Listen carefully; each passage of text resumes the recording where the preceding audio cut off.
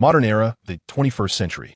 In a serene cemetery nestled by the mountains and rivers, 5 young men and women stand in solemn silence before a newly erected gravestone. The inscription reads, "In memory of Chi Tianhao." The photograph embedded in the stone reveals a remarkably youthful man, possessing a radiant and handsome visage akin to sunlight. Why?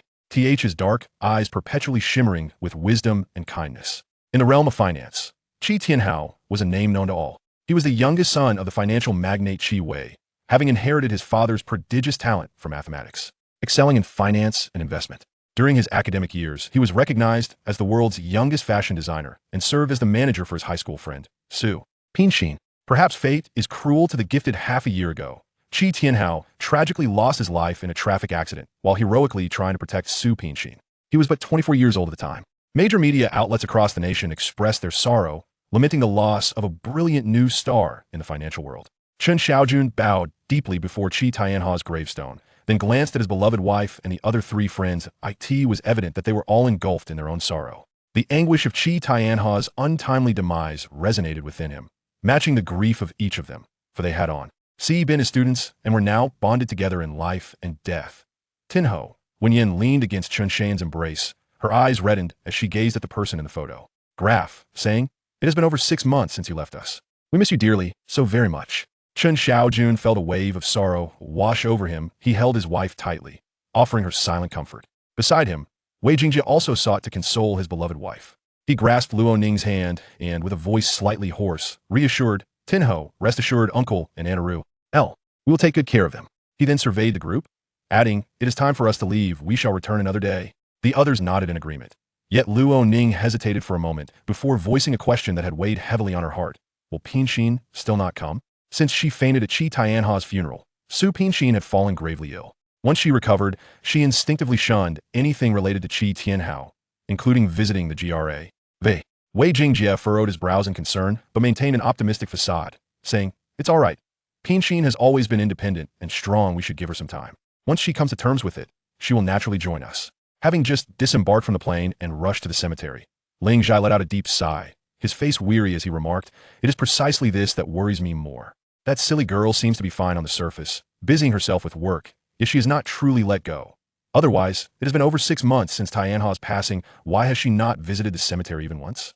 Luo Ning shook her head in resignation, saying, "There is nothing we can do. Who could have anticipated that Tianhao would be so enamored with Pin Xine, and ultimately, it was because of her that..." She paused, her tone shifting to one of deep sorrow. "Fate has been exceedingly cruel to them." Her words cast a somber silence over the group. Indeed, what could be more heart-wrenching than to separate 2 lovers by the cruel hand of destiny? Especially when the survivor only realizes their love after the demise of their beloved. After a considerable time, the group gradually collected themselves, preparing to depart. However, just as they turned, they noticed a figure approaching from distance. As the person drew nearer, they all stood transfixed. Could it be her? She had finally arrived.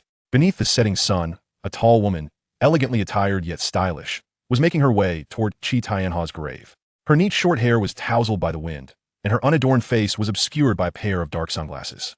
Were it not for the bouquet of purple bellflowers she cradled in her hands, she might seem as if she had emerged from an ice cellar, devoid of warmth. Upon seeing her, the group rushed forward, their previously somber expressions giving way to long-lost smiles. Wang Yin was the first to embrace her, exclaiming, "Pin Xin." Indeed, she was the brilliant fashion designer Su Pin Xin, who owned a clothing brand with boutiques in over 100 countries worldwide. Within the industry, she was revered as the costume queen. Su Pinxin embraced Wang Yin, her heart swelling with emotion. She understood that her friends had been silently concerned for her over the past 6 months.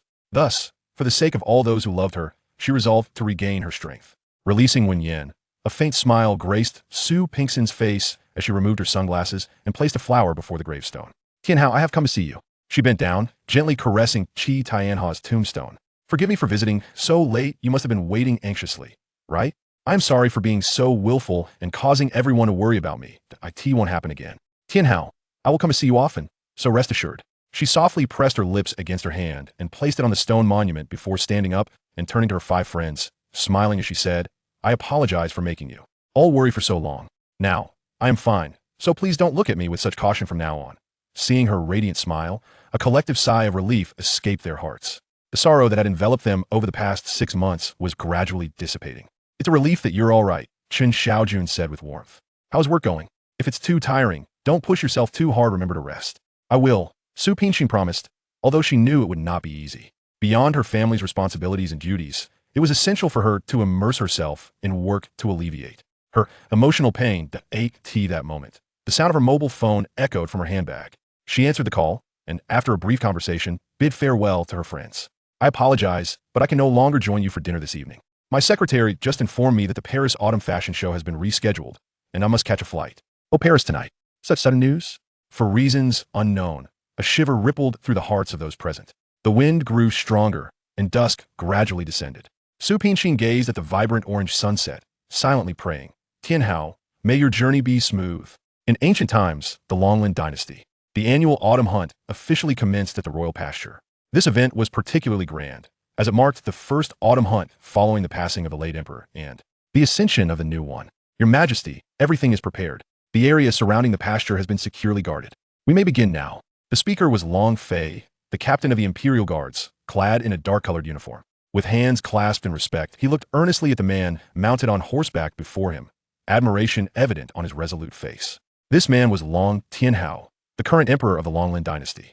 At just 25 years of age and less than a year into his reign, he possessed a clarity and decisiveness, unmatched by even the wisest rulers of past and present. The ministers of the court held him in both awe and respect, while the common folk adored him. Very well, you shall announce my decree, he commanded, his voice refined and soothing, a balm to the ears.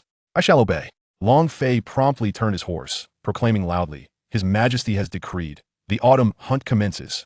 In an instant, the ranch erupted into a fervor, the sounds of gongs, galloping hooves, and jubilant cheers rising and falling in a harmonious cacophony as the crowd spurred their horses into the forest in search of prey. A slight smile tugged at the corners of Long Tianhao's mouth as he observed the enthusiastic demeanor of his subjects, his own spirits lifting in tandem. Your Majesty, brother, why do you linger here? Are you not concerned that the game will all fall into my grasp? The hearty voice echoed from a distance, and soon a tall man, strikingly resembling Long Fei, appeared before the two. Long Fei frowned, displeased, and admonished his sole twin brother, Xiang, it is inappropriate to be so forward in the presence of His Majesty. Long Fei and Long Xiang had been orphaned since childhood, taken in by the late emperor and raised in the palace alongside the crown prince, sharing a bond of mutual support and growth that intertwined their fates with Long Tianhao's as both subjects and brothers. Later, when Long Tianhao ascended to the throne, the brothers devoted themselves wholeheartedly to assisting and safeguarding him. Time and again, they had aided him in navigating crises, and within less than a year, they had ushered in a new era for the Longlin Dynasty. Fei, do not be so formal. I have said that in private, we may address each other as brothers. Long Tianhao remarked with a smile, gazing at the two faces that seemed hewn from flesh. A mold, unable to suppress a grin.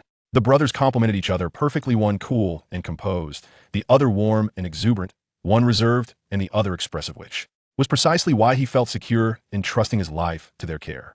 Long Fei, moved by the moment, fell silent, remaining vigilant to the subtle shifts in the atmosphere around them, prepared for any sign of disturbance.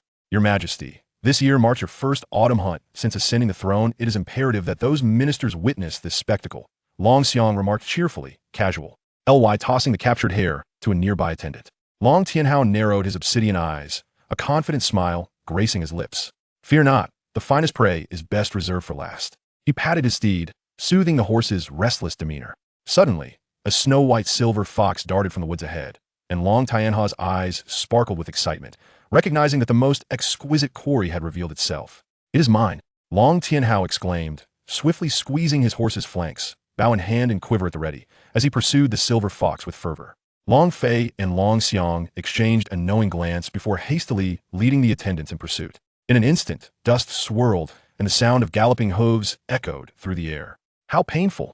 Su Pinxin, her consciousness hazy, rolled over, only to be met with a sharp pang that furrowed her delicate brows. Ugh, she murmured softly, her long, fan-like eyelashes fluttering open. Where am I? How did I end up here? Panic surged as she scanned her surroundings, realizing that apart from towering trees, there was naught else. She recalled attending the ritual with Wen Yin and the others before boarding a flight to Paris for the autumn fashion show. On the plane, the crew appeared tense, as if something grave had transpired. Then, the aircraft lurched violently, and she lost consciousness. Could it be? Oh my God, is it a plane crash? She recalled the events vividly. Su Pinxin's eyes widened in disbelief, and after exerting herself to move her limbs, she confirmed her arms and legs were intact. allowing her to exhale with relief. To her astonishment, she had miraculously survived the plane crash. With the support of a nearby tree, Su Pinshin struggled to rise to her feet. Now, she needed to navigate her way out of the thicket, ascertain her precise location within the country, and devise a plan to return home. After taking several deep breaths, Su Pinshin picked up a sturdy branch to use as a makeshift cane, barely managing to support her frail body as she ventured toward the sunlit direct. Ion. Volume 1, Chapter 2. The Dragon, Reigning Dynasty. Giddy up. Long Tianhao spurred his horse into a wild gallop, closely chasing the silver fox. The exhilaration within him, born from the conquest of the prey, swelled ceaselessly. Long Fei and Long Xiang chased after on their horses, not daring to slacken for a single moment. Just like this, one man, one horse, and one fox pursued and evaded for half a quarter of an hour. Evidently, the silver fox was running out of stamina, and its running speed gradually waned. Long Tianhao fixed his gaze on the prey. While goading his horse forward, he drew his bow, nocked an arrow, and took aim. He pulled the bowstring to its full extent and loosed the arrow. Just as the arrow was about to strike the silver fox, a slender figure sprang out from the forest, hugged the silver fox, and rolled into a ball. The arrow's tip grazed the person's arm sharply and was firmly lodged in the ground. Ah! Su Pinshin cried out in pain, not certain if the danger had passed. She still clung tightly to the silver fox in her arms. Long Tianhao was greatly startled. He quickly urged his horse forward to examine the short-haired youth in the strange attire. Having endured a series of unexpected events, Su Pinshin no longer had the strength to get up. She lay on the ground, gasping heavily. Long Tianhao reached the spot, dismounted in a flying leap, and crouched down to look at the handsome youth who seemed to be 16 or 17 years old. Good heavens! He had a face more delicate and fair than that of a woman. His skin was as white as snow, his nose was small and straight. His lips were like translucent rubies, his eyebrows were as if drawn with a brush, and his eyes were like stars. Are you all right? Unconsciously, he softened his tone. In an instant when Su Pinshin caught a clear view of his countenance, she felt as if struck by lightning, unable to think for a long while. She stared at him in utter astonishment, looking up. Those bright eyes, that gentle voice, those handsome facial features. Tianhao, she murmured hoarsely, and glistening teardrops trickled down from her sorrow-filled eyes. His sudden call made Tianhao start slightly. Logically, he should have arrested this strange lad who dared to address him by his given name. Yet, somehow he felt a pang of heartache at the sorrow in his eyes.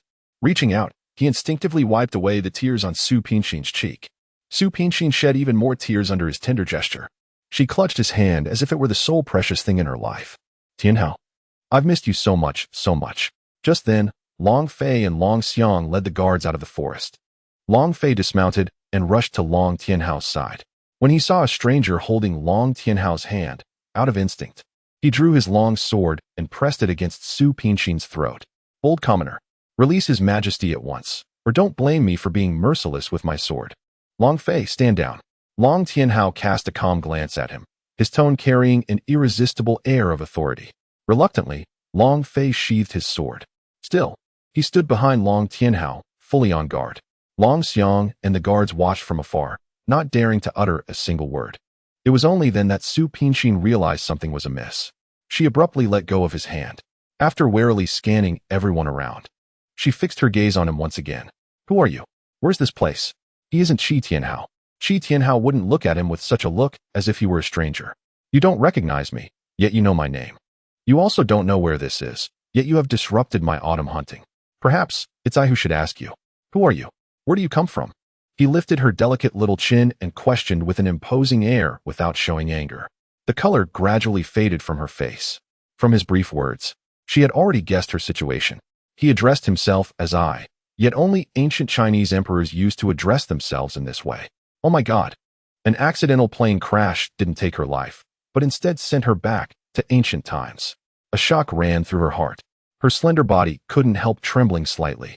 Fear and helplessness seized all her emotions. The world seemed to be spinning ceaselessly. She felt dizzy and lost all her strength. And just before losing consciousness, she only knew that she had fallen into a warm and sturdy embrace. Then, boundless darkness engulfed her. As the sun set behind the western hills, the world was bathed in a golden, purple glow. However, there was a great commotion in the magnificent Longlin Imperial Palace. Several imperial physicians were urgently summoned to the palace just to examine a foreign woman brought back by the emperor from the hunting ground. An experienced old imperial physician finished feeling Su Pingshin's pulse and then rose from beside the bed. Your Majesty, I, an old court physician, have examined this young lady. Apart from the abrasion on her arm, there are no other injuries on her body. Her persistent unconsciousness is due to long-term nutritional imbalance and excessive mental stress. I will immediately write a prescription and go to the imperial pharmacy to get the medicine, then have it decocted and administered right away. She will wake up after an hour. The old court physician bowed and reported to Long Tianhao. I understand. Go and get the medicine, Long Tianhao said. Hearing that she was out of danger, the anxiety that had been weighing on his heart finally subsided. The court physicians left in a hurry. In the vast imperial bedroom, only Long Tianhao remained, quietly guarding the unconscious Su Pingshin. Who on earth was she? Why did she suddenly appear in the hunting ground in men's clothing? Apparently, she was unaware of his identity, yet she strangely called out his name. Moreover, her tears and sorrow all left him utterly perplexed. She was like a riddle, barging into his life without any warning. Long Tianhao couldn't help but caress her smooth and delicate cheek. The soft and tender feeling on his fingertips stirred his heart. Such a delicate and slender young woman, where on earth did she find the courage to rush forward and take the arrow in place of the silver fox? Just thinking that she might have lost her life because of this filled him with panic and unease. Gazing at her peaceful and pale sleeping face, an idea gradually took shape in his mind. No matter what, he would keep her by his side. True to the court physician's prediction, an hour after Su Pingshin took the medicine, she slowly regained consciousness. Upon waking up, she was slightly startled to find herself in an antique and charming environment. Then, recalling everything before she lost consciousness, she instinctively moved but accidentally tugged at the wound on her arm, causing her to let out a groan involuntarily. Shout I. The palace maid assigned to serve Su Pingshin immediately rushed into the inner chamber upon hearing her voice. Overjoyed, she exclaimed, Miss, you're finally awake. Su Pingshin propped herself up. Only after confirming that the girl in front of her meant no harm did she hesitantly inquire, Who are you? Where am I? Shout I supported her and helped her sit on the edge of the bed. This servant is called Shout I. This is the imperial palace. His Majesty sent this servant to attend to you, miss. His Majesty? Is it him? That man who calls himself? After a short moment of regaining her composure, she sorted out the ins and outs of the matter. Is it His Majesty who brought me here? Yes, Your Majesty has given the order. As soon as the miss wakes up, this servant is to report to the imperial study immediately. Saying so, she gave a knowing look to a young eunuch beside her. The eunuch nodded understandingly and withdrew from the palace. Su Pingshin didn't stop him. She knew that all the answers to her questions lay with that emperor. So, she fell silent and nestled against the bedpost, closing her eyes to recuperate. After a while, a deep and teasing male voice sounded beside her ear. It seems that my worry was unnecessary. You clearly know well how to preserve your health. Then how could you suffer from malnutrition? Su Pingshin suddenly opened her eyes and met his pitch, black eyes like the midnight sky. Is he Tianhao? Or is he His Majesty the Emperor? She quickly bit her lower lip to prevent a startled cry from escaping. How could there be two people in the world so strikingly similar? He had long, inky hair tied up high with a delicate crown. A magnificent bright yellow imperial robe embroidered with exquisite craftsmanship displayed his noble status and the lofty ambition to rule the world. Immediately, she understood that although he resembled Tianhao in appearance, he was not Tianhao. Tianhao's gaze was always warm and gentle, unlike his worldly shrewdness. Tianhao would never grow long hair or wear an imperial robe. Her Tianhao was a kind-hearted, humorous, and optimistic sunny boy, while this man exuded an air of domineering and sharpness that came with being a sovereign. Are you the emperor? Do you still doubt my identity at this moment? He had long known she was a beauty, but he didn't expect that in women's clothing, she would be so strikingly charming. A pink palace dress set off her fair skin, making it look crystal clear and also giving her a more gentle and delicate appearance. Then now, no. Where's this place? Originally, she wanted to ask what dynasty it was, but she was afraid of revealing her identity. Long Tianhao raised his eyebrows and patiently explained. The Dragon, Rain Imperial Palace. It seems you are indeed not a subject of the Dragon, Rain Dynasty. The Dragon, Rain Dynasty? She murmured this unfamiliar term. In her memory, there was no such dynasty in history. Her thoughts were in a muddle. If you've finished asking your questions, should you give me an explanation? Who are you and why did you appear in the hunting ground? He stared directly at her, his sharp gaze as if it could penetrate into one's soul. Is it true that all emperors are as cautious and suspicious as you? Who do you think I am? A female assassin? Having realized that she had landed in a strange dynasty, Su Pingshin unexpectedly calmed down and even had the strength to retort, rather than getting angry at her rudeness. Long Tianhao burst into laughter. Meanwhile, Xiaodai beside them secretly held her breath for Su Pinqing. Even if you don't tell me, I'll find out. I'm afraid by then. The little beast you saved with all your might won't survive, he sighed softly, as if filled with boundless regret. Su Pinqing frowned tightly. Unable to believe that the sovereign of a great nation would use a tiny silver fox to threaten her. Suppressing the raging anger in her heart, she said coldly, Your Majesty is preoccupied with national affairs. Why bother over a common girl like me? If you want to know my identity, I'll tell you. My name is Su Pinqing. I landed here by accident. It was truly beyond my control that I accidentally intruded into the hunting ground and disrupted Your Majesty's hunt today. Long Tianhao still gazed at her meaningfully, as if judging the truth of her words. Why did you disguise yourself as a man? He softened his voice, sitting on the edge of the bed and gently stroking her delicate short hair with his large palm. What a pity. Such soft hair. I wonder how charming you'd be with long hair. Don't touch me. She quickly moved backward, evading his intimate caress. Lowering her head, she only then noticed that her clothes had been changed. She was greatly startled. Propping herself up, she was about to get out of the bed. Seeing this, Long Tianhao quickly reached out his hand to support her. Unexpectedly, she waved his hand away forcefully. Where are my clothes? Although it was just an ordinary business suit, it was the only thing that connected her to the 21st century. Maybe she still had to rely on them to go back. Miss, your clothes have been sent to the laundry by this maidservant. Someone will send them back tomorrow. Please rest assured, miss. Having witnessed Su Pinqing's audacity, Xiaodai didn't dare to hide anything and hurriedly knelt down to reply. Su Pinqing let out a sigh of relief and slumped back onto the bed weakly. Fortunately, the clothes weren't lost. Long Tianhao narrowed his black eyes, and an inexplicable rage welled up in his heart. In his life, he had never encountered such a woman. It seemed that in her eyes, he, the emperor who ruled the world, was not as important as a piece of clothing. You may leave first. He ordered Xiaodai to leave and then snatched her up from the bed. From now on, I won't pursue your identity and origin anymore. But there's one thing you must remember. Since I brought you back, you belong to me. From now on, you're not allowed to treat me with such a cold attitude. Otherwise, you won't have a good life in this palace. His warning words were full of domineering. His scorching breath fanned across her cheek, causing her heart to flutter slightly and making her extremely annoyed. You. Her almond-shaped eyes widened in anger, and her face flushed and paled alternately. She wanted to push him away but was powerless. Let me go quickly. No one has ever dared to say no to me. You've set a precedent. Long Tianhao then pulled her into his arms and punished her by squeezing her slender waist painfully.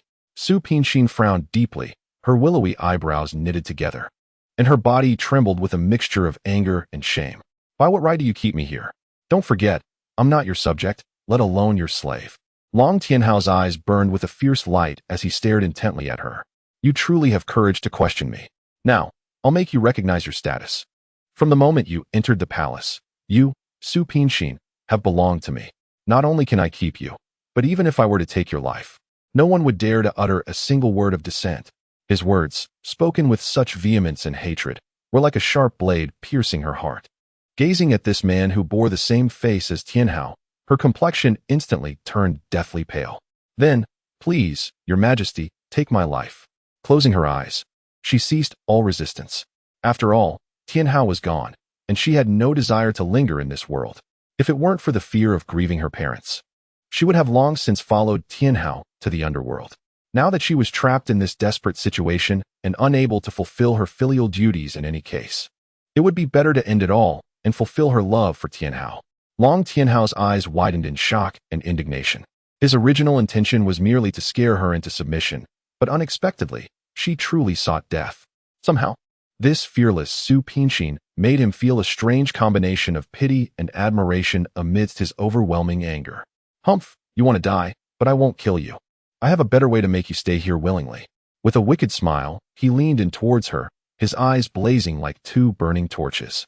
Just as Su Pinqing was stunned by his scorching gaze, he kissed her. His lips were hotter than flames, wild and domineering.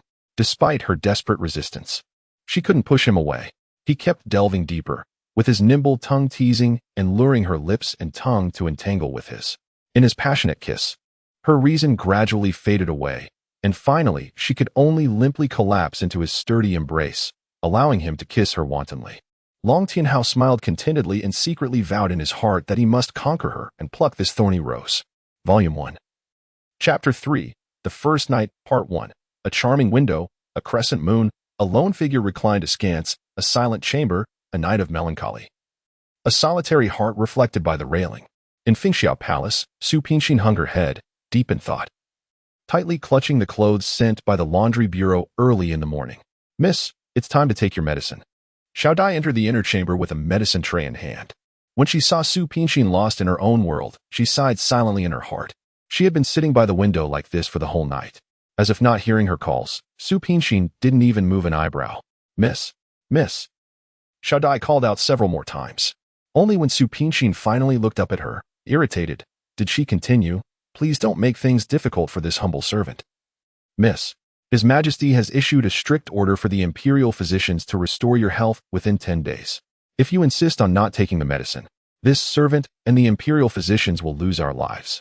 Leave the medicine. I'll take it later," Su Pingxin said indifferently. Recalling the events of the previous day, she couldn't help but clench her fist quietly, her heart filled with a complex mixture of emotions. He later left as gracefully and calmly as he had come. Before departing, he left behind a single sentence: "Don't attempt to end your own life. Otherwise, many people will be buried with you." Because of this sentence, she dared not act rashly. Although the people here were not related to her, she was reluctant to involve the innocent. Moreover, she believed that Tianhao wouldn't want her to treat her life so lightly. Suddenly, a sentence flashed through her mind: "You don't recognize me. Yet you can call out my name." Yesterday, she remembered that she thought she had seen Tianhao. "So, what's the name of your emperor?" She grabbed Xiao Dai's hand excitedly and asked, her voice trembling. Xiao Dai shook her head, looking embarrassed as she said, "This servant doesn't dare to directly mention the emperor's name. Please forgive this servant, miss. Is his name also Tianhao?" She couldn't say why, but she actually hoped the answer would be yes. Although not understanding why she used the word also, Xiao Dai still nodded reluctantly, letting go of Xiao Dai's hand. Su Pingxin expressed her gratitude and then sank into her own thoughts once again. Could this be yet another coincidence? Why did two completely unrelated individuals share the same appearance and identical names? Or perhaps it is a jest played by fate. After taking Tianhao's life, it sent her to this era unrecorded in history, enabling her to encounter him, a man with the very same visage as Tianhao. "Tianhao," she called out silently, her heart beginning to grow perplexed. The news that the emperor had placed a foreign woman in Fengxiao Palace quickly spread throughout the court and the government.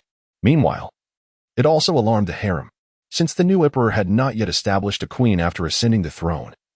The concubines had been vying with one another and forming factions on a daily basis in order to ascend to the position of queen. Now, the emperor had suddenly brought back a woman of unknown background, which made these concubines coveting the queen's position gnash their teeth in hatred. Some of those with narrow minds even suffered a miscarriage due to the shock.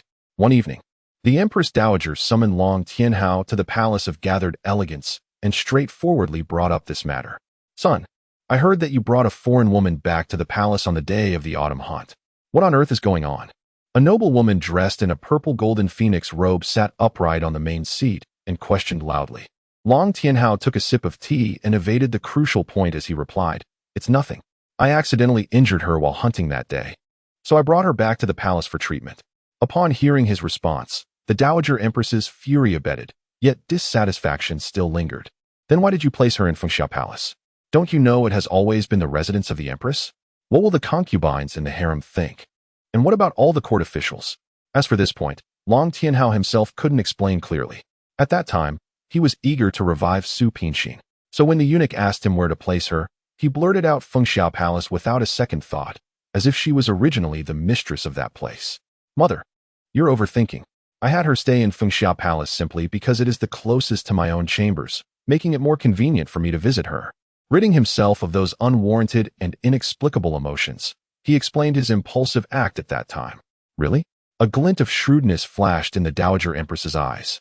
"My son, don't blame your mother for being meddlesome. You haven't crowned an empress yet. Although the harem seems peaceful on the surface, there are actually undercurrents of turmoil. Your mother is worried that a single carelessness on your part might lead to trouble within the family." Long Tianhao frowned. "Mother, rest assured, such a thing will never happen. Although there are many maternal relatives in the court, they have no real power and can achieve nothing significant." The phenomenon of maternal relatives seizing power had existed throughout history. Therefore, the first thing he did after ascending the throne was to strip the maternal relatives of their real power, preventing them from causing trouble through nepotism. "Your mother believes in your capabilities. However, Isn't it rather ill, considered to keep such a woman of unknown origin? Moreover, as soon as she entered the palace, she caused Consort Ning to have a miscarriage. Fortunately, Consort Ning has recovered now, and you can set your mind at ease. Send her out of the palace tomorrow without delay, the Dowager Empress said quietly, with a serious and earnest tone. No way. Long Tianhao firmly refused.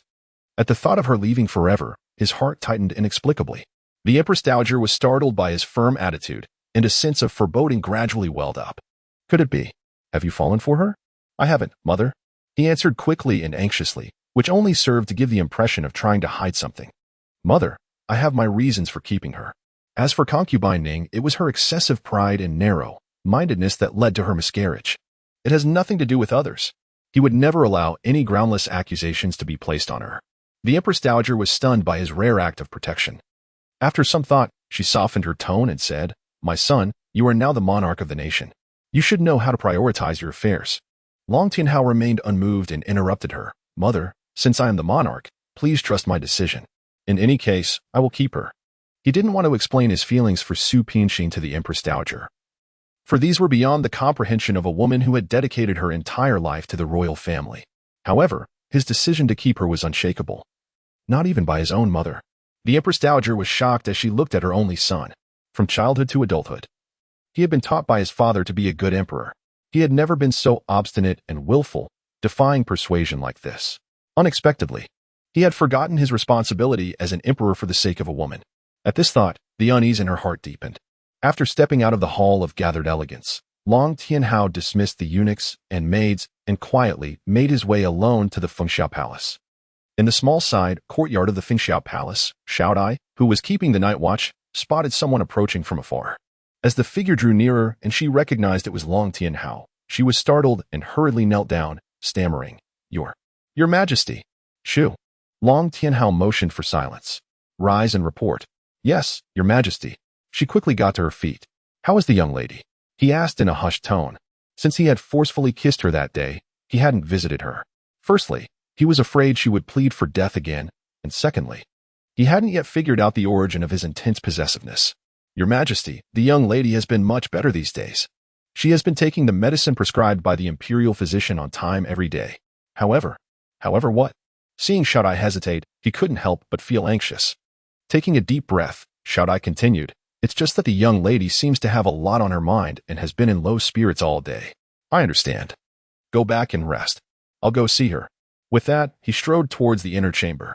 As he passed by Xiaodai, he whispered in a voice only they could hear. Don't let anyone know I'm here at the Fengxiao Palace tonight. He knew he was doing this to protect Su Pinxin's safety. He didn't want her to be involved in the intrigues of the harem's fight for favor. He had more care and pity for her than any other concubine. In the inner chamber, a single lamp burned dimly. On the exquisitely carved wooden bed, a slender and frail figure was lying on her side. Softly, Long Tianhao brushed aside the gauze curtain and stood soundlessly by the window, bending down with his head lowered. He gazed intently at her fair and delicate face from a distance almost touching it. The beauty on the bed was in slumber, although her face was still gaunt. It was no longer as pale as when she first arrived. Her red lips were tightly pursed and her eyebrows were slightly knitted, as if she still couldn't free herself from the sorrow in her heart even in her dream. Unconsciously, Long Tianhao reached out his hand and tenderly stroked her cheek. Feeling the softness of her skin, his touch startled Su Pinxin, who was always a light sleeper. Opening her eyes, she saw that handsome and elegant face she had searched for countless times in her dreams. For a moment, she could no longer distinguish whether it was reality or a dream. Her quick awakening also greatly surprised him. Withdrawing his hand, he turned around and prepared to leave. Don't go. She suddenly sat up and excitedly hugged him. Tianhao, please don't leave. You've mistaken me for someone else. He carefully held her soft body and sat down on the edge of the bed. After days of contemplation, he had come to understand that this Tianhao was not the Tianhao she referred to. The Tianhao she kept calling was another man who resembled him in appearance. Mistaken you for someone else? Su Pinxin leaned in his embrace, holding his face with both hands and looking at him seriously. But these eyebrows, these eyes, this nose, and these lips are clearly Tianhao's. As she spoke, she traced them with her fingertips. He took her hand and placed it on his cheek. That inexplicable sense of heartache resurfaced. His eyebrows furrowed slightly. Driven by this heartache, he firmly kept her by his side, yet he himself was unaware of his purpose. He merely followed the yearning in his heart. Tianhao, are you still angry with me, aren't you? biting her lip, with tears welling up in her eyes. She stared at him pitifully, like a baby maliciously abandoned. No. Unable to bear seeing her sad, Long Tianhao couldn't help but speak up to comfort her. Yes, you are. Yes, you are. Su Pinxin shouted willfully. If you weren't angry, why haven't you appeared in my dreams even once in half a year? Do you know that I've been waiting for you every single day? No. I've finally managed to wait for you, and yet you still want to leave? Her red lips pouted gently, and her large misty eyes were filled with grievance. Burying her face in his broad chest, Su Pinxin's voice trembled. Tianhao, I miss you so much. I have so many things to tell you. What things? Long Tianhao asked, curious to know what kind of relationship the Tianhao in her mouth had with her. Was it her husband or her lover? Please don't be angry with me, okay? I know I broke your heart. All this time, I've been wantonly enjoying the tenderness you gave me, but I've never given anything back to you. I even deliberately avoided your feelings for me. Actually, I was just afraid. Her petite body curled up into a ball, and she nestled herself into his embrace. Afraid? Long Tianhao raised his eyebrows, unable to believe that the woman in front of him was the same fearless one who had defied death that day. You are an eagle soaring through the azure sky. Someday, you will leave me to seek your own expanse of the heavens. Therefore, she would rather remain just friends. Then, when he is no longer her agent, she can still retain his friendship. What if I say I'm willing to forsake the boundless sky for you and vow to guard you eternally? Unconsciously, he voiced another man's innermost feelings. Yet his heart skipped a beat as if those feelings were his own. She raised her head and gently shook it, her eyes brimming with infatuation and emotion. No, Tianhao, I don't want you to do this for me. I couldn't bear it. You wouldn't be yourself if you stopped soaring. She didn't want to cage him. You can soar with me, can't you? For the very first time in his life, he yearned to fly side by side with a woman. It's impossible. I have a family mission and duties that I can't cast aside. As the only daughter, she must shoulder the responsibility of inheriting and carrying forward the entire fashion empire under the company's banner. Tightening his arms, Long Tianhao embraced her even more tightly. Let go of everything and be just my woman, will you? He didn't refer to himself as Your Majesty. At this moment, he was merely inquiring as an ordinary man. But it was all too late. Eventually, her eyes could no longer hold the weight of her tears. A glistening teardrop fell and shattered on his dragon robe. Long Tianhao felt a pang in his chest. He leaned down to kiss away her tears. Don't cry. Tell me why. You're gone. In order to protect me, you were knocked down by a car like this. I hate myself so much. Why am I still here? If I were gone too, we could be together again. She stared blankly at him, her eyes brimming with grief. Clutching her chest, she murmured softly in that instant. I finally realized that I had fallen in love with you unconsciously. But it's too late. You're gone. My heart aches so much that I can hardly breathe. Everything before my eyes turns black. I hear Xiaoyan crying and Xiaoning too. I so badly want to cry, yet not a single tear can flow. There's only pain. Excruciating pain. Her sobbing words pierced straight into his sturdy heart like a sharp blade.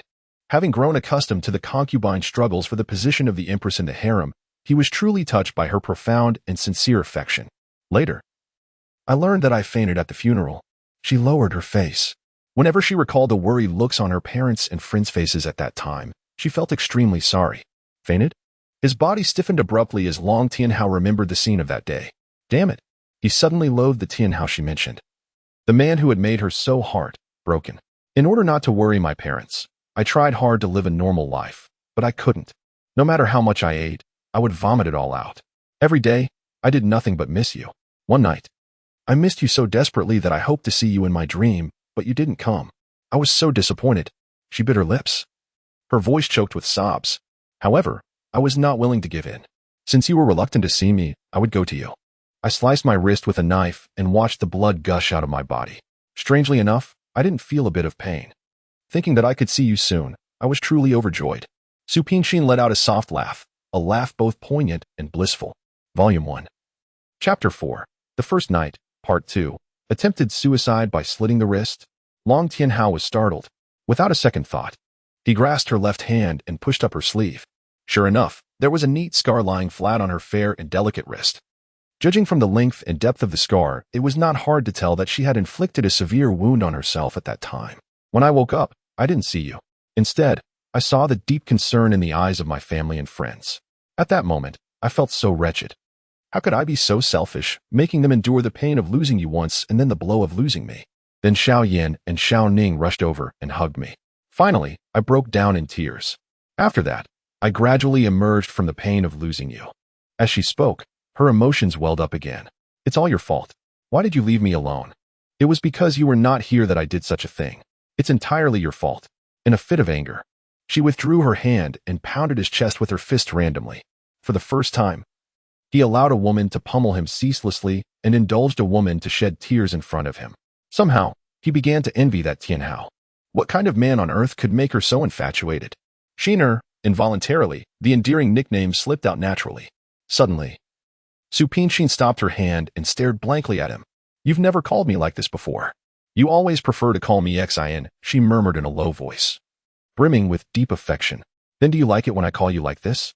Long Tianhao whispered beside her ear, his tone full of cajolery. Yes. I love it when you call me Xiner. She gently laid her head on his shoulder, a radiant smile gracing her face in contentment. Long Tianhao's eyebrows relaxed, exhilarated by her words. Remember, apart from me, no one else is allowed to call you like this. Although from just now until then, the person she had been talking about was not him, yet the deceased was gone. He was confident that he could make her fall in love with him anew. All right, I'll comply with all your wishes.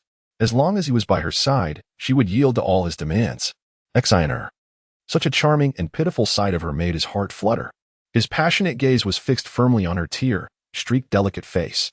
Immediately afterwards, he embraced her and tumbled onto the bed. Pressing his sturdy body against her soft one, he bent down and forcefully sealed her lips with his. His large hand was not idle either. It caressed her collar and deftly removed her clothes one by one. He kissed every part of Su Pinshin's body devoutly, kindling a fiery passion on her skin as fair as congealed fat. With each kiss, he affectionately called out her name, feeling her slight trembles. Su Pinshin, dizzy with pleasure, couldn't help but let out a soft moan. This moan brought back the last shred of Long Tianhao's reason. He forcefully suppressed the surging desire within his body and ceased his plundering of her. He couldn't do so yet. Once she officially became his woman, she would be trapped in the intrigues of the imperial harem forever. Propping himself up and about to leave, unexpectedly, he was grabbed by Su Pinshin again. Her delicate hand encircled his head and pulled him towards her. Don't you want me anymore? She asked, her tear-streaked face showing a pitiable look. His dark eyes narrowing slightly. Long Tianhao's breath quickened at her question. Shiner, it's not that I don't want you, but... Shoo. Just as he was still struggling with his desires, she stopped him. There are no buts. Tianhao, I love you and I want you. As soon as the words left her lips, without giving him a chance to resist, she raised her head and pressed her lips against his. A gust of autumn wind blew by, and the thin gauze curtain was blown off the hook by the wind, timely covering the charming scene on the bed. At dawn, Su Pinshin woke up from her slumber. Opening her eyes, she was shocked to find herself lying in a man's arms. My goodness, he is the emperor. Memories of last night came crashing down on her. All of a sudden, she realized that everything that happened last night was not just a dream, but a reality. She really had a relationship with him. Biting her lower lip tightly, she withdrew from his embrace. Long Tianhao, who had been sleeping soundly, suddenly woke up. Opening his eyes, he met her eyes filled with remorse and pain. Did she regret it? Shiner, last night. Stop talking. She interrupted his explanation sharply. I won't blame you for what happened last night. It's all my own doing. I only beg you to let me go. Hastily putting on her clothes, she stretched out her arms and hugged herself tightly. Long Tianhao never expected that after the intimacy and privacy of last night, she could still request to leave with such an indifferent attitude. Impossible, he roared, with a fierce blaze quickly igniting in his eyes. You are already the emperor's woman, and I will never allow you to leave. Su Pinshin sneered. Your woman? Don't you have plenty of women, your majesty? With 3,000 beauties in the harem. Why do you have to force me to stay? His expression grew even gloomier, and the veins on his forehead bulged. Stop your sarcasm. My patience is limited. Which concubine in the 3 palaces and 6 courtyards didn't fawn on him and accommodate him in every way? Only this ungrateful woman ignored his imperial authority and angered him everywhere. You, the lord of 10,000 chariots, needn't endure me. Anyway, you got what you wanted last night. To you, I have no value at all. There was a strong sense of self-mockery in her casual tone. What did she take him for? A brute only driven by lust. And what did she think of last night? A casual and irresponsible affair?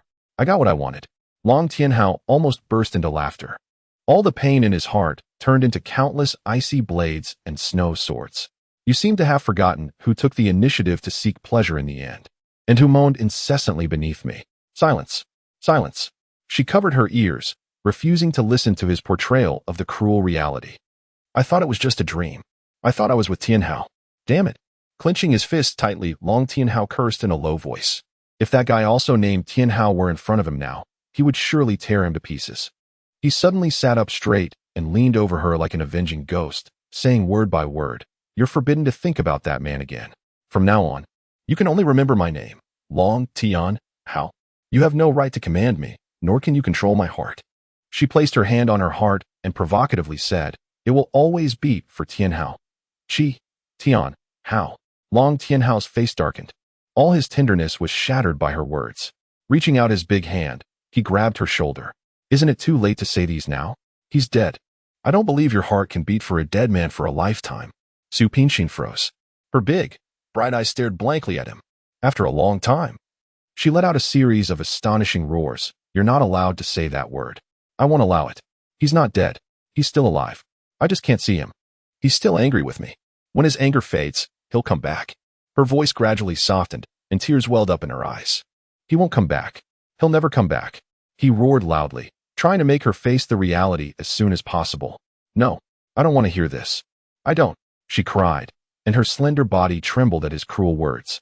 She was of course aware that Tianhao had passed away and would never return.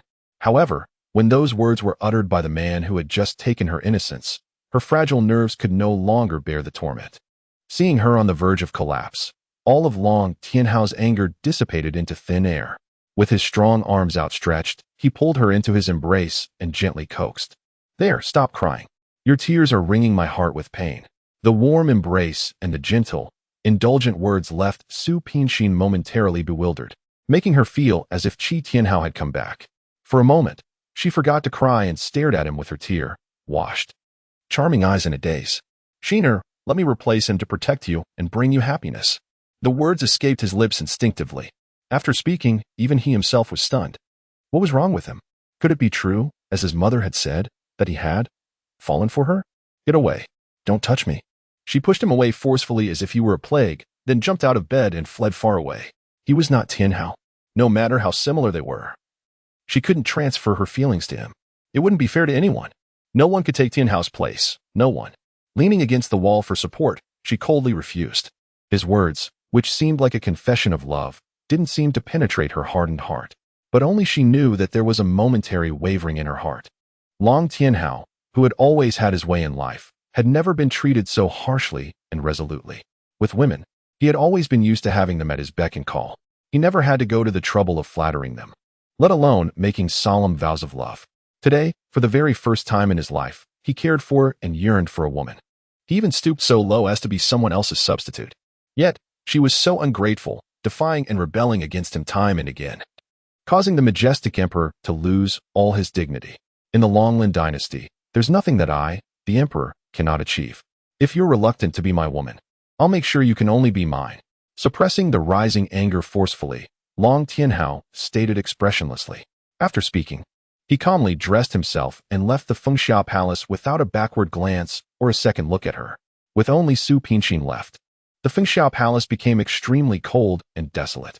She approached the bed, picked up the quilt that Long Tianhao had slept under, and wrapped herself tightly in it, as if being held tenderly in his warm embrace.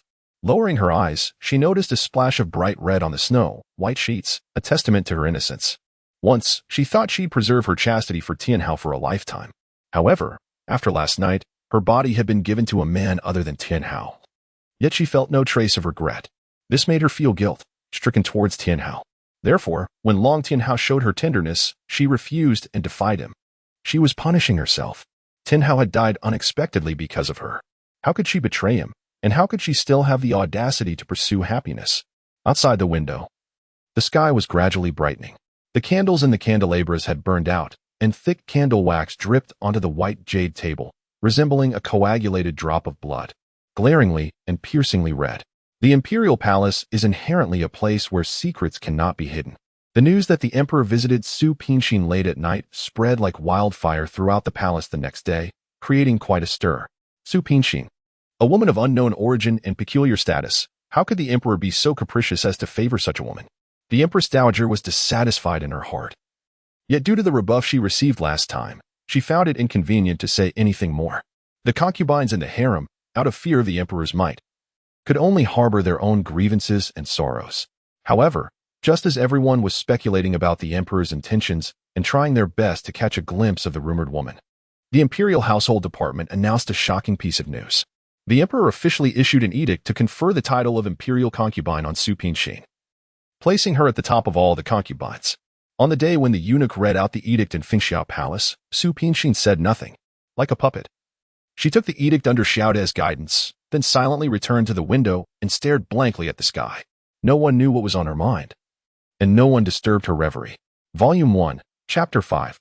Princess Yongle Su Pingshin sat in a daze in her bedroom, still unable to believe the experiences she had gone through. An inexplicable plane crash that landed her in an era not recorded in history.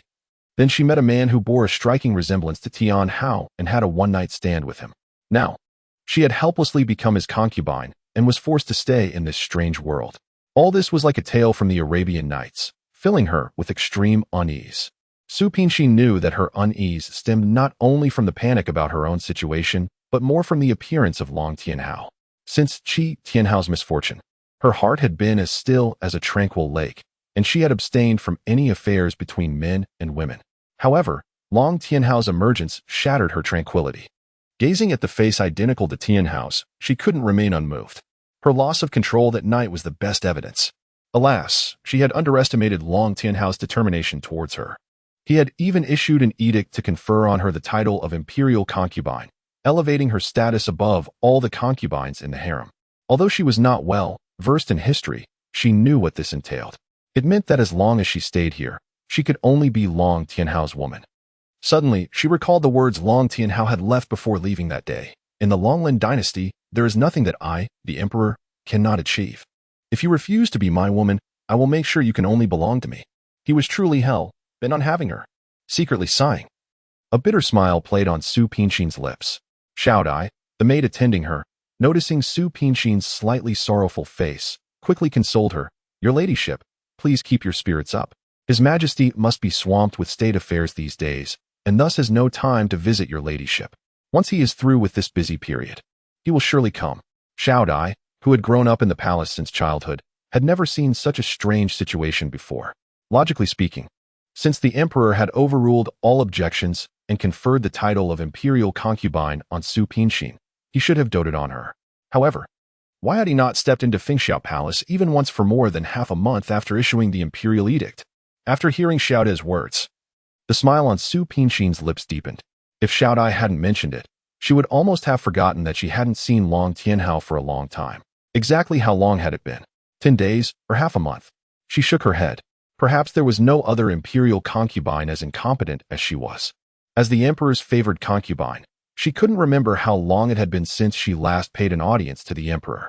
It was really difficult for these palace maids to keep it in mind for her. Su Pingshin looked up out of the window. The sky had already darkened. Alas, she had muddled through another day. Another half a month passed, and Long Tianhao still hadn't set foot in Fengxiao Palace. Various rumors spread like wildfire in the harem. Some said that the emperor was already tired of this newly conferred imperial concubine, but didn't depose her due to concerns about his face. Others claimed that concubine Su was just like Daji in the time of King Zhou of Shang, and the emperor had only been temporarily bewitched by her to confer the title on her. However, no matter how rampant the rumors outside were, there was still an air of tranquility in Fengxiao Palace. One afternoon, Su Pingshin was seized with the urge to take a tour of the inner gardens of the imperial palace. Since she had come to Longlin Imperial Palace, she had never really explored it properly. Moreover, Long Tianhao hadn't restricted her freedom within the palace. After instructing all the eunuchs and palace maids in the palace, she left Fengxiao Palace with Xiao Dai. Having access to the long-awaited fresh air, Su Pingshin took a deep breath, greedily savoring this fleeting delight. The autumnal sun shone gloriously, casting a warm and intoxicating glow. There were several fallen leaves lying on the path, dried and brittle under the sun's rays. The maple trees, which almost blanketed the entire imperial garden, vied with one another to flaunt their beautiful red leaves. These leaves, in the sunlight, were a translucent tender red. Countless purple little flowers gently swayed in the autumn breeze. The sky was a dazzling blue, the clouds were wispy, The wind was gentle, and the birds chirped melodiously. Xiaodai walked ahead, guiding the way while introducing the scenery along the route to Su Pinxin. Your Highness, over there is the Longxi Palace where the emperor resides. Xiaodai pointed at a magnificent palace on the left side of the imperial garden. Oh, Su Pinxin raised an eyebrow and said, it's not far from where we live. Xiaodai gave a mysterious smile. Your Highness may not know. The Longxi Palace has always been the emperor's sleeping quarters, while the Fingxia Palace is the residence of the empress. That's why they are relatively close to each other. So that was the future empress's palace. But why was she arranged to live there? While she was still in a daze, a large group of people walked towards them. In the middle, being escorted, was a young and charming girl in palace attire. Around 17 or 18 years old. And right behind her were all eunuchs and maids. The girl in palace attire seemed to be greatly shocked when she saw Su Pinxin. Her face instantly paled, and her body quivered slightly. Xiaodai was the first to react. She quickly bowed to the girl in palace attire and said, Your humble servant pays respects to the princess. May the princess live long and prosper. At Xiaodia's shout, the young girl in palace attire finally came to her senses. She immediately concealed the shock on her face and courteously smiled at Su Pinxin, saying, You must be the newly ennobled imperial concubine by His Majesty, my elder brother. How do you do? I'm Yongla, the adopted sister of His Majesty. Hello, Princess Yongla. Su Pinxin returned a smile, subtly observing all of her reactions. Yongla smiled even more sweetly. She affectionately took Su Pinxin's arm and walked towards the Longxi Palace. Did imperial concubine Su come specifically to visit His Majesty? Come on, let's go together. His Majesty probably hasn't had lunch yet. You have no idea that once His Majesty gets busy with state affairs, he often neglects his 3 meals a day. No matter how many times little Shizi urges him, it's of no use. Yes, and maid beside Yongla interjected. There was a hint of pride in her tone. Only when our princess goes to persuade him in person will he give in. Su Pinxin rolled her eyes. She understood the intentions of the princess and her maid. They were showing off to her. This Princess Yongla was most likely in love with her adoptive brother, Yanyun, who allowed you to speak out of turn. Yongla scolded in a low voice. The maid lowered her head and timidly stepped back a bit. Imperial concubine Su, I'm truly sorry. I've spoiled this girl on weekdays, which is why she's so ill-mannered. Please don't take it to heart. Yongla apologized sincerely. Su Pinxin had no interest in their act. Princess, you're joking. I won't mind such a trifle. That's good. Yongla smiled gracefully. By the way, I wonder where Lady Su is from. The other day, I heard from those old ladies in the palace that His Majesty rescued a foreign woman from the hunting ground. She is not only beautiful, but also has a mysterious background, which has completely captivated His Majesty. Oh, I spoke out of turn. I should say that she has won His Majesty's deep affection. Anyway, I'm extremely curious about you. Su Pinxin raised her eyebrows, sensing the veiled sarcasm in Yongla's words. Your Highness's curiosity is truly insatiable. Even His Majesty doesn't inquire about my origin anymore. Well, does Your Highness intend to overstep your bounds and question me on behalf of His Majesty? The smile on Yongla's face froze, and a fleeting, sinister glint flashed across her eyes. After a long while, she managed to suppress her anger and forced out a stiff smile. Lady Su, you are His Majesty's new favorite. How dare I question you? You're being overly sensitive. Her smile sent shivers down Su Pinxin's spine. She never expected that a teenage girl in the imperial palace could be so calculating. Su Pinxin couldn't quite explain why, but somehow she found herself following Yongla to the outside of Longxi Palace. The guards standing at the palace gate knelt down in salute from afar as they saw the group approaching. However, Yongla and her entourage walked straight in without even a glance, as if they were in an empty place. Based on her meager knowledge of history, Su Pinxin knew that anyone seeking an audience with the emperor needed to announce their arrival in advance. Apparently, Yongla was an exception. As the emperor's adopted sister, she could freely enter and leave the palace where the emperor worked and lived. However, this doubt did not linger in her heart for long. Then, Xiaodai leaned over and whispered into her ear, Your ladyship. The biological parents of the princess were the general of stabilizing the state and his wife, who sacrificed their lives to save the late emperor. Out of gratitude, the late emperor adopted the princess as his goddaughter. She was brought into the palace at a very young age and raised by the current empress dowager. The emperor and the princess grew up together, and he has always doted on her. Therefore, the princess receives special favor in the palace. I see. No wonder the maids around the princess were so arrogant. Su Pinxin nodded in understanding. At this moment, in the warm chamber of Longxi Palace, Long Tianhao was in a towering rage. The incident was triggered when a young eunuch accidentally spilled tea on him while serving. On ordinary days, he would have only rebuked the eunuch a little. However, for the past month, state affairs in the previous court had been extremely busy, and the matter of Su Pinshin and the harem had been causing him great annoyance. His mood was so gloomy that he had no outlet for his anger, so he could not help but make a mountain out of a molehill to relieve the pit of frustration in his chest. Sitting on the dragon throne, Long Tianhao angrily pounded the armrest. "You damned slave! You are becoming more and more insolent." The young eunuch was so frightened that his whole body trembled. He knelt on the ground, kowtowing incessantly. "Your slave deserves to die? Your slave deserves to die. You can't even handle such a simple task. What's the use of keeping you?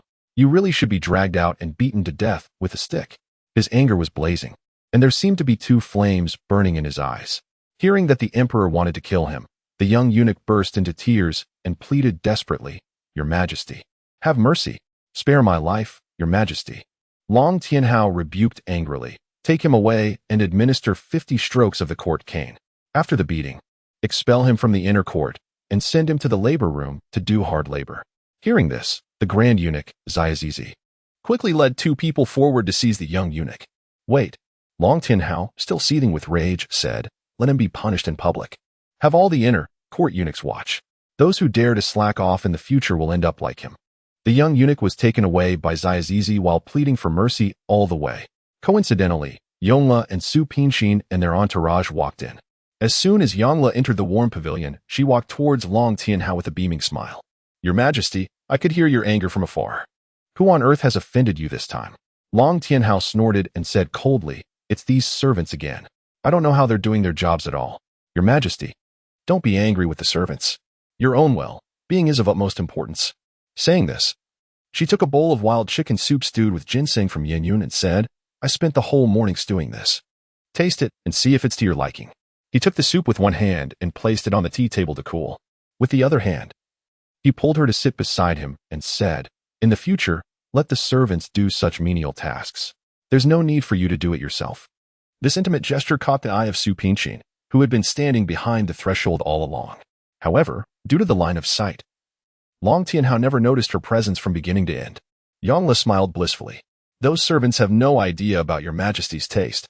It's more appropriate for me to do it myself." Long Tianhao tenderly ruffled her hair and said, "It has been arduous for you to attend to my daily meals each day. Is your Highness the Crown Prince showing concern for me?" Yongla deliberately batted her eyes and tilted her head as she inquired. Long Tianhao failed to perceive the hidden meaning in her words and responded heartily, "Certainly." Before passing away, "Father Emperor entrusted you to me. I will surely take good care of you." "So, your Highness is kind to Yongla merely because of Father Emperor's entrustment." Yongla turned around, feigning anger. Long Tianhao's ire abated due to her antics, and a faint smile graced his face. He straightened her body and consoled her, "Silly girl. Don't you have a clear understanding of how I treat you? Apart from Mother Empress, you are the closest person to me." Yongla gazed at him in pleasant surprise. Yet her peripheral vision inadvertently swept across Su Pinshin in the corner. She deliberately showed intimacy with Long Tianhao in front of her, aiming to make her recognize who was truly cherished in Long Tianhao's heart. How could Su Pinshin, who had been adroitly navigating the business world for over a decade, fail to see through Yongla's petty tricks? She privately let out a bitter laugh and shook her head, lamenting Yongla's futile efforts. Little did Yongla know that she was by no means her rival in love. Apart from that ridiculous title and a night of loss of control, there was nothing between her and Long Tianhao. Volume 1, Chapter 6, Rewards, Part 1. Just then, Xiao Shizi returned to report, seeing Su Pinshin standing in the corner. He was startled and quickly knelt down to pay his respects, saying, "May your Majesty enjoy eternal good fortune and live a long and prosperous life." Hearing this, Long Tianhao stood up in surprise and walked out. It was really her. He stood still, stunned. These days, he deliberately ignored her, hoping to fade the increasingly intense possessiveness in his heart. However, all his perseverance crumbled into dust the moment he saw her. "Long time no see. Pardon my intrusion," Su Pinshin said with a faint smile, her eyes as cold as ever. What kind of way of paying respects was this? The maids and eunuchs present were completely shocked. The rumors in the palace were true. This concubine Su was truly extraordinary. "Aren't you angry?" He thought she had come to scold him for the cold shoulder treatment these days. But she was confused. "Why should I be angry?" Brother Emperor is asking if you hold any resentment because he hasn't visited Fengxiao Palace for such a long time. Yonglu, who had walked over at some unknown time, raised her voice, clearly trying to provoke her. But she was soon disappointed. Su Pinxin just shrugged, saying nonchalantly, His Majesty is preoccupied with state affairs and has no time to spare. How could I be angry? Moreover, there is no lack of food and clothing in the palace. And Xiao Dai takes such good care of me. I'm really grateful. She was speaking from the bottom of her heart. If she hadn't met him in the hunting ground back then, she didn't know where she would be wandering in this strange era now.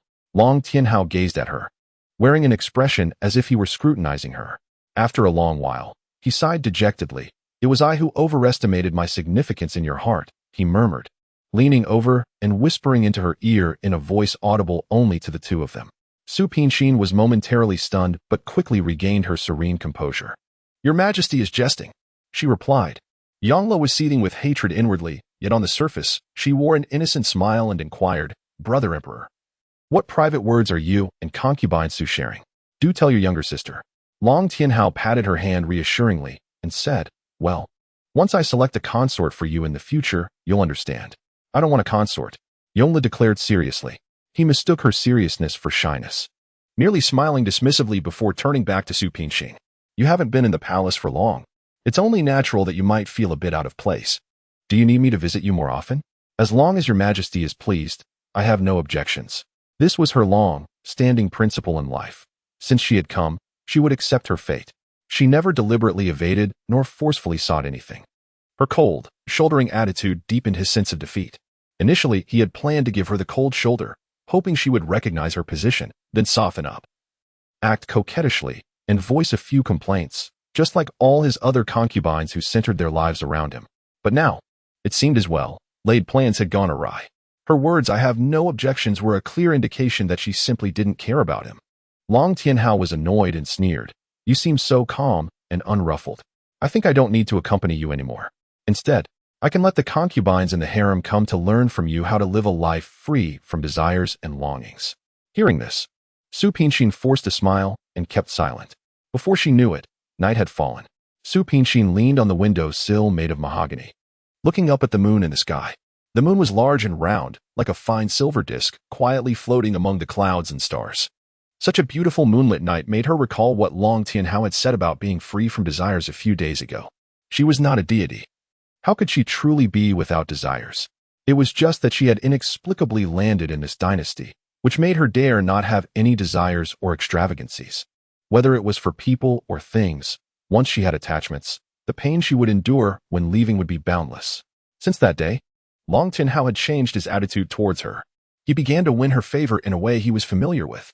Every day, he racked his brains to bestow all kinds of things upon her. The pearls from foreign tributaries, jade ruies, musical instruments, silk, and wall decorations, all the precious items were carried into the Fengxiao Palace. Moreover, he gave countless necklaces, earrings, rings, rouge, and spices that women loved. However, Su Pinxin remained as cold as ice, as firm as jade, as beautiful as a star, and as distant as the moon. This left Long Tianhao perplexed. How could there be such a woman in the world? Your ladyship, look. This is the gift the emperor ordered the inner palace office to send today. Xiao Dai came over with a wooden box in her hands, a beaming smile on her face. As she spoke, she opened the box. Inside was a round and translucent green spiritual pearl as large as a pigeon egg. Under the illumination of the lamp, the green spiritual pearl emitted a faint, wispy light. Xiao Dai was stunned and exclaimed repeatedly, What a beautiful green spiritual pearl. I've never seen such a large one in all my years. The green spiritual pearl was a unique treasure of the Longlin dynasty, originating from the frigid lands in the north of the dynasty. Usually, a green spiritual pearl had to be buried under the ice for hundreds of years before it could take shape. Once formed, wearing it could protect one from all poisons. Of course, Su Pinxin was unaware of the preciousness of the green spiritual pearl. She merely glanced back indifferently and said, If you like it, keep it. I'm really grateful for your care these days. I have nothing to thank you with. In the future, if there are any of the things the emperor sends that you fancy, just keep them without telling me. Scarcely had she finished speaking when a shrill announcement from a eunuch came from the doorway. His Majesty, the emperor, is here. The Fengxiao Palace was ablaze with light. Long Tianhao entered, accompanied by several young eunuchs holding lanterns. Without time to express her gratitude, Xiao Dai put down the green spiritual pearl and quickly supported Su Pinshin to go to the main hall to await the emperor. Your ladyship, when you see the emperor later, you must kneel down and perform the grand salute. This is the rule for receiving the emperor. Xiao Dai couldn't help but offer advice. In order to prevent history from repeating itself, as they were speaking, Long Tianhao had already arrived in front of the mistress and the maid. Xiao Dai quickly knelt down to pay her respects, while Su Pinshin stood upright, showing no sign of kneeling. Long Tianhao scrutinized Su Pinshin and then looked at Xiao Dai. Didn't you inform Her Highness of the palace rules? He asked. Xiao Dai was extremely nervous and stammered, This slave. Don't make things difficult for her. Su Pinshin calmly interjected. She has told me about the palace etiquette, yet I also possess the ability to distinguish right from wrong. If I deem something reasonable, I will comply. Conversely, knowing about it is one thing, while actually doing it is another. Her way of putting it struck Long Tianhao, who had grown up within the constraints of courtly etiquette, as quite novel and interesting. For a moment, he forgot to blame her.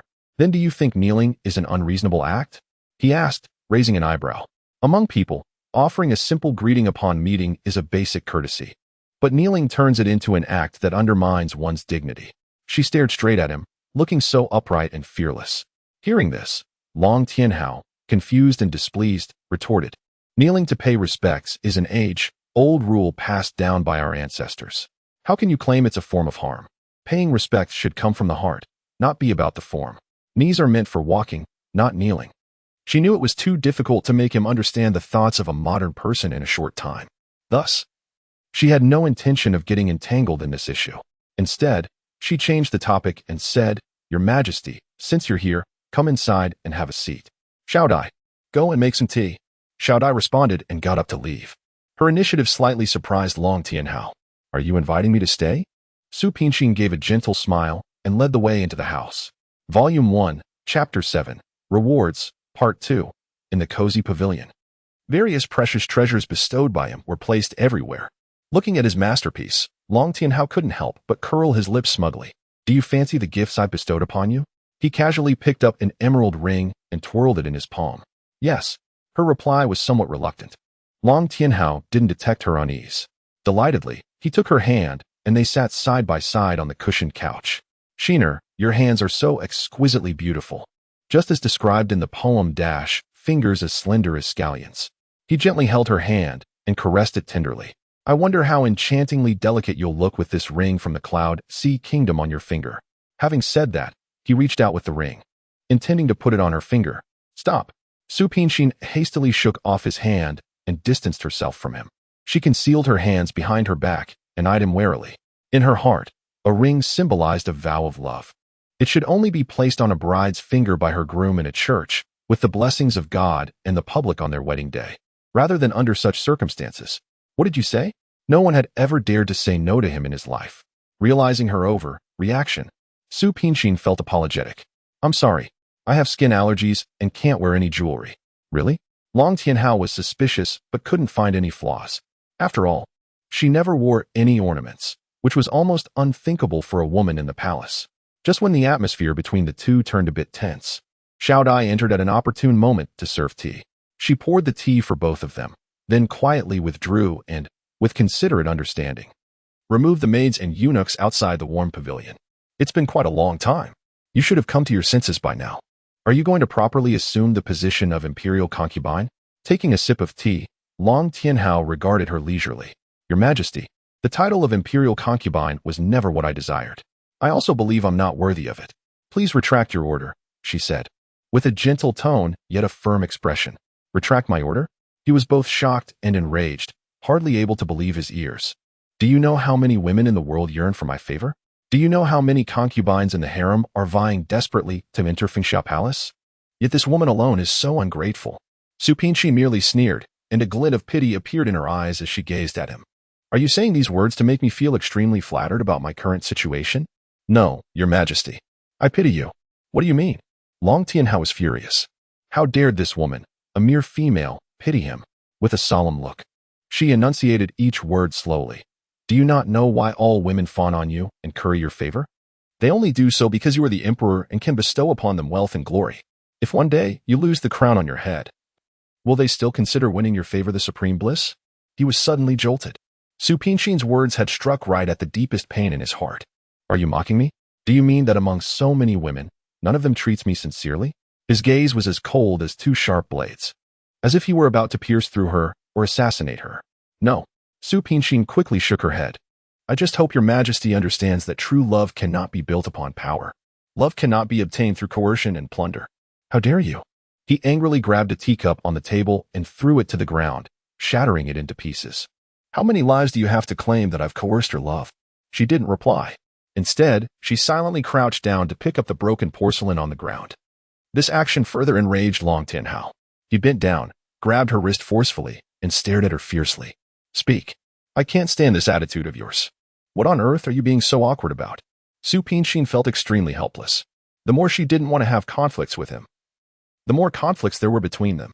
Frowning, with a tinge of sadness in her expression, she said, Your Majesty, I'm truly grateful for your care these days.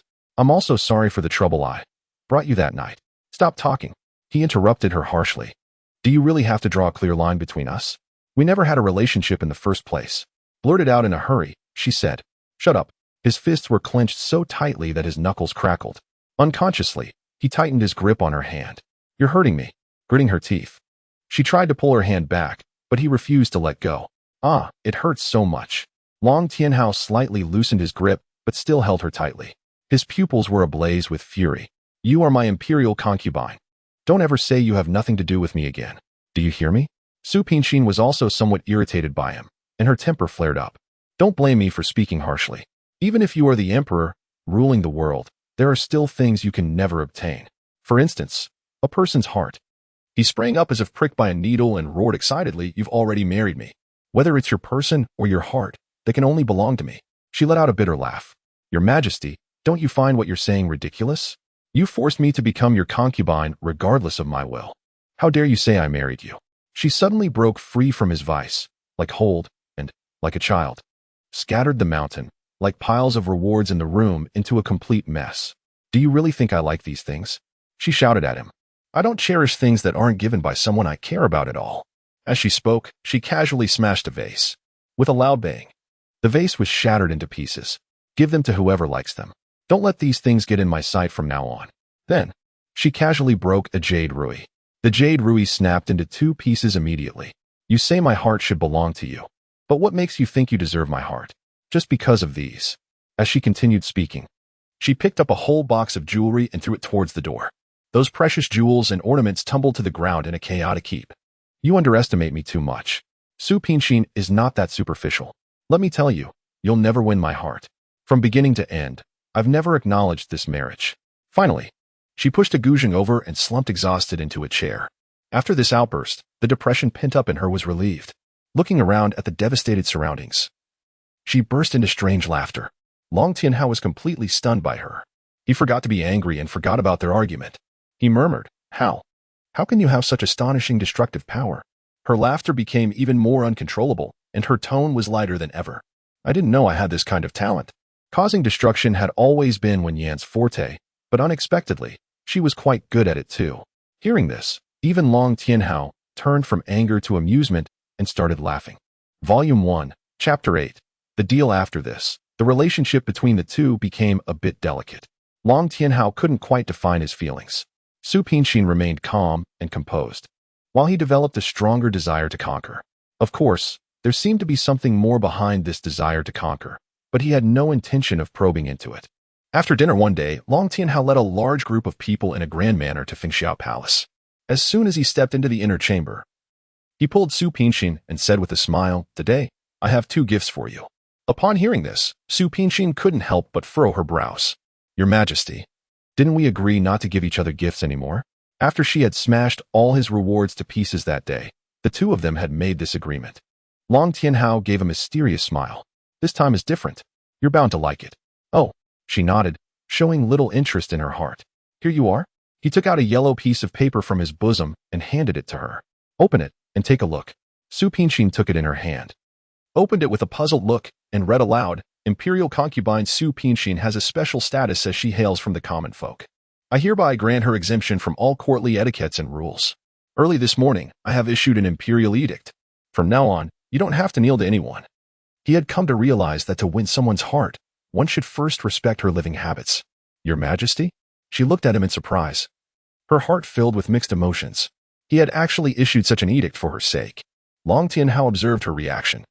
I'm rather looking forward to the day when you can call me by my given name, he whispered, his head lowered to her earlobe.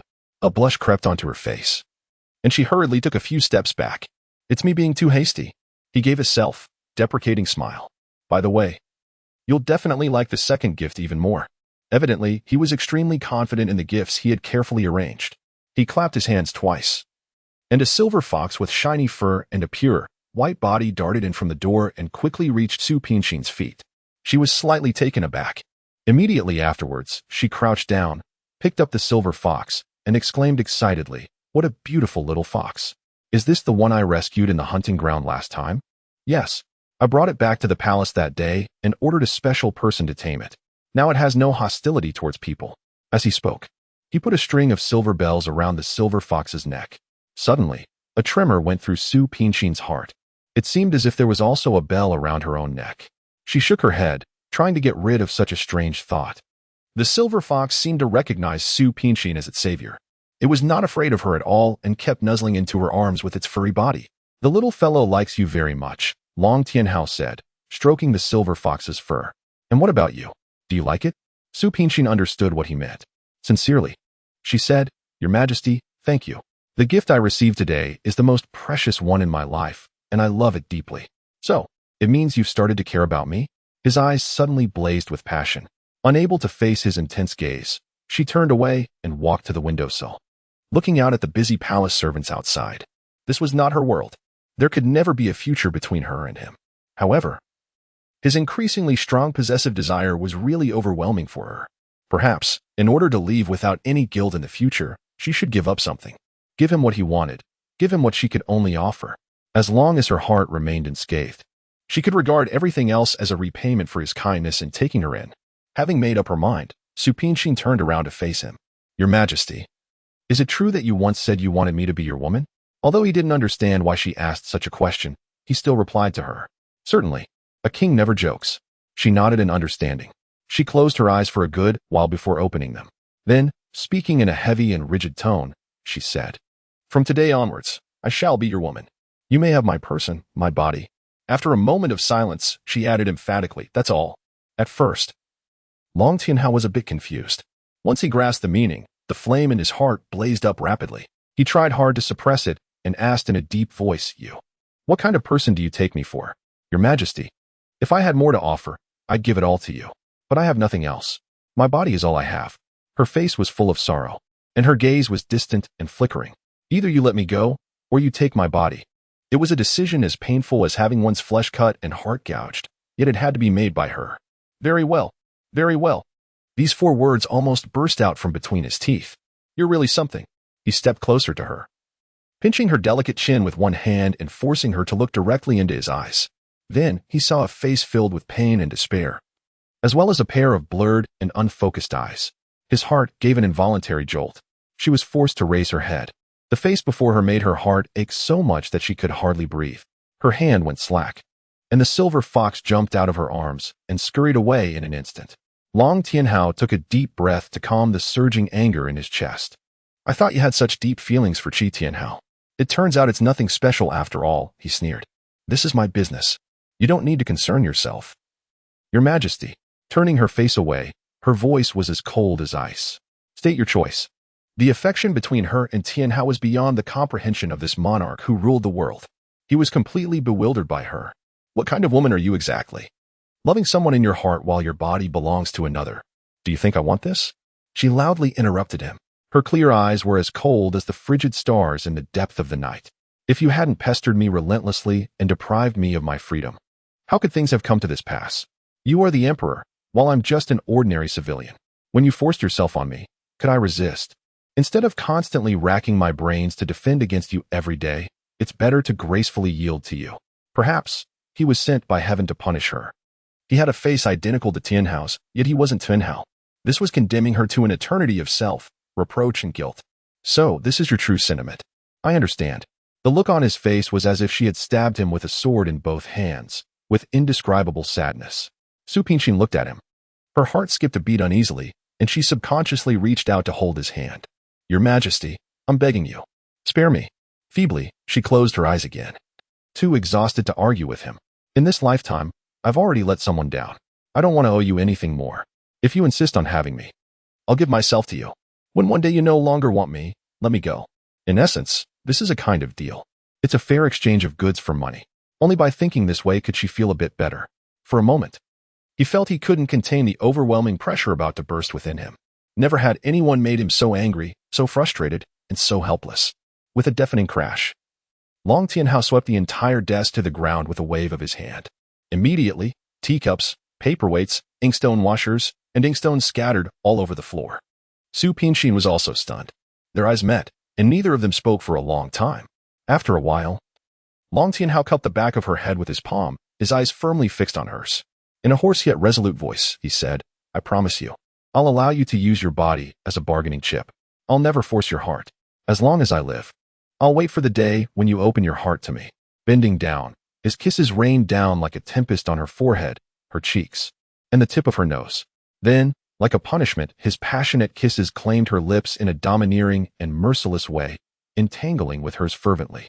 Su Pingshin resignedly closed her eyes, clenching her hands into fists, struggling to suppress the passion he had kindled within her.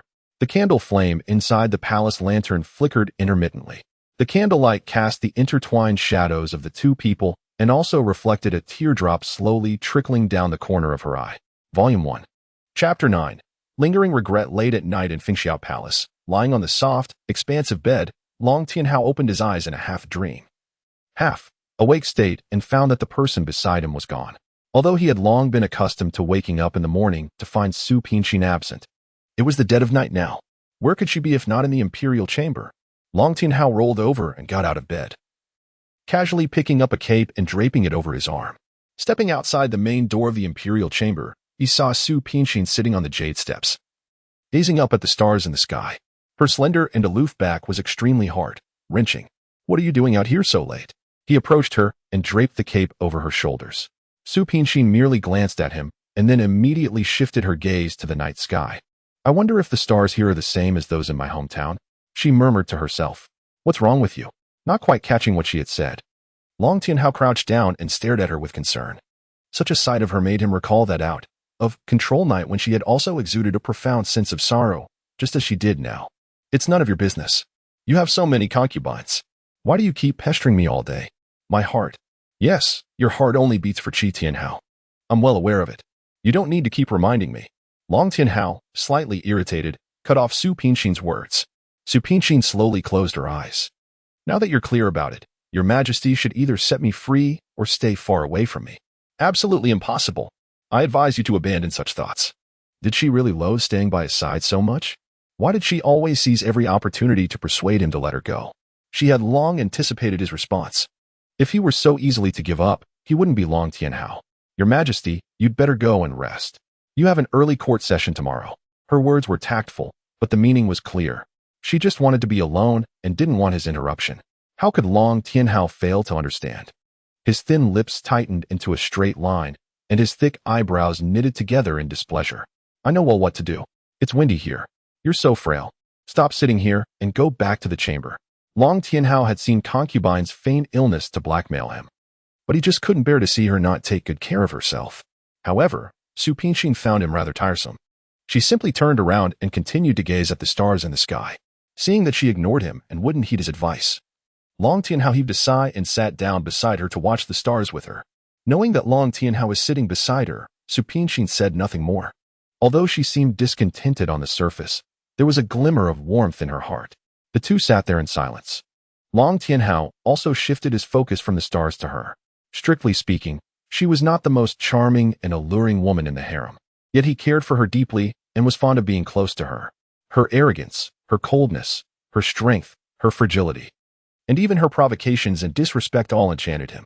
As the sovereign of a nation, he could command the elements and was omnipotent. Yet he had never encountered a woman like her before. She seemed to hail from a utopia, oblivious to hierarchies and unafraid of power. She treated everyone equally and never groveled, even in the presence of him, the emperor. Feeling a searing gaze from beside her, Su Pingshin suddenly turned to look at him. Her eyes met Long Tianhao's unfathomable black pupils directly. At that moment when their eyes locked, Su Pingshin's heart skipped a beat, as if pricked sharply by a needle. Reflexively, she quickly turned around, avoiding his gaze, and pretended to be intently watching the stars. Why do you keep looking at the stars? Long Tianhao's words timely broke the awkward silence between them. Su Pingshin lowered her eyes and bit her lower lip, as if suppressing great pain. After about the time it took to drink a cup of tea, she gently parted her lips, saying Tianhao. It was because that day was Qi Tianhao's anniversary of passing away. Such a night had plunged her back into the nightmare of the car accident a year ago, reminding her of the most painful and helpless days of her life. You're thinking of him again? Noticing her affectionate look into the distance, Long Tianhao understood that she was missing another Tianhao. Tianhao has transformed into a star. I'm musing which one he's become. The once-still expression gradually regained its luster. He was acutely aware that every time the topic of Tianhao emerged, she would involuntarily exude tenderness. Contemplating this, a sense of consternation, as if something were clogging his chest, overwhelmed him. Who told you that people turn into stars after death? His tone couldn't help but turn harsh. Upon hearing this, a thin veil of mist welled up in Su Pingshin's eyes. I don't know. I simply wish he could become a star. He once said that as long as he could see me at any time, he'd ask for nothing more. This was Qi Tianhao's way of loving her, never imposing any pressure. Silently standing by her side, guarding and protecting her. Watching Su Pingshin trapped in the prison of memories with neither body nor soul at ease. He grew both exasperated and anxious. Unable to contain himself, he roared, You can't go on like this. Qi Tianhao is dead. He won't become a star. Nor will he turn into a moon. What you should do is step out of his shadow. Stop talking. I don't want to hear this, Su Pingshin shouted, interrupting him. My affairs don't concern you. Her resistance and obstinacy enraged Long Tianhao. He firmly grasped her shoulders and shook her forcefully, hoping to rouse her. Shiner, wake up. Stop being so pig-headed. The dead cannot return. By doing this, you're not only torturing yourself, but also making Qi Tianhao rest uneasily. His words were too harsh. The color drained from Su Pingshin's face, and her body turned icy cold. No, stop talking. I'm begging you. Her chest tightened, and the mist in her eyes condensed into teardrops that slipped from the corners of her eyes. Long Tianhao gazed into those tearful eyes that were pleading with him, and his heart softened. He took a deep breath and then pulled her into his arms. You're so stubborn. What on earth should I do with you? You know nothing. You're the emperor. You can choose any woman in the world. How could you understand my pain? Lying on his broad shoulder, she sobbed and shouted. Do you know what love is?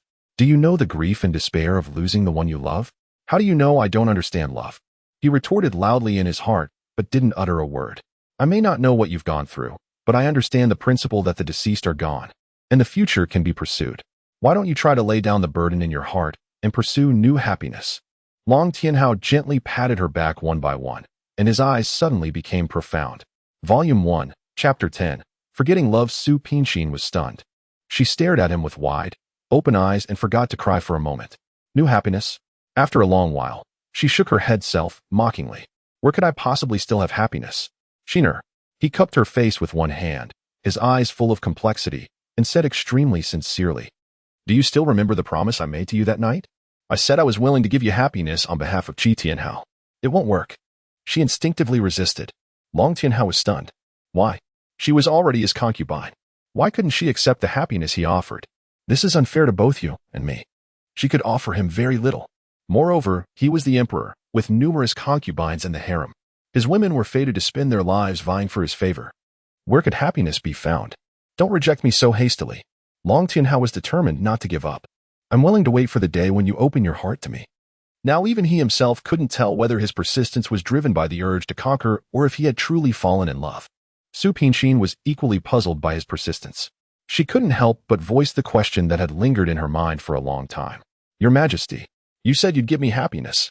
She gritted her teeth and asked, Then, do you love me? Long Tianhao's hand froze. His gaze turned hazy.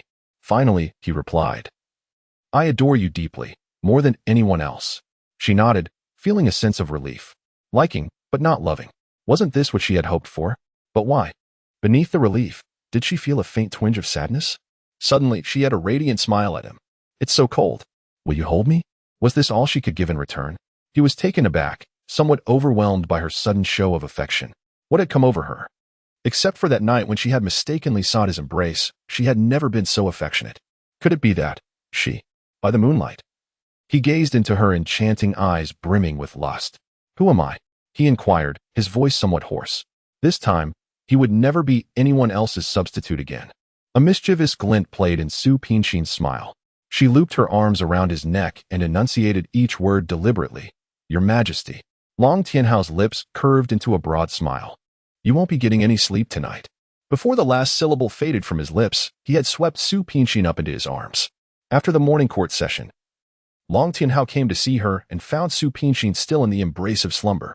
Unwilling to rouse her, he sat quietly by the bedside, keeping watch. It seemed that last night had truly exhausted her.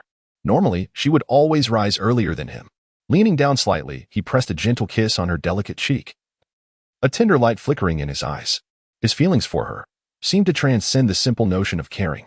Initially, he had stubbornly kept her by his side simply because she was the only woman daring enough to defy him. His persistence towards her stemmed from his desire to conquer and the curiosity deep within his heart. Later, he developed a sense of pity for her due to her painful past. As for now, he admired her tenacity, appreciated her wisdom, and adored her carefree and independent nature. Sometimes, he would be filled with the occasional vulnerability she showed. He was well aware that he was smitten with her. She was different from all the women in his harem, so unique and full of spirit. Your Majesty. The person in the bed suddenly murmured in her sleep and tossed and turned restlessly. Here I am. He gently tucked the quilt around her. His heart as sweet as if bathed in honey. Perhaps she didn't know that in her dreams, she often murmured. In the past, she always called out Tianhao. But now she would call out Your Majesty. At this moment, Su Pingshin in her sleep suddenly began to toss and turn, sweat beading on her forehead. Don't. Tianhao, don't leave. I didn't betray you. I didn't. Tianhao, she shrieked as she sat up abruptly. Her heavy, lidded eyes snapped open. She blinked, and what greeted her was a handsome male face looking at her with profound concern. That familiar look in his eyes left her slightly bewildered. You had a nightmare. Frowning, he took out a handkerchief from his bosom and wiped the sweat off her forehead. He was wrong. He thought that when she called out Your Majesty in her dreams, it meant he had a place in her heart. Now it seemed that she still loved Qi Tianhao wholeheartedly. Just as she said, all she gave him was her body. How ironic it was. His harem was filled with numerous concubines, each willing to offer her heart, yet he disdained them all. And the only heart he yearned for was given to someone else. Su Pingshin subtly snatched the handkerchief from his hand, evading his touch. Yes, she had a nightmare. She dreamt that she was having an intimate moment with Long Tianhao when Qi Tianhao appeared. He stood before them, glaring at them intently with eyes filled with fury and resentment. Then he began to reproach her, pointing out her betrayal and infidelity. She tried to explain but couldn't utter a single word. It was not until he disappeared in utter despair that she finally let out a scream. Thinking of all this, Su Pingshin inched towards the inside of the bed, increasing the distance between them. Her tone became aloof as she asked, Your Majesty, why are you here? Isn't it time for the morning court? Long Tianhao sensed her deliberate estrangement, and his annoyance grew. The morning court has ended. I came by on my way back from the court to see how you are. Last night, were you exhausted? He deliberately brought up last night to gauge her reaction. Sure enough, Su Pingshin's face turned deathly pale, and her body swayed. Thank you for your concern, Your Majesty. I'm fine. Yesterday was Tianhao's death anniversary, yet she had been indulging in pleasure with another man until dawn. Tianhao was right. She had betrayed him, not only with her body, but also with her heart, which had wavered. Seeing her revert to her former coldness, Long Tianhao sighed silently in his heart. Then have a good rest. I won't disturb you. He gently kissed her between the eyebrows and then rushed out as if fleeing. He was actually scared. Scared that her coldness would shatter all his perseverance, and also scared that the raging fire burning in his chest might harm her if he lost control for a moment. Su Pingshin stared blankly as he left, her heart feeling as if it were being torn apart. Volume 2, Chapter 11, Seeking Affection, Part 1. Xiao Dai, where is your mistress? As soon as Long Tianhao stepped into Fengxiao Palace, he stopped Xiao Dai, who was on her way to the imperial kitchen. Your Majesty, the Empress is in the backyard. Xiao Dai curtsied and replied. I see. You may go about your business. When he looked in the direction Xiao Dai indicated, he saw Su Pingshin sitting quietly alone in the pavilion in the backyard. He moved lightly and stopped not far behind her. Just gazing at her back made his heart tremble oddly. Sheener, he called out softly, walked up to her, and fixed his intense gaze on her. Su Pingshin was visibly startled. Then she slowly raised her head. Her rather pale face made her look haggard. You've lost weight, he reached out his hand, intent on caressing her cheek. Almost instinctively, Su Pingshin swatted away his outstretched hand, a move that made his face turn ugly. With a cold expression, she said indifferently, "Does your Majesty have something to say to me?" He suppressed the irritation welling up in his heart and still asked with concern, "I've come to see if you're feeling unwell. You were exposed to the cold wind on the jade steps all night. Did you catch a cold?" "No, I'm fine. Thank you, Your Majesty, for your concern." Her polite, yet distant attitude made his sword-shaped eyebrows knit together. Long Tianhao heaved a soft sigh and wordlessly sat opposite her. Undoubtedly, she was beautiful, yet her beauty differed from the coquettish charm of other concubines.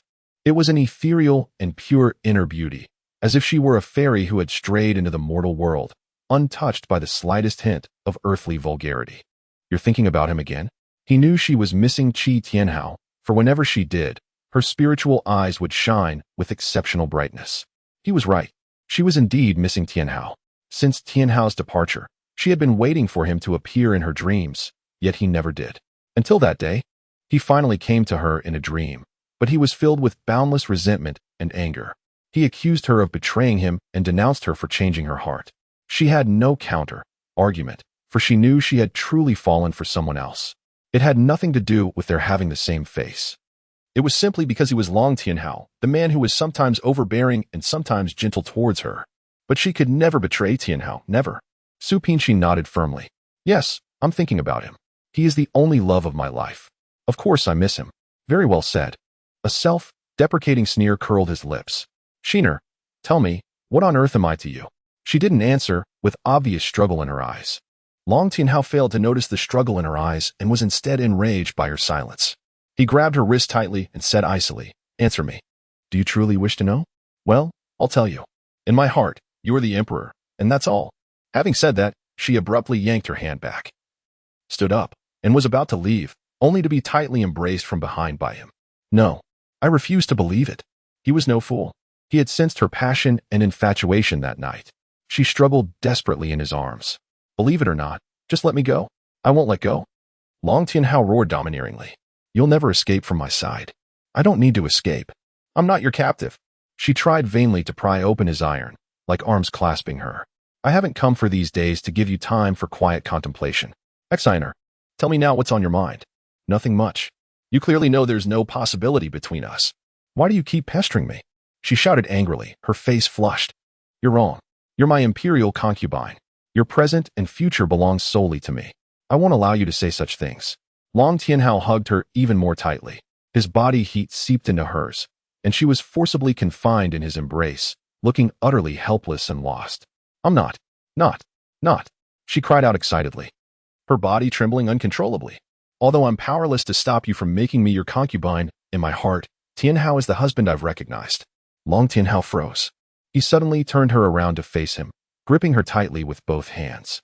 In a cruel and icy voice, he said, "Even if he is the husband you've recognized, so what? He's dead. Now the one by your side is me, the emperor."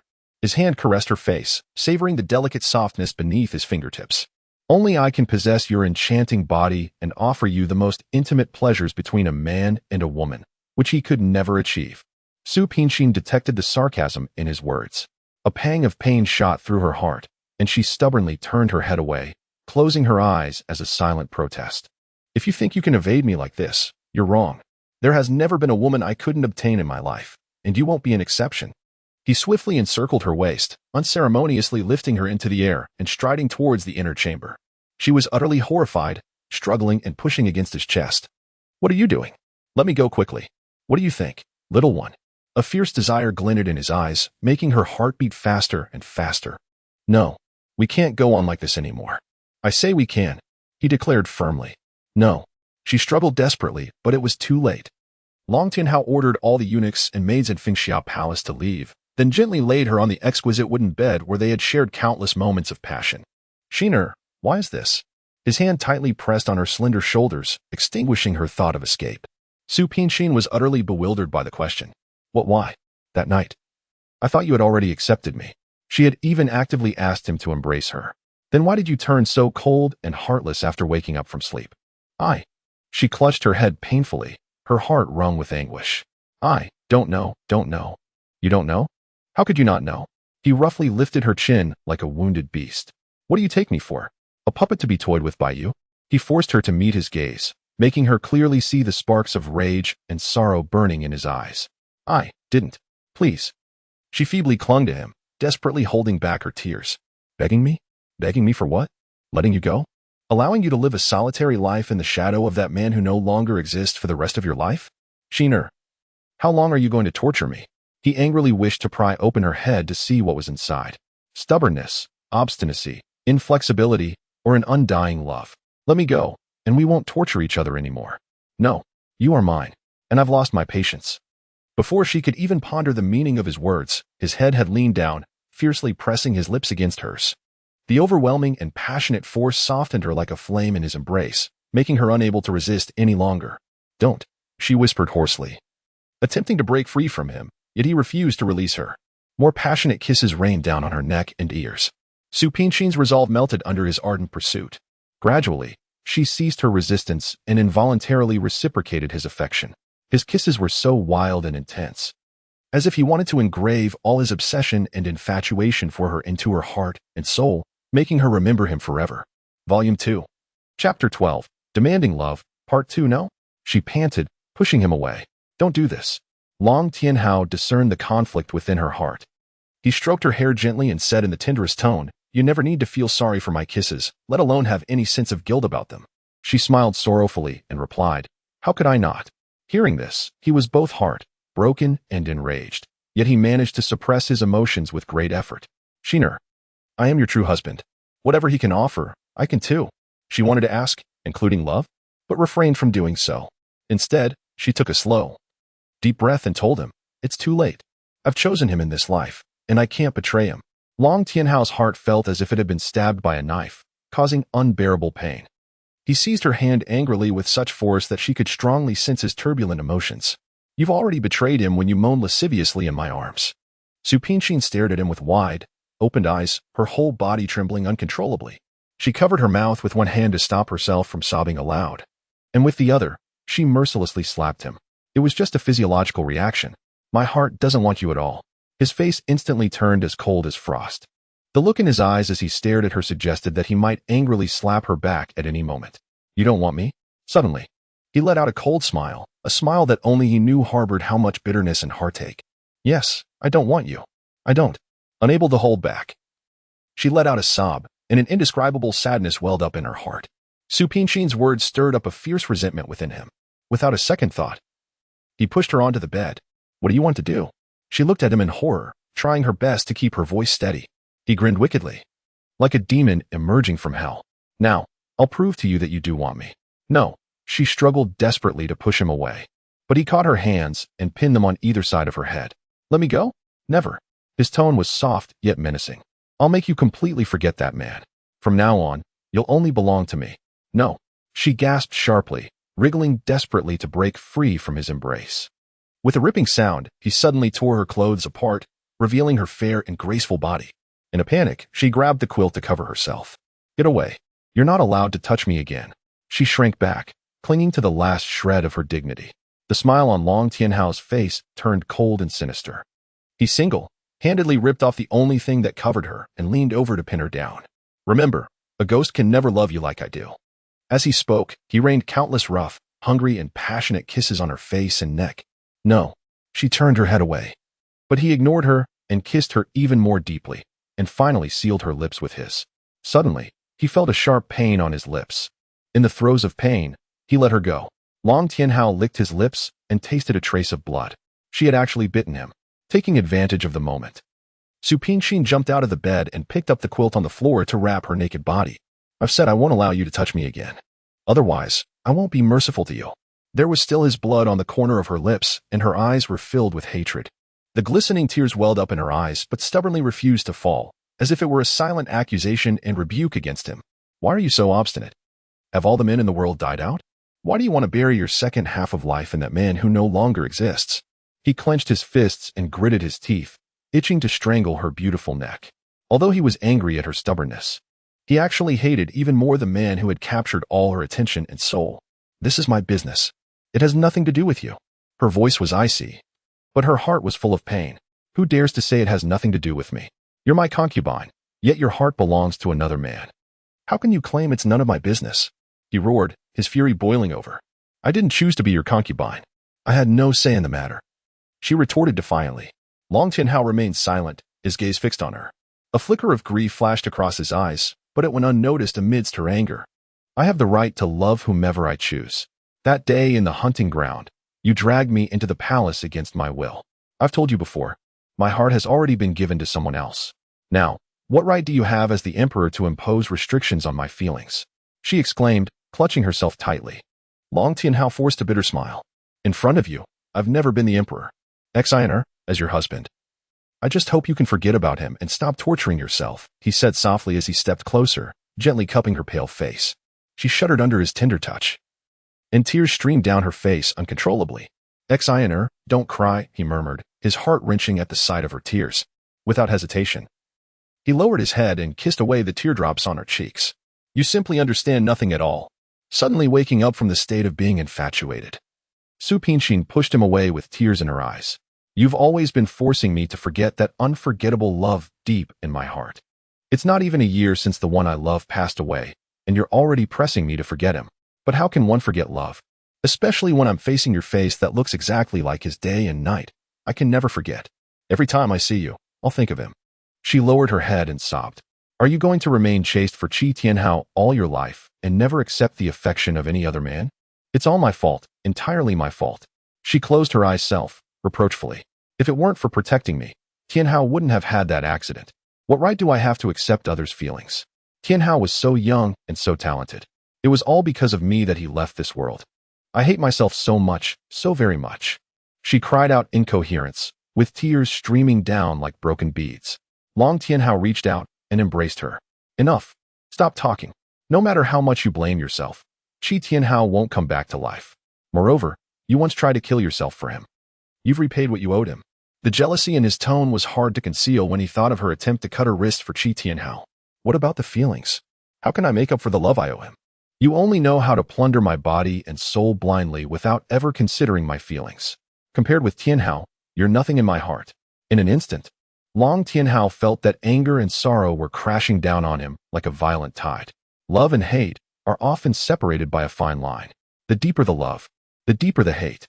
He abruptly pushed her away and quickly clasped her slender neck. Su Pinxin, you are extremely heartless. I've treated you with such leniency and indulgence. Yet in the end, I mean nothing to you. Since that's the case, what's the point of keeping a heartless woman by my side? I'll end your life today, lest you become my laughingstock in the future. Su Pinxin's whole head was forced backward by the grip on her neck. She didn't resist, still keeping her eyes tightly shut, with an air of tranquility and composure on her face. This, however, further enraged Long Tianhao. He tightened his grip continuously, seemingly determined to kill her. Aren't you eager to see Qi Tianhao? I'll send you to him right now.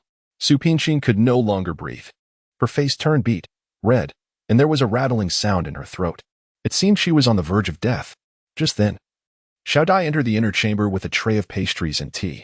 When she saw the scene before her, she was terrified out of her wits. The shock made her hands go limp, and the teapot and pastries shattered on the ground. Disregarding the rules, she rushed forward and knelt at Long Tianhao's feet, shouting, Your Majesty, show mercy. Please spare the Empress. Long Tianhao glared at Xiao Dai, then looked at Su Pinxin, who was barely breathing. His heart softened, and his hand gradually relaxed. Su Pinxin slumped to the ground, lacking all strength. Then she gently lifted her eyelids, her eyes filled with emptiness and confusion. Remember not to enrage me again in the future, or the cold palace will be your destination for the rest of your life. With a gloomy and cold expression, he uttered these words, and finally, like a demon who had destroyed everything, he left with boundless anger. Your ladyship. Xiao Dai hurriedly crawled over to help her up. But Su Pinxin stubbornly remained seated on the ground. The cold palace. With tears in her eyes, she let out a bitter laugh. Oh heavens! What kind of predicament had she landed herself in? Volume 2, Chapter 13. The Star, Picking Tower on a Late Autumn Night. The moonlight was as silver, like as ever, and tiny stars were hanging high on the black celestial canopy, twinkling ceaselessly. At this moment, the imperial palace was in an uproar of excitement. Today, Long Tianhao and a group of newly entered concubines came to the Star, Picking Tower to admire the moon. The Star, Picking Tower was located in the western part of the Longlin Imperial Palace, a magnificently renovated palace. Inside the tower, pavilions and courtyards were overlapping, Surrounding it was a lake as smooth as a mirror. On the pillars of the corridors on both sides, curtains woven with golden silk were hanging, with glittering tassels beneath. When the gentle breeze blew, the entire palace presented an enchanting and charming scenery, compared with the strict layout of the 12 Eastern and Western palaces. The arrangement of the star-picking tower truly had a unique charm. The eunuchs and maids in the palace carried trays and served a variety of delicious delicacies to the emperor and the concubines in the star-picking tower. All the concubines in the harem were dressed dazzlingly. Since their emperor had finally changed his mind and was no longer bewitched by the coquettish woman and favored only Su Pinshin, they intended to regain the emperor's heart tonight. Therefore, in the moon, viewing pavilion of the star-picking tower, there emerged a scene where a large group of women surrounded a man, speaking in soft voices and trying to coax and flatter him. "Your Majesty, have some wine. Your Majesty, have some dishes." These women desperately attempted to capture the attention of the man in front of them. They wished they could cling to him and never part. Long Tianhao reclined on a fur of a Chabai mountain black bear, with his right arm around a concubine. He turned his head to the left and ate the grapes peeled by another concubine's delicate and fair hand. His expression was cold, and a noble air emanated from his entire being. Since that day when he had a disagreeable parting with Su Pinshin, he had never stepped into the Phoenix Ray's palace again. He constantly told himself that he was the monarch of the Dragon Rain Dynasty, and there were as many women in the world as he desired. What was Su Pinshin? So, in these days, he dallied among different concubines, indulging himself in the whirlpool of desires. He wanted Su Pinshin to know that the purpose of the women in the harem was to gain his favor. "Your Majesty, the stars in the sky are so beautiful." This made heard from the old nanny that the princess and the son, in law of the emperor, sealed their love with a kiss under the starlight back then. A 15 or 16-year-old young concubine said naively. "Really?" Long Tianhao sneered. These women were truly so tiresome. Princess Xiangli, the eldest princess, is the paternal aunt of Long Tianhao. In the past, she was banished from the palace for falling in love with Di Qing, a rebel who came to the palace to assassinate. Later, Di Qing had a sudden realization. He personally beheaded the leader of the rebel party and surrendered to the late emperor. Considering his contribution to the country, the late emperor retrieved the princess and married her off to Di Qing. Since then, this marriage has become a much-told tale in the Longlan dynasty. As for the so-called love sealed with a kiss under the starlight mentioned by the little concubine, no one knows whether it is true or not. "Your Majesty, I also wish to stay with you for the rest of my life, just like the princess and the consort," the little concubine said coquettishly, leaning on Long Tianhao. Immediately, she attracted resentful glances from the other concubines. "What do you think you are? How dare you make such an impertinent request to the emperor?" A charming and amorous woman walked gracefully into the moon, viewing pavilion. At the sight of her, the concubines hurriedly stepped aside to make way for her. The little concubine who had just been scolded by her turned pale with fear and hid in the corner, not daring to make a sound. In the face of what was happening before him, Long Tianhao merely wore a faint, fleeting smile. Was this the candidate for the Empress Prix, arranged by his mother? She showed no grace befitting the mother of the nation.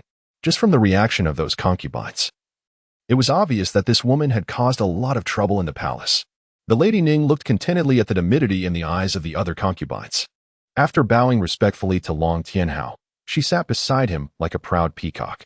"Your Majesty, if you wish to enjoy yourself, why don't you come to my palace? These little girls don't know how to serve you well."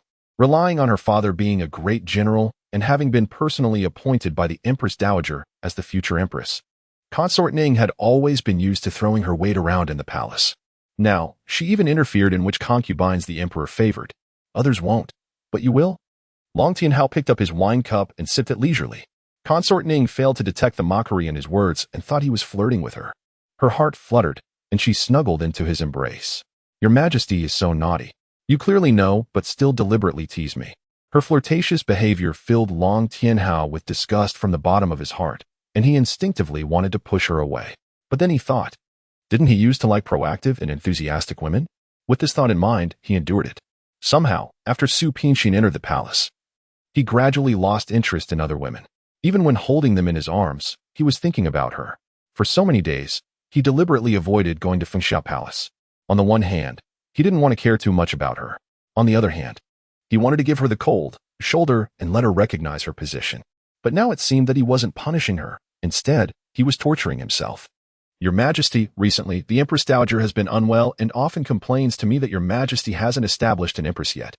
Consort Ning's delicate hand stroked Long Tianhao's chest in circles and asked seemingly casually, "What? Are you so impatient to ask me for the position of Empress?" He asked with amusement, remaining unmoved by her probing. The Lady Ning was startled. She couldn't fathom the hidden meaning behind his smile and could only suppress the eagerness welling up inside her. "Your servant dares not. It was an overstep on my part just now. I hope Your Majesty will pardon me." Long Tianhao took in all her longing at a glance. Yet a sense of desolation welled up in his heart. Recalling when she first entered the palace, she was like a flower untouched by the mundane world, truly pleasing to the eye. Now, however, in her desperate bid for favor, she appeared so vulgar. "I'll let it go this time. I don't want to see it happen again." Sooner or later, he would establish a queen, but it would never be her. Suddenly, a delicate and aloof face with a hint of stubbornness flashed across his mind. Could the candidate for the queen in his heart be her? Lost in his reverie, a sweet and melodious voice, as clear as a warbler's song, drifted into the star-picking tower. It turned out that Su Pinshin was playing with the maids and the silver fox in the imperial garden. However, the silver fox, being restless, ran off in a flash. In pursuit of it, Su Pinshin unknowingly strayed into the star-picking tower. The guards stationed outside the tower, not daring to stop the noble consort Su, let her through. As soon as the silver fox rushed into the viewing pavilion, it terrified all the concubines. Their faces turned ashen and they let out shrill screams. What on earth is going on? Long Tianhao frowned, looking at the chaos before him. The Lady Ning, feigning a demure look, clung tightly to Long Tianhao and cooed, "Your Majesty, I'm so scared." Long Tianhao's expression turned even more grim. Just as he was about to push her away, he saw the figure he yearned for day and night standing upright in the corridor. Upon entering the viewing pavilion, Su Pinshin witnessed a scene where an exquisitely alluring and heavily made-up woman nestled in Long Tianhao's arms. Instantly, a sharp pang pierced her heart, compelling her to admit that she cared about his having other women. She couldn't bear the thought of him using the arms that had held her to embrace someone else. The moment Consort Ning caught sight of Su Pinshin, her originally charming countenance transformed into a malevolent one. She affectionately wrapped her arms around Long Tianhao and sneered, "I wondered who had graced this place. So it's the noble consort Su. Sister Su, don't you even know how to kneel when you see the emperor?" This woman was extremely perilous. As long as she remained in the palace, she would always be a significant obstacle to Consort Ning's aspiration of ascending to the position of the empress. Previously, Su Pinshin was a noble consort and highly favored by the emperor, so Consort Ning dared not act rashly. However, now the emperor hadn't visited the Phoenix Cloud Palace for over half a month. In essence, she was like a woman banished to the cold palace. Moreover, since she had offended the emperor today, Consort Ning had ample opportunities to get rid of her. And at this moment, she intended to give Su Pinshin a warning. Sensing the hostility from Consort Ning, Su Pinshin's face darkened immediately. Despite the agony in her heart, she would never show weakness in front of his woman. "Pardon me for disturbing your elegant pastime," she said expressionlessly, trying her best to ignore the pain in her chest. Long Tianhao's heart skipped a beat, and a profound sense of loss welled up within him. She truly didn't care about him at all. Otherwise, how could she remain so indifferent when seeing him with another woman? Just now, he deliberately indulged concubine Ning, merely to observe how she would counterattack. However, he was disappointed as she didn't seem to care at all. Furious, he bellowed at her in a gruff voice, "What are you still standing here for? Get out." Startled, Su Pinshin held back her grief and wordlessly turned to leave. After taking only 2 steps, a white figure darted out. Slightly startled, she felt a force tugging at her feet. Looking down, she saw the silver fox biting the corner of her skirt and using its tiny body to hold her back. "Schwer, let go of me," she softly scolded. The silver fox stared back at her with its round eyes, and there was an unusual determination in its pitch-black pupils. "Can you hear me? Let go of me quickly." She raised her voice. All her grievances and discomfort turned into a blazing fire. The silver fox still refused to let go. Apart from determination, there seemed to be a hint of pleading in its eyes. So, the woman and the fox were at a standstill under the corridor. Everyone looked at each other, completely at a loss because of this strange scene. Seeing Su Pinshin's helpless and forlorn appearance, Long Tianhao began to regret having shouted at her so loudly. "You all may leave." He waved his hand to dismiss the crowd. Concubine Ning was dissatisfied and was about to protest, but was silenced by a stern glare from Long Tianhao. Gritting her teeth and stomping her foot heavily, she reluctantly left with the others. Volume 2. Chapter 14. The captive in the vast star-picking tower. Only she and he remained. Su Pinshin could no longer contain her restlessness. What on earth do you want me to do? She asked the silver fox, as if also questioning herself. She failed to understand her own emotions. Since her heart had died with Tianhao, why did it still ache because of him? The silver fox let out a low whine from its throat. Its teeth remained intact. Yet this sound seemed to be a sort of response. In a fit of extreme anger and losing her senses, Su Pinshin took off the jade pendant from her waist and hurled it at the silver fox's head. Sensing the impending danger acutely, the silver fox instantly released her and dashed towards Long Tianhao. Long Tianhao patted it soothingly and then rose to his feet, striding towards Su Pinshin. If you have grievances, direct them at me. Why take it out on a beast? Su Pinshin closed her eyes briefly. When she reopened them, the sorrow in her eyes had been successfully concealed. Slowly, she turned around, knelt down gracefully and paid her respects, saying, I have overstepped my bounds. Please punish me, Your Majesty. Although her words were soft, there was an underlying firmness. Long Tianhao could tell that she hadn't admitted defeat in this contest between them, which filled him with both indignation and disappointment. However, being the emperor, he couldn't show weakness. Since you asked for punishment, very well, I shall grant your wish. You will accompany me tonight. He fixed his fiery gaze on her. What kind of punishment was this? Su Pinshin was stunned, yet her words still carried a hidden barb. Your Majesty, this can hardly be called a punishment. Forgive me for being unable to accept it. Upon hearing her words, a sinister smile played on Long Tianhao's lips. For other women, this is an unparalleled honor, but for you, it is the greatest punishment. He was right. This was indeed the harshest punishment for her. Previously, she always thought that physical indulgence did not equal spiritual betrayal. Later, she came to realize that what she indulged was not merely her body but also her heart. Biting down on her lower lip, Su Pinshin knelt before him for the first time. Your Majesty, have mercy. She couldn't disregard the resentful and angry look in Tianhao's eyes in his dreams. Long Tianhao was greatly startled. He never expected that the stubborn, unyielding Su Pinshin would kneel to avoid his favor. He bent down to look her in the eye and sneered, I intend to visit you. Isn't such a grace grand enough? Su Pinshin's inner struggle raged on. She murmured, Your Majesty, must you force me? What? Now you no longer refer to yourself as your humble servant? He grabbed her roughly and strode angrily towards the main hall of the star-picking tower. Your Majesty? Your Majesty. Su Pinshin felt an inexplicable fear well up. She had never seen him so enraged before. He forcefully pushed her into the inner chamber and kicked the door shut. What are you thinking? You reject my visit and keep referring to yourself as your humble servant. Are you deliberately trying to keep your distance from me? Why on earth is this? Tell me. You have so many concubines. They're all young and beautiful, eagerly waiting for your visit. Why must you force me? She was also enraged and shouted back. But they are not you. Long Tianhao's voice reverberated in her ears. I don't want those vulgar women. I don't want those women who only cling to me because I'm the emperor. The woman I want is you, and only you. Upon hearing this, Su Pinshin didn't feel joy but instead was overwhelmed by sorrow. Your Majesty, this is the crux of the matter. Your infatuation with me merely stems from the fact that I happen to be here. She had to exercise great self-restraint to continue speaking. I'm different from your other concubines. I have no vested interests with you, ask nothing from you, and even dare to ignore you and challenge your authority. All these things make you find me novel and interesting, without any pressure. That's why you claim to love me. I'm not the only one who can be the imperial concubine. Any girl who is less obsessed with fame and fortune, distinctive, and beautiful enough would do. I've said before that I only want you. Exioner is Exioner, the only wife I've recognized.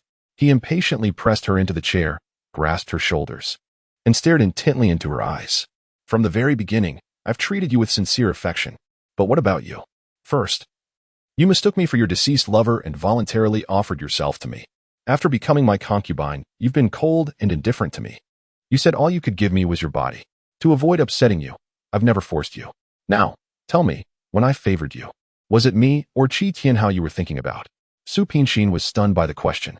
She never expected him to ask such an obvious question.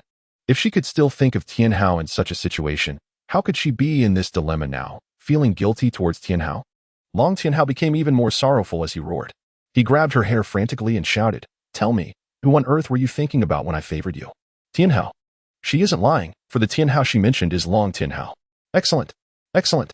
He let out a wild laugh. Yet the laughter was so hard, wrenching that it made one want to cry. I understand. From the very beginning, I've merely been a substitute, and moreover, a substitute for a dead man. Ha. She bit her lips forcefully, compelling herself to bravely confront the nearly crazed him.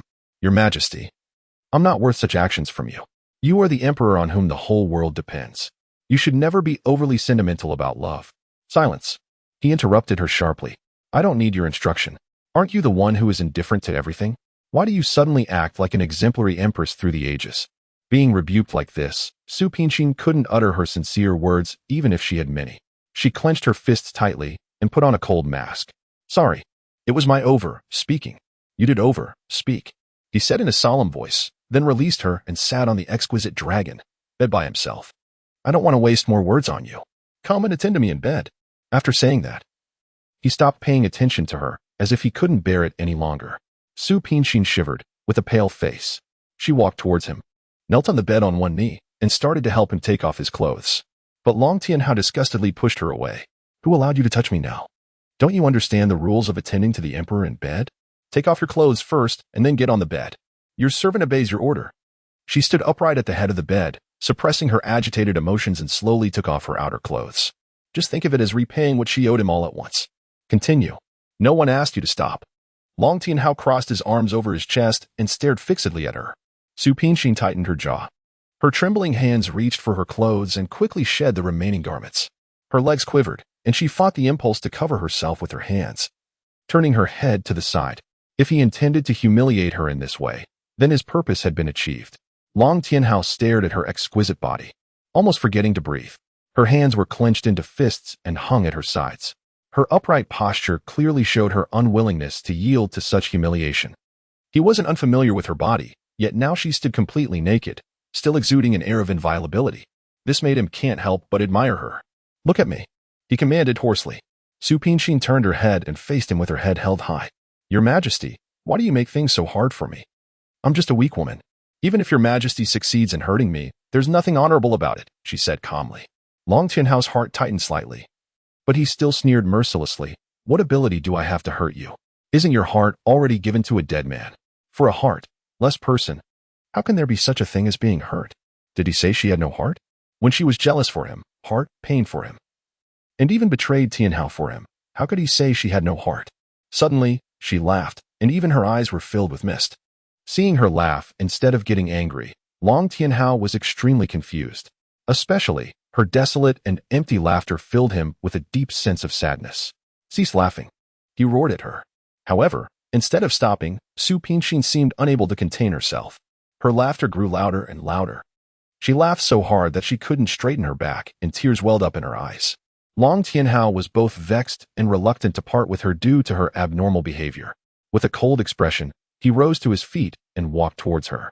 He took off his sable fur cloak with a wide, sweeping gesture and tightly wrapped her slender and bare body in it. Su Pingshin stopped laughing, and a line of tears welled up in her eyes.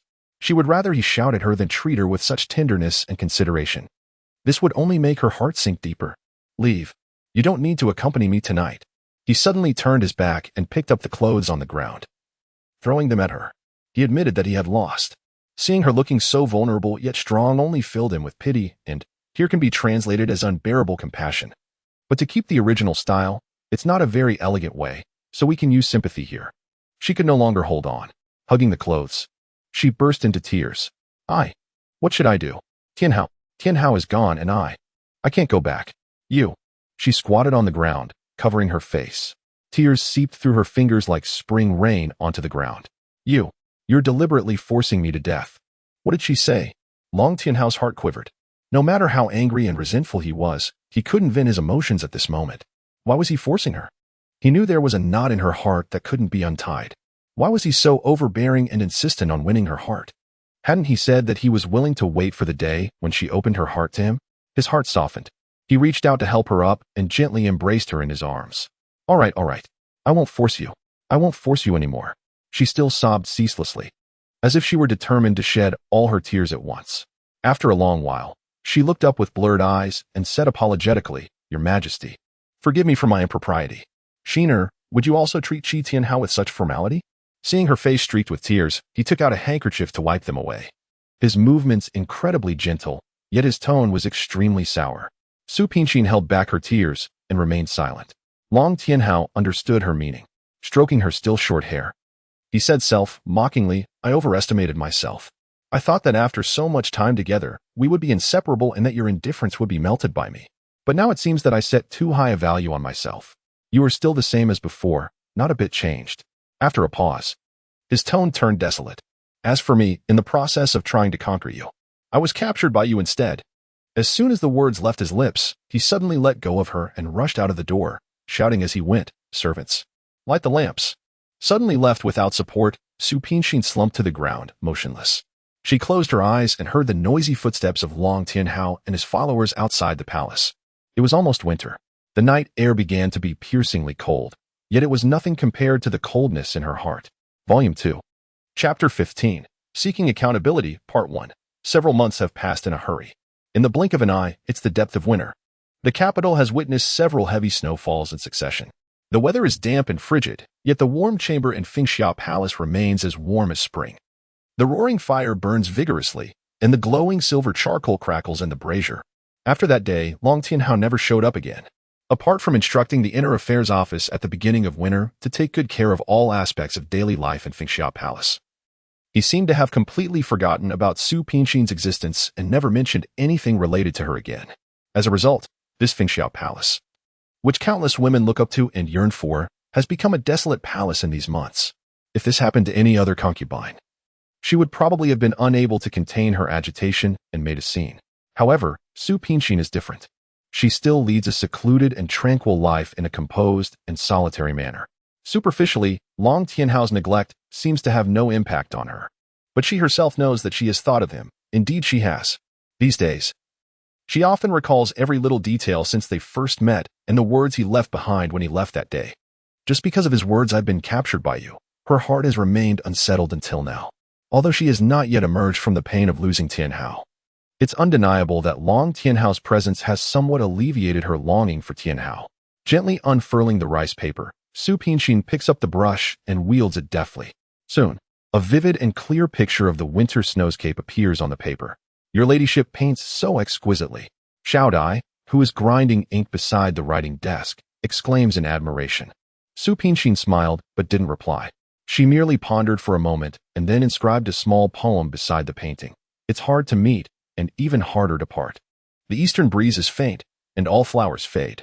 The silkworm spins till death, its silk exhausted. The candle weeps till ash, its tears all dried.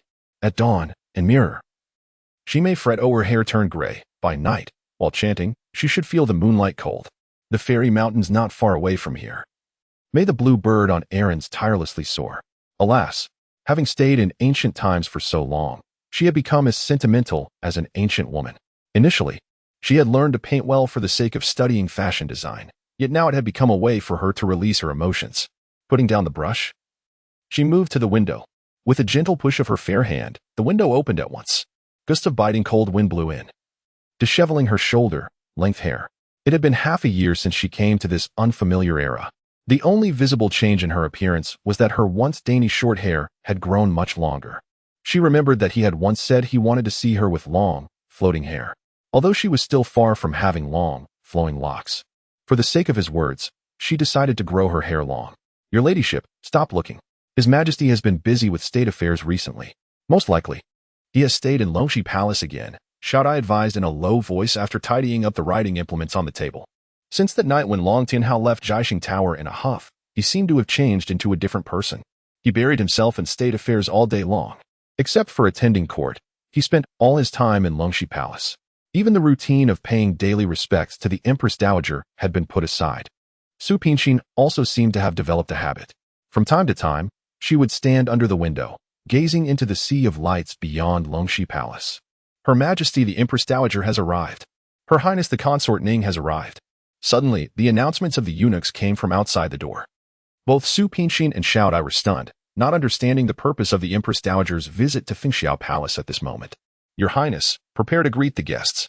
After all, Xiao Dai had been in the palace for many years.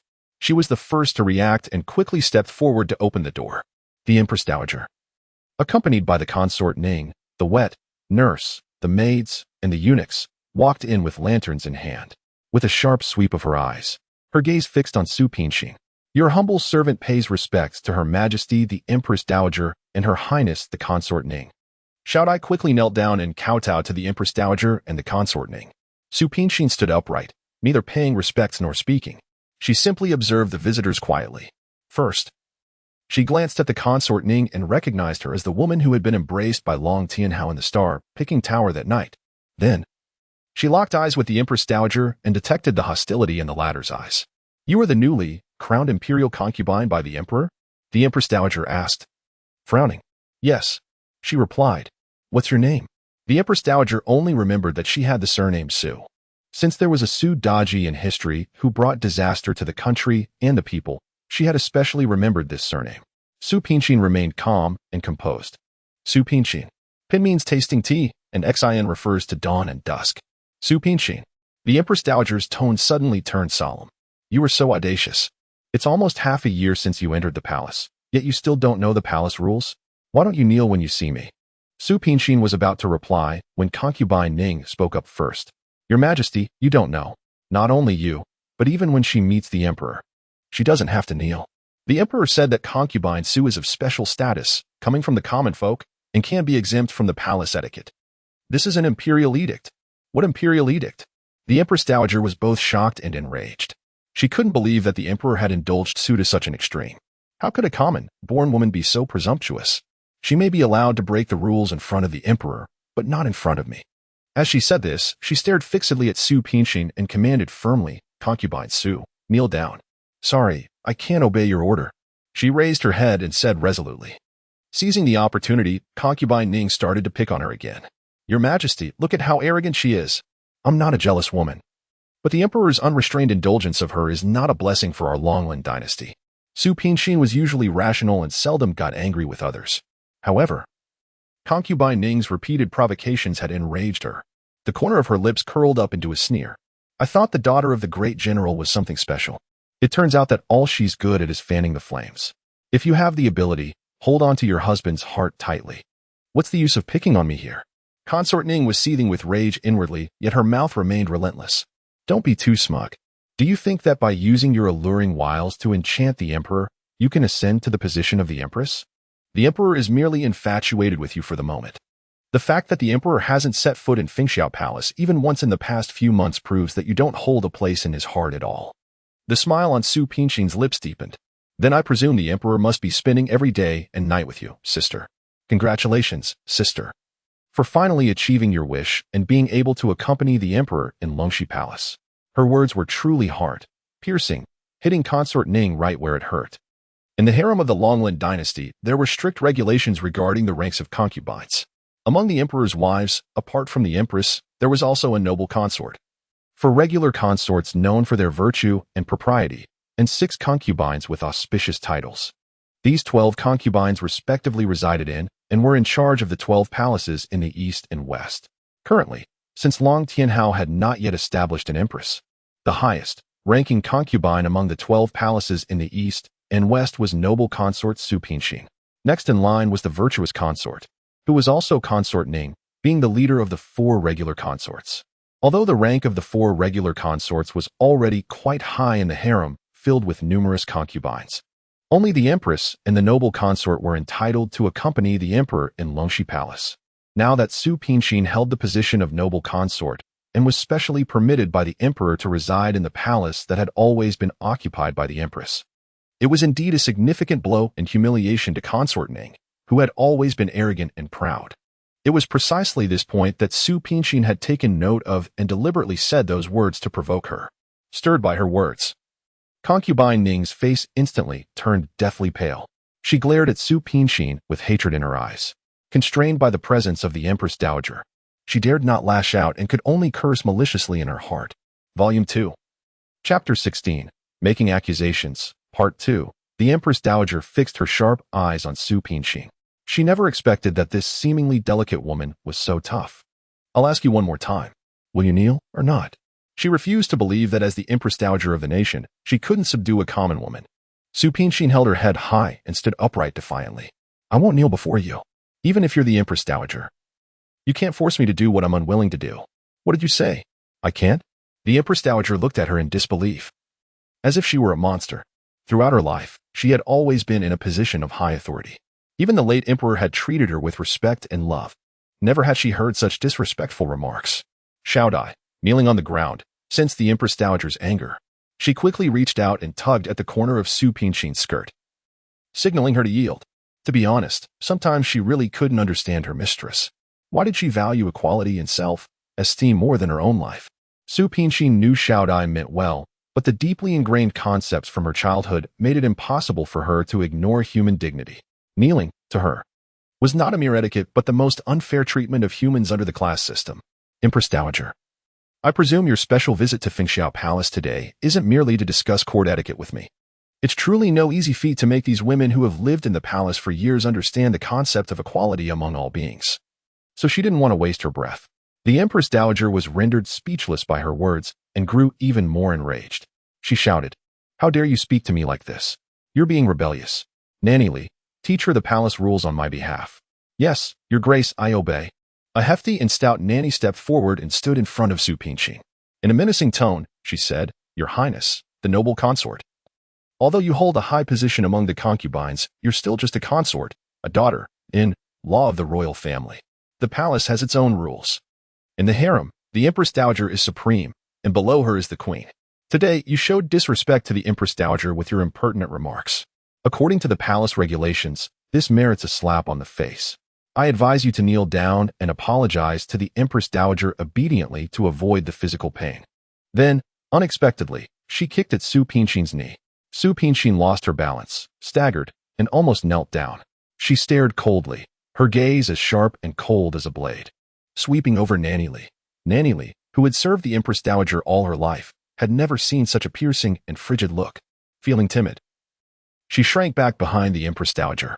The Empress Dowager was also truly intimidated by her cold-blooded aura and was momentarily stunned.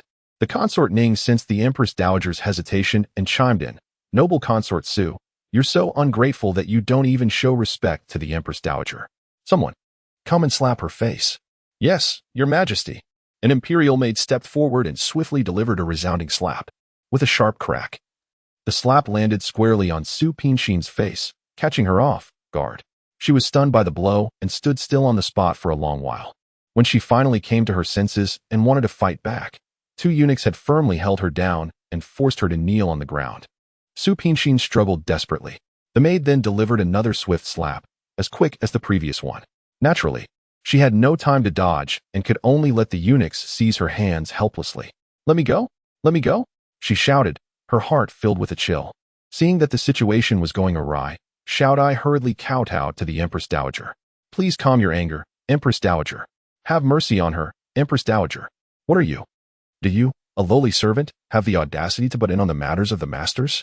Consort Ning, in a fit of misplaced anger, kicked Xiaodai. Xiaodai was knocked to the ground, but refused to give up. She knelt up again and kept kowtowing to the Empress Dowager. "Please calm your anger, Empress Dowager. Have mercy on her, Empress Dowager." Consort Ning still wanted to vent her anger on Xiaodai, but the Empress Dowager stopped her. "Is it really worth losing your composure over a mere maid?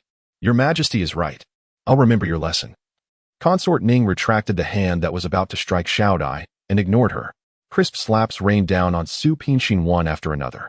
Unable to dodge, she gritted her teeth and endured them stoically.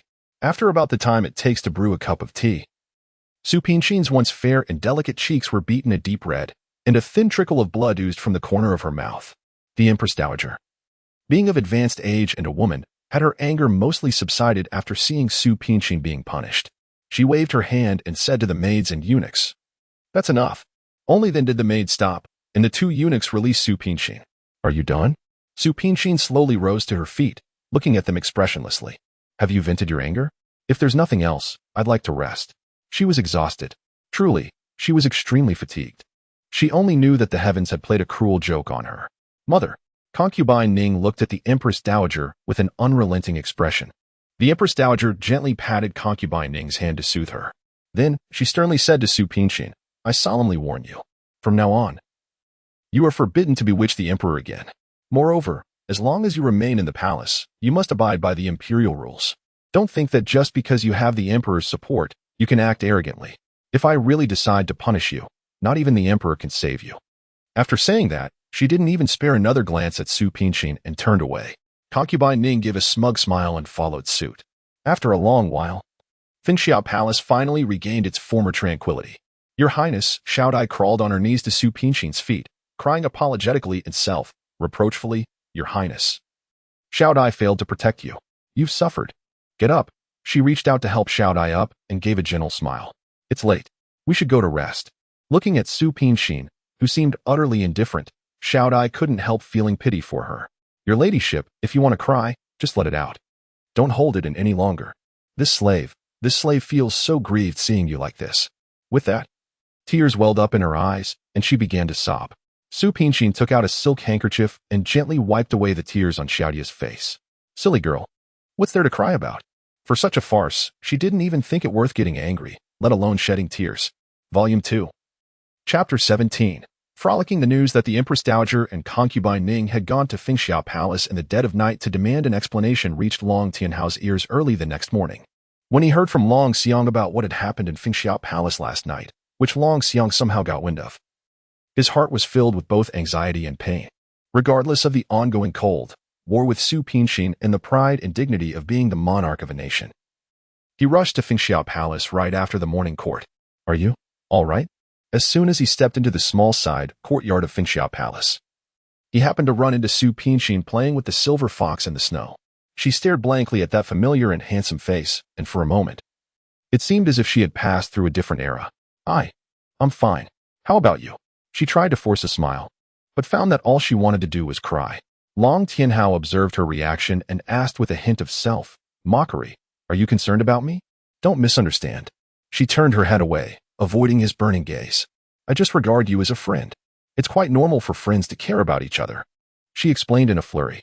However, he would not allow her to escape. Just as he was about to turn her face around, he felt her slight tremor the moment his fingers touched her. What's wrong? Does it still hurt badly?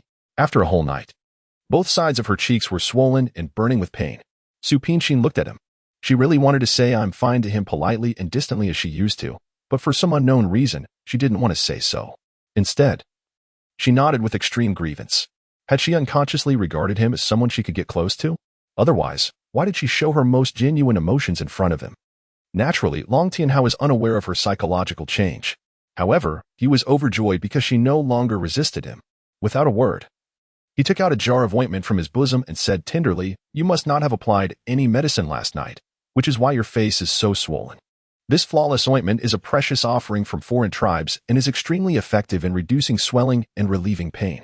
He opened the bottle cap, took some ointment, and carefully applied it on her swollen cheeks.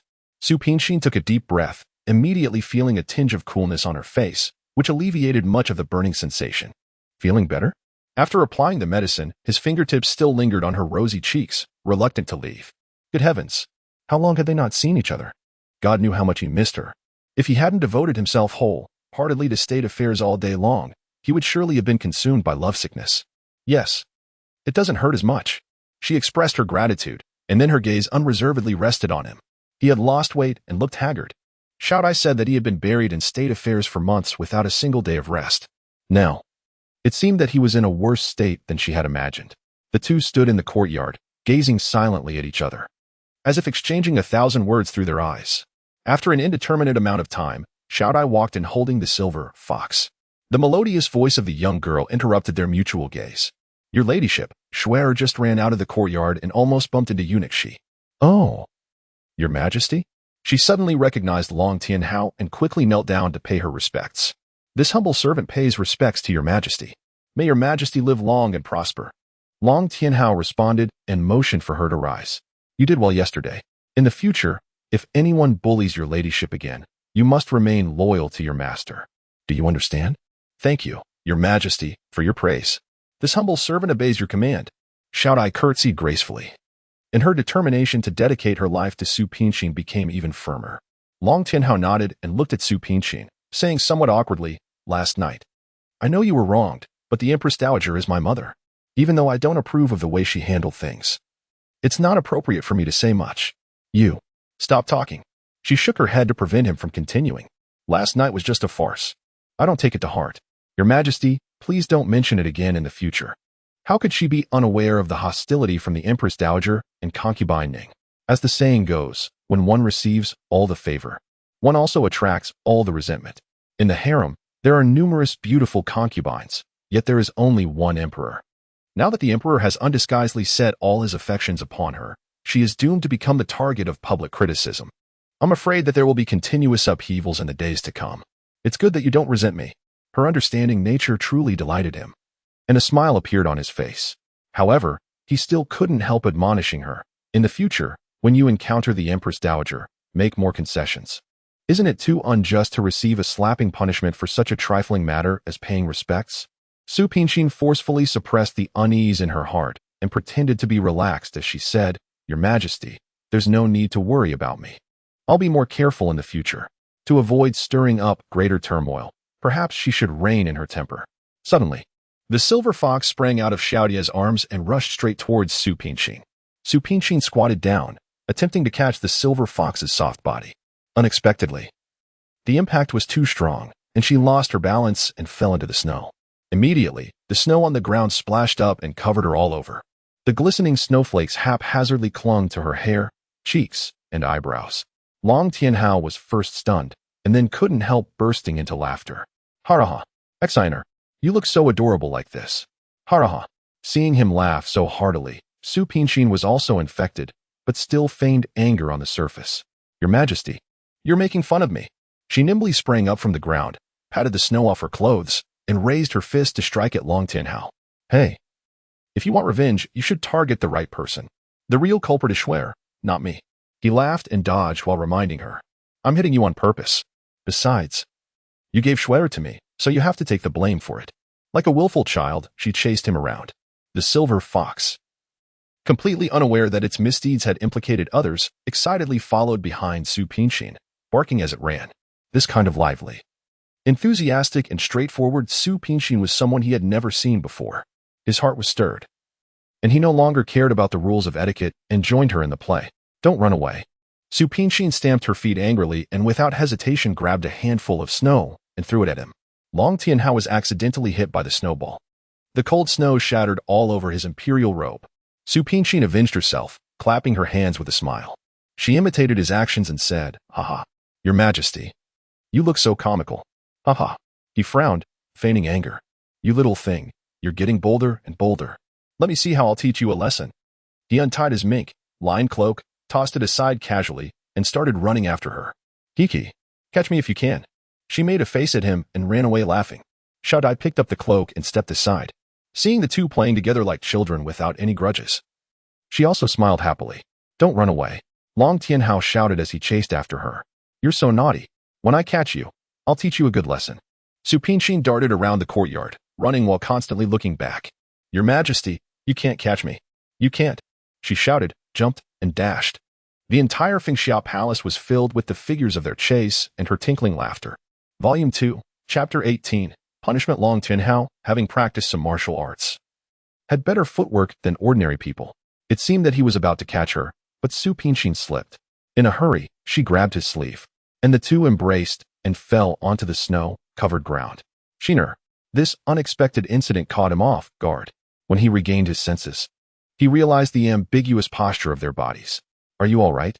He quickly stood up, pulled her up, and looked at her with a somewhat complex expression. She shook her head and gently brushed the snow off his clothes. This considerate act of hers burned away all his reason.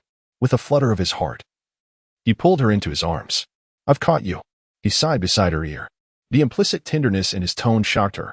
She suppressed herself and asked half jokingly and half seriously, "Then, Your Majesty, how do you plan to punish me?" "Guess, little smarty." He gently tapped the tip of her nose, and his eyes sparkled with affection. Su Pinqin turned around, allowing him to hug her from behind, seemingly sulking. She was actually avoiding his such affectionate gaze. "How would I know? Little one, do you still think you can escape after being caught by me?" His voice, as mellow as fine wine, sent shivers of delight through her body. "For you, I prefer to use a special way to punish." He quickly righted her body, then lowered his head and accurately pressed his lips against hers. His tongue teased at the corners of her lips, seeking a gap to gently penetrate. His kiss was different from the previous wild and passionate ones. It was so tender and cautious, as if he were afraid of scaring her. Su Pinqin sensed his earnestness. She closed her eyes, voluntarily parted her lips, and readily accepted his plunder. Her heart began to flutter. She could clearly feel the soul within him, bewildered and helpless in love, suffering in agony. The more she understood the pain in his heart, the deeper her sense of guilt grew. "Stop this, Your Majesty." Blushing, she pushed him away. "Why?" he asked, a hint of hurt in his voice, with the lust still lingering in his eyes. Unable to bear seeing him like this, Su Pingshin lowered her head and gave another reason. "There are people around." Long Tianhao gave a relieved smile, then picked her up and walked into the inner chamber. The eunuchs and maid, servants who were busy inside the chamber, saw the two in an intimate embrace and tactfully withdrew quietly. After a long while, Su Pingshin gradually returned to reality from the ecstatic passion. She found herself limp and powerless in Long Tianhao's arms, and his strong arms were tightly encircling her, as if he feared she would disappear at any moment. "Shiner, tell me, if there were no Qi Tianhao, would you fall in love with me?" His palm gently caressed her hair dampened by sweat as he softly inquired. She was stunned. Would she? If there were no Tianhao, would she have fallen in love with him? Or perhaps she already had. Su Pingshin suddenly looked up in shock and met his expectant eyes. "Shiner, stop asking. Don't ask anything anymore. I'm pleading with you." She buried her head in his chest and didn't say another word, and neither did he. Silence gradually spread between the two. He stared ahead with a cold gaze, yet he couldn't ignore the slight tremor of the girl in his arms. She was crying. He knew it, for her tears, like melting wax, seared his chest and scorched his heart. Did she regret it? When he conquered her with passion, she saw him in her eyes. But what about when they returned to reality? Would she always cry so sorrowfully after every time they were intimate? He could no longer bear the heart-wrenching pain triggered by her tears. He pulled back the quilt and was about to leave, but Su Pingshin's hands tightened around him instead. Surprise flashed across Long Tianhao's face, and he felt his despairing heart come back to life. "Shiner, don't cry. Don't cry." Her silent sobbing tugged at his heart even more. He lifted her delicate face and bent down to kiss away each teardrop on her cheek. Was it his fault? He merely desired to love her. Why was it so arduous? Could it be that she truly did not belong to him?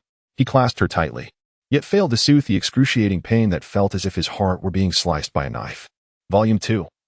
Chapter 19. Pregnancy. The gentle morning sunlight filtered through the shade of the trees, bathing her in a warm glow. A soft breeze flitted across the treetops, causing the leaves to rustle softly. With winter gone and spring arriving, the imperial garden was brimming with vitality. Su Pingshin was attired in a crescent, white imperial consort's robe, paired with a light, purple vest embroidered with clustered flowers and butterflies. Her long, flowing hair was neatly coiled up, and a delicate hairpin in the shape of a phoenix was inserted into her hair. With bright eyes and white teeth, and her robes fluttering in the wind, she was as beautiful as a figure stepping out of a painting. She and Xiaodai strolled one after another in the imperial garden of the palace, frequently eliciting exclamations of admiration from the maids and eunuchs. Since the day she had another intimate encounter with him, her attitude towards him had improved significantly. Long Tianhao treated her with even greater tenderness and care, visiting Fengxiao Palace frequently every day. This was a situation that had never occurred since the founding of the Longlin Dynasty. The emperor doted on a concubine to an incurable extent. For her sake, he no longer approached other concubines. And in the records of the imperial harem for a consecutive month, only Su Pingshin's name appeared. Suddenly, the entire harem was filled with complaints. However, Su Pingshin, who was at the center of the storm, was completely unaware of all this. Apart from her own calmness and lack of desire to compete for the emperor's favor, there was, of course, Long Tianhao's secret protection. The lesson of the Empress Dowager's midnight intrusion into Fengxiao Palace compelled him to take precautions in advance. He issued an imperial edict stating that no one was permitted to enter Fengxiao Palace without his authorization. All matters concerning Su Pingshin, regardless of their scale, were to be reported to him immediately. Under such meticulous arrangements, Su Pingshin and everyone in Fengxiao Palace were isolated from worldly strife. Early one morning, as soon as Long Tianhao went to attend the court session, Su Pingshin, accompanied by Xiaodai and a group of maids, strolled in the imperial garden. "Your Highness, you've been walking for so long. Why not take a rest?" Xiaodai whispered into Su Pingshin's ear, offering her advice. "Very well. Go and prepare some refreshments. Let's go to the pavilion ahead and sit for a while," Su Pingshin replied, and without slowing her pace, she led the way into the pavilion. The servants in the palace were highly efficient, in just the time it took to burn a stick of incense. An array of delicate pastries exuding an alluring fragrance were placed before her. "Xiaodai, there are no outsiders here. Come and sit down and have some," she said. patting the stone chair beside her. Xiao Dai looked at her, overwhelmed with both surprise and gratitude, and shook her head repeatedly. Your Highness, the servant doesn't dare. Su Pinxin smiled and didn't force her. It was quite remarkable that a mere 15-year-old girl had become so composed and meticulous in the palace. As she mused, she picked up a piece of crab roe cake and brought it to her mouth. However, as soon as she caught a whiff of the fragrance, a wave of nausea washed over her. She quickly put down her chopsticks and covered her mouth, retching repeatedly. Your Highness, are you all right? Xiao Dai rushed forward immediately to support her and helped her drink some tea. After taking a sip of hot tea, Su Pinxin found her stomach felt much better. It's okay. I'm just a bit nauseous. Maybe I've caught a chill recently. Nauseous? Xiao Dai thought for a moment. Your ladyship, could it be that you're pregnant? Although Xiao Dai was young, having spent many years in the palace, she naturally understood such matters better than Su Pinxin. Pregnant? She widened her eyes in disbelief, gently stroking her flat abdomen. She had never imagined that a little life would be coming, nor had she associated her recent loss of appetite with pregnancy. Counting the days on her fingers, she realized that her usually punctual menstrual period had been delayed for about half a month. It seemed highly likely that she was pregnant. Moreover, she had never taken any contraceptive measures. In my humble opinion, it's better to invite a royal physician to feel your pulse, Xiao Dai suggested. Su Pinxin nodded in agreement. This was a significant matter, and she truly needed an accurate answer. Go quietly and invite the royal physician. Make sure not to alert anyone else. Soon, Xiao Dai brought the invited royal physician into Fengxiao Palace. After feeling Su Pinxin's pulse, the royal physician was overjoyed and immediately knelt down to kowtow. Congratulations, your ladyship. You're blessed with great joy. Are you certain? Su Pinxin carefully verified. The royal physician nodded with a beaming smile. I'm confident. The signs of pregnancy in the pulse are very obvious. How wonderful, your ladyship. Xiao Dai exclaimed excitedly. Su Pinxin flashed a faint smile, yet her heart was in utter chaos. She retrieved a gold ingot from the drawer and slipped it into the imperial physician's hand, whispering softly, Take this. Please keep my pregnancy a secret. The imperial physician stood there, stunned, staring at her in disbelief, utterly confounded by her intentions. Having served as an imperial physician all his life, he had never encountered a concubine who, upon conceiving the emperor's child, requested secrecy. Shouldn't she, like other concubines, be overjoyed and eager to announce the news to the world? Su Pinxin knew what was going through his mind. She deliberately feigned elation and said, I merely wish to surprise the emperor. Can't you even assist me with this? Oh. The imperial physician thought he understood. He tucked the gold into his bosom and bowed, saying, Thank you, your highness, for the reward. This humble servant shall surely keep his lips sealed. Thus, the imperial physician prescribed some medications for soothing the fetus and calming the nerves. He also gave Xiao Dai some instructions on matters a pregnant woman should pay attention to, then left with a smile. After the imperial physician departed, Xiao Dai looked utterly perplexed. Your highness, do you not plan to inform the emperor about your pregnancy? Yes. Su Pinxin didn't conceal it from her. So henceforth, you must be extremely cautious in your words. Make sure not to let the cat out of the bag, she admonished. But why do you have to do this? Xiao Dai was utterly bewildered. She heaved a sigh of melancholy.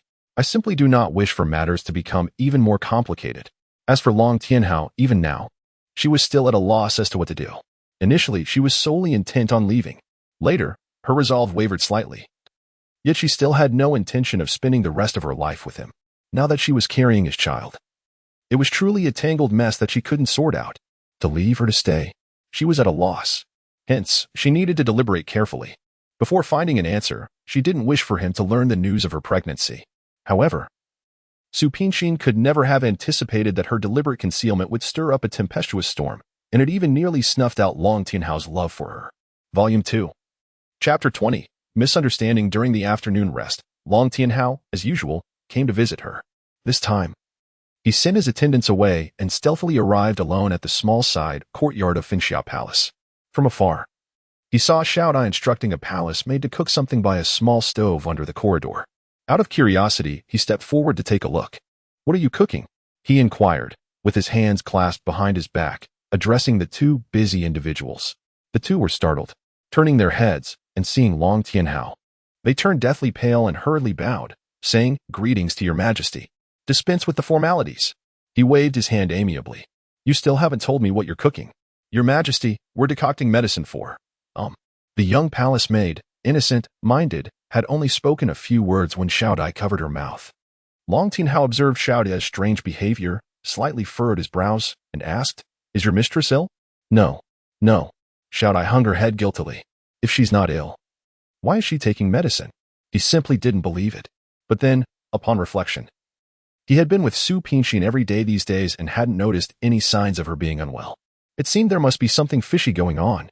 Upon hearing this, Xiao Dai was greatly astonished, her body trembling slightly. "Your Highness, her ladyship is in good health. Truly, she has no illness." Her terrified appearance further confirmed his suspicion. He frowned, his face turning cold as he demanded sternly, "Speak. What on earth is going on?" Xiao Dai's legs gave way in fear, and she knelt down. The young maid also knelt and kowtowed incessantly. "How dare you be so audacious?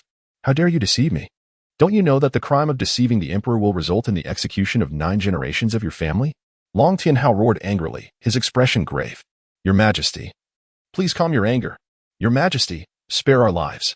The young maid kowtowed repeatedly like a pounding garlic, knowing that she could no longer conceal the truth.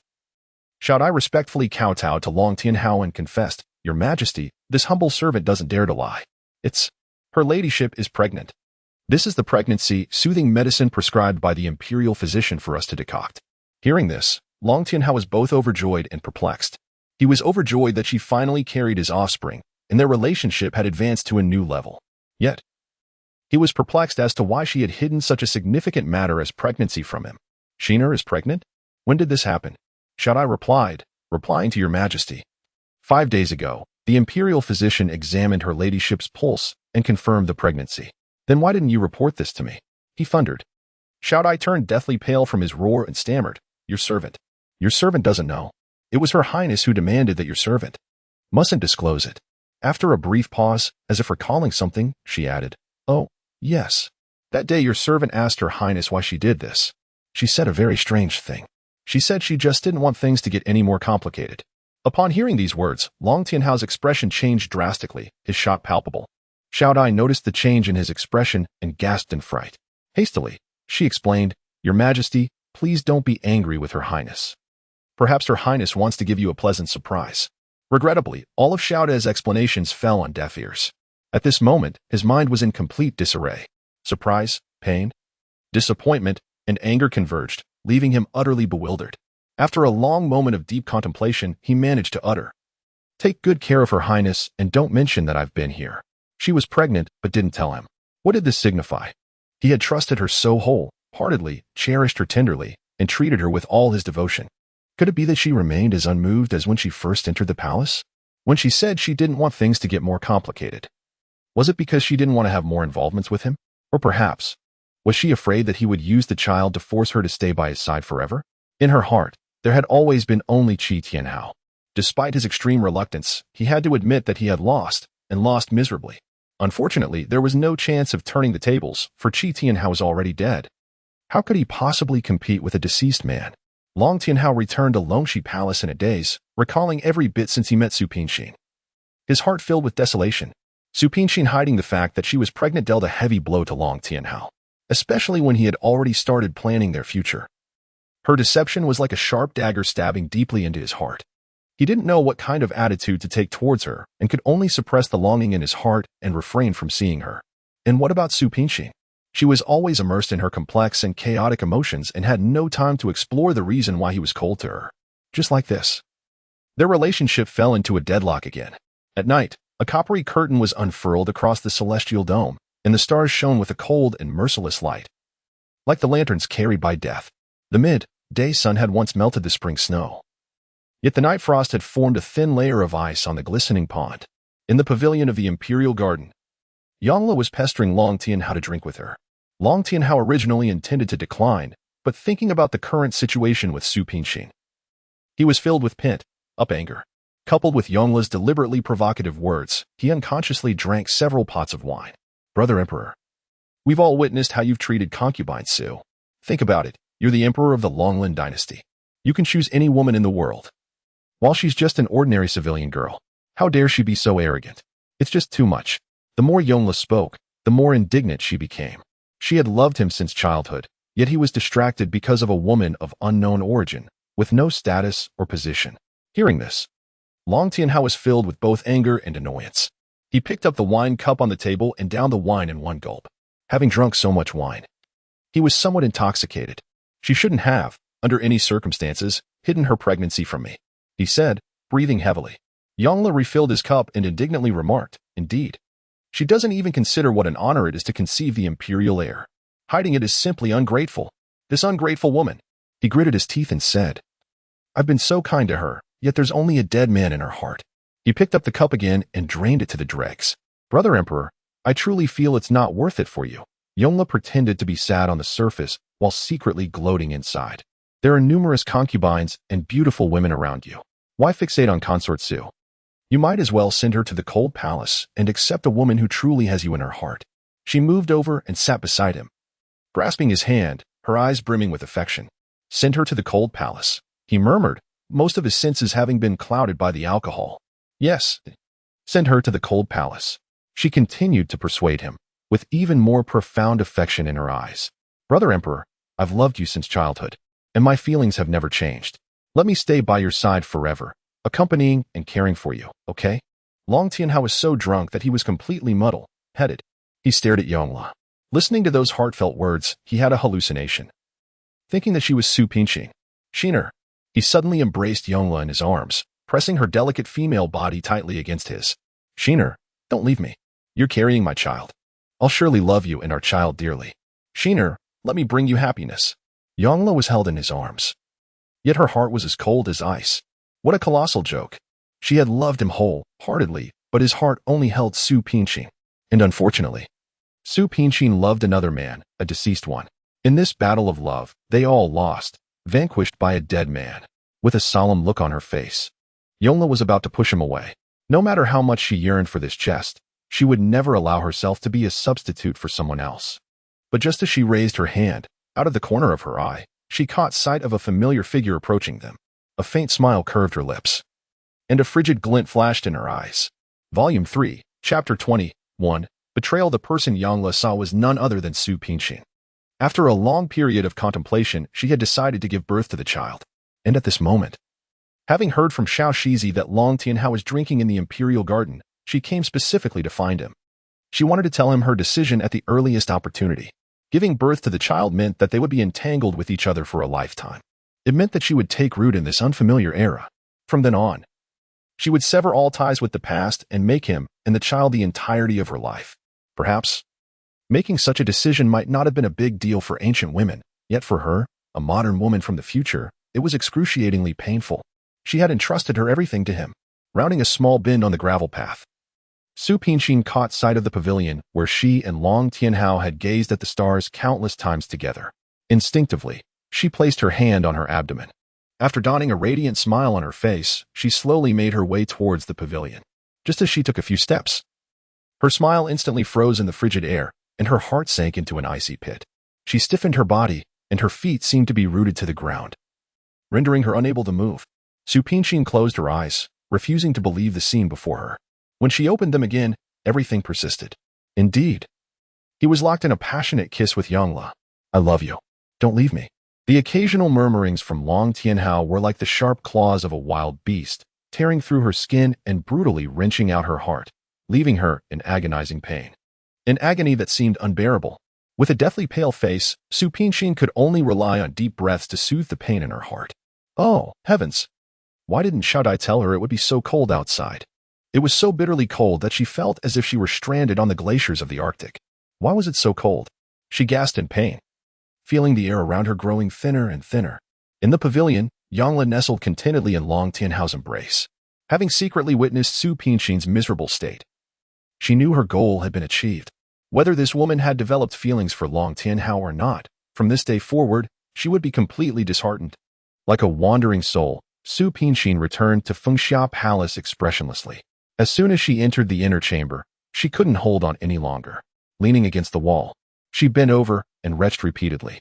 Shaodai was startled when she saw this and quickly rushed over. Your ladyship, what's wrong with you? Why are you having such a severe bout of morning sickness? Su Pinqing's pale face was extremely frightening. Another fit of retching came, and Su Pinqing shed tears in agony. Shaodai supported her and gently patted her back continuously to ease her pain. Your ladyship, are you all right? Should I send for a royal physician? Don't go. After finally getting through the ordeal, Su Pinxin quickly grabbed Xiaodai to stop her from summoning a physician. But Xiaodai still couldn't rest easy. I'm fine. Don't alarm everyone. She straightened up and, supported by Xiaodai, sat down on the chair. She knew that this was not just morning sickness. The scene she had witnessed in the imperial garden had left her utterly dejected and hopeless. No royal physician could cure her, and no one could. Your ladyship, have a cup of hot tea to warm your stomach. Xiaodai considerately brought over a cup of tea.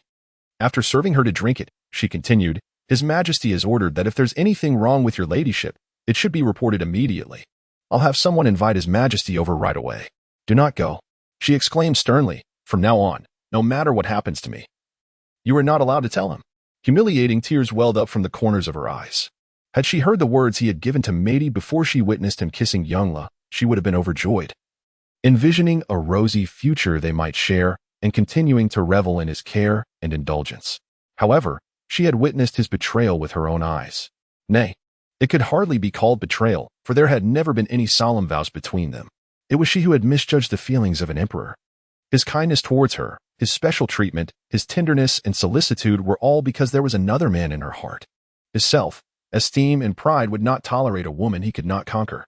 Pressing her chest tightly, she wondered if there was any form of plunder in the world more cruel than this. What he had done was no less than shattering her resurrected heart once again. He had said that he would give her happiness. He had also said that his heart had been captured by her. It turned out that all those words were lies told merely to conquer her, and she had been so foolish as to take them seriously. She, Su Pinxin, had been nothing but a prey from beginning to end. With tears streaming down her face, she suddenly burst into laughter. Laughing until her voice was hoarse and her whole body ached. Meidi was terrified by her laughter and said with a trembling voice, Your Highness, please, don't frighten this humble maid. What has happened to you? Do you know, Xiaodai? In this world, the most unreliable thing is the human heart. She gazed at Xiaodai with a smile, the pain in her eyes profound and heavy. Especially when a man whispers sweet nothings to you, you mustn't believe him. For those honeyed words can be uttered to different women at the same time and place. Xiaodai was utterly bewildered. Your ladyship, what are you talking about? This servant doesn't understand. Why are you talking about men and the human heart? No, this situation can't go on. No one can bear the consequences. This servant must go and report this to the emperor. Gathering the corners of her skirt, she was about to rush out, but was roughly yanked back by Su Pinxin. She glared at Xiaodai with displeasure. I said you're not allowed to go. Are you disobeying me? Xiaodai suddenly knelt before her, her voice choking. Your ladyship, this servant is begging you. Please don't be like this. This servant is so worried about you. Her eyes reddened, and tears trickled down one after another. Xiaodia's words were like a powerful stimulant to her. Yes, she couldn't go on like this. While her feelings for him hadn't reached the point of no return, she had to take prompt action to eliminate the root cause. She must return to the past, to the days when her heart was as calm as still water. Could she do it? It seemed as if a voice deep in her heart was asking her. Just then, a strange and eerie glint of inspiration unexpectedly flashed across her mind. She could do it, as long as there was no such child. Xiaodai, there is something for which I need your assistance. She grasped Xiaodia's shoulders, her tone grave and earnest, her eyes brimming with entreaty. Xiaodai stared blankly, looking at her with a dazed and perplexed expression. Volume 3, Chapter 22, Dispute, Part 1, several days later. Long Tianhao had been tortured by yearning to the point of having no inclination for handling state affairs. After getting drunk with Yongle that night, he became even more certain of his feelings. He was infatuated with Su Pinxin beyond redemption, deeply ensnared in his love. During the court session, his thoughts were occupied by her. While reviewing memorials, he seemed to see her. Even in his dreams at night, she was the sole presence. He swept the memorials off the table in a fit of agitation. Rising to his feet, he walked to the window and flung it open. At this moment, he yearned for a breath of fresh air. Gazing into the distance in the direction of Fengxiao Palace, he pondered, how had she been lately? The weather had been changeable, turning warm yet still tinged with chill. Had she fallen ill? After such a long separation, had she ever missed him? Countless questions about her swarmed his mind, making it impossible for him to stay put any longer. He casually grabbed a cloak and draped it over his shoulders before striding out briskly. Just as he reached the door, the voice of Xiaoxi came in. Her Majesty, the noble consort Ning, has arrived. Princess Yongle has arrived. The noble consort Ning and Princess Yongle entered with their entourages. Before they could pay their respects, Long Tianhao said in a hurry, I'm going to Fengxiao Palace now. Discuss whatever matters you have tomorrow. Brother Emperor, wait a moment. Yongle called out to him. The matter I wish to discuss concerns the mistress of Fengxiao Palace. Her words successfully made Long Tianhao halt his steps. You're talking about Xiner? What's happened to her? Obvious concern clouded his face. A sinister smile curled up on Yongli's lips. Your Majesty, if you want to know what's happened to your Xiner, you'd better ask Consort Ning. Long Tianhao glared at the two of them, utterly perplexed. Stop beating around the bush and tell me quickly. Your Majesty. Consort Ning stepped forward a few paces and curtsied. In Fengxiao Palace, there's a young eunuch named Lai Shou. He and the maid Hong are in my palace, her siblings. Last night, Lai Shou came to see Hong and said that while cleaning, he found a packet of medicine in noble consort Su's chamber. Hong has been weak since childhood. Lai Shou thought it was a packet of tonic and secretly brought it for Hong to take. Hong thought it inappropriate and gave the packet of medicine to me. Unconsciously, Long Tianhao clenched his fists. His breathing quickened and his eyes widened further. Medicine? What kind of medicine? Why does Xiner keep medicine in her chamber? This is the packet of medicine that Hong gave me. Consort Ning took a medicine packet from the maid beside her and presented it to Long Tianhao. Long Tianhao's hands trembled. His eyes, fixed on the medicine packet, were filled with pleading that the medicine was not what he feared. However, Consort Ning's next words shattered his hopes completely. Your Majesty, I've sent someone to ask the imperial physician. It's confirmed to be safflower. I can't believe it. Xiner wouldn't. He shook his head painfully and hesitantly. Oh Lord, how could he believe that in this world there could be a mother so ruthless as to kill her own flesh and blood? It is quite obvious now. Does your highness still intend to shield that woman? Yongle rushed up to him angrily. Safflower is an abortifacient. How could such a thing exist in the palace? Before I came here, I went to the chamber of imperial etiquette to make inquiries. 3 days ago, the maid Xiaodai from Fengxiao Palace left the palace once. The guard on duty that day also said he saw Xiaodai returning to the palace in a flurry, holding a pack of medicine in her hand. Long Tianhao's mind was in a complete turmoil. Astonishment, anguish, disappointment, and rage coalesced into a powerful pressure that almost made it difficult for him to breathe. No wonder she didn't tell him when she was pregnant. It turned out that she had made up her mind not to keep this child. In her heart, there was not the slightest place for him. Long Tianhao dashed out of Longxi Palace, dejected, sorrowful, and heart-broken. He had to go and ask her. Why was she so heartless? Why did she trample on his love for her in such a cruel way? He must go and ask her. Furious, Long Tianhao arrived at Fengxiao Palace. As soon as he stepped through the door, Xiaodai knelt down and blocked his way, saying, Your Majesty. Her Highness the Empress said she was tired and has gone to rest. You might as well. Get out of my way. I'll deal with you later. He kicked her to the ground and continued to stride rapidly towards the inner chamber. With a loud bang, he forcefully pushed open the door of the inner chamber. Su Pinxin, whose consciousness was already in a state of semi-stupor, was awakened by the loud noise of the door being pushed open. As soon as she opened her eyes, she saw Long Tianhao standing at the threshold with an enraged look on his face. Your Majesty, it's so late. I thought you wouldn't come. She threw off the quilt and got out of bed. Her body, dizzy from morning sickness, swayed slightly. Long Tianhao stepped forward resolutely with a deep and gloomy look in his eyes. All of a sudden, he grabbed her forcefully. His voice as cold as ice. You've always wished I wouldn't come. Su Pinxin was stunned. The pain in her arm made her frown slightly. Your Majesty, why do you say so? Humph. He took out the medicine packet that concubine Ning had given him from his waist and threw it in front of her. Don't tell me you don't know what this is? Even if it was just for a split second. It was long enough for her to see clearly that the medicine packet was the abortion drug that she had forced Xiaodai to buy from outside the palace a few days ago. Without asking more, she already understood that he knew everything. Then, his aloofness and coldness these days were not merely because of his infatuation with someone else? Tell me, what on earth are you thinking? He narrowed his eyes and stared menacingly at that pale yet beautiful face. What kind of woman could be so cruel as to kill her own child? She was using the child's blood to destroy the only true love of his life. Su Pinxin was completely at a loss. These days, she had been constantly thinking, hoping to come up with an answer. But it was all in vain. Her heart was still in a complete mess. Don't ask me. I don't know myself. Why did he still come to bother her? Didn't he already have someone else in his heart? Are you unaware? Long Tianhao thundered, his tone intensified. You actually claim you have no idea. Su Pinxin. What do you take me, Long Tianhao, for? A fool at your mercy? If your compliance all these days was merely to seek solace from the loss of your beloved in me, then let me tell you, it's out of the question. She grasped the meaning behind his words and knew what misunderstanding had arisen. She yearned to open her mouth and explain.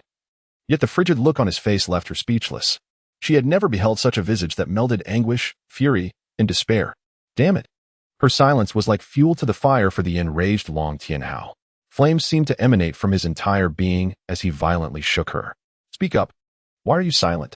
Or do you simply regard me as a replacement for that man? He shook her so violently that her head spun. Her already frail body became even more unsteady.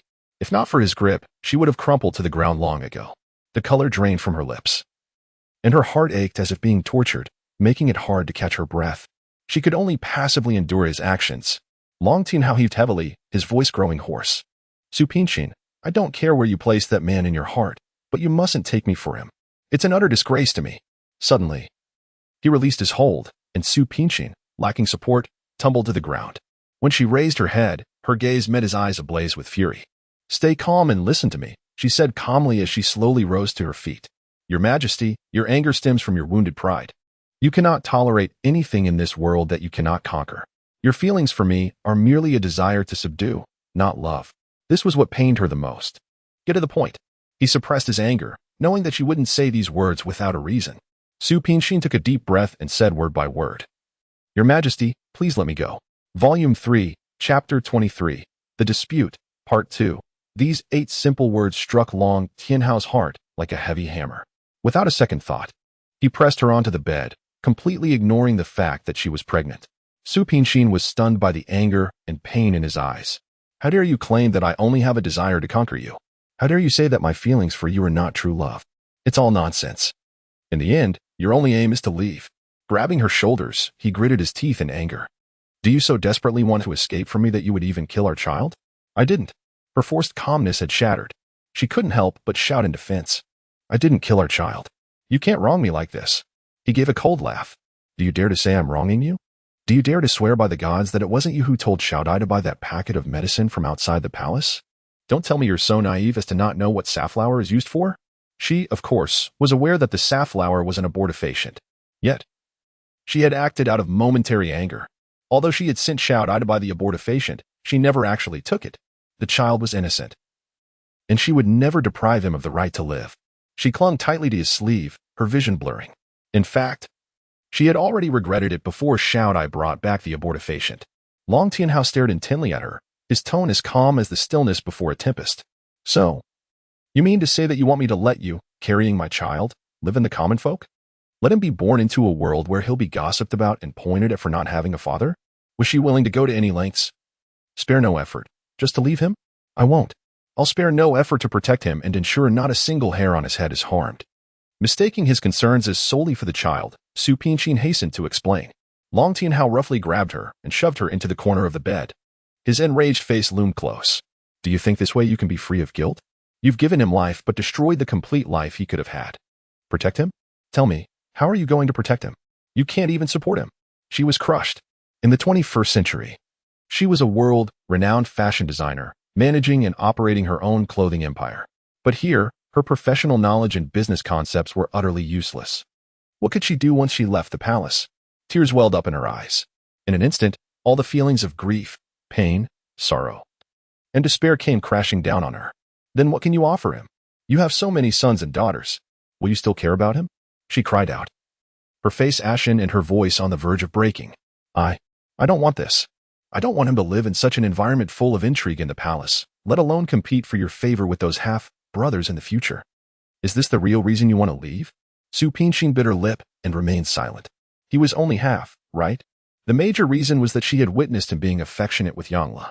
At that moment, she recognized a truth. A monarch's favor could never be bestowed on just one woman. There might not even be a fraction of love in his 10-fold favor. You don't want the child, and you want to leave me because you're afraid he'll be involved in court disputes in the future? He asked patiently again. Yes. Fine. Long Tianhao's emotions gradually settled. He withdrew, his body pressing against hers a bit. Then I'll give you peace of mind. After our child is born, if it's a boy, he'll be crowned the crown prince. If it's a girl, she'll be the first princess. Are you satisfied now? No, she shouted in refusal. You simply don't know what we really want. Do you think you've given him everything by bestowing wealth, honor, and a noble title? You're wrong. This isn't what we want. Her tone was extremely unsteady, and her chest heaved violently. Then what on earth do you want? Tell me, he asked, his fists unconsciously clenching and unclenching. What I want. You can't give.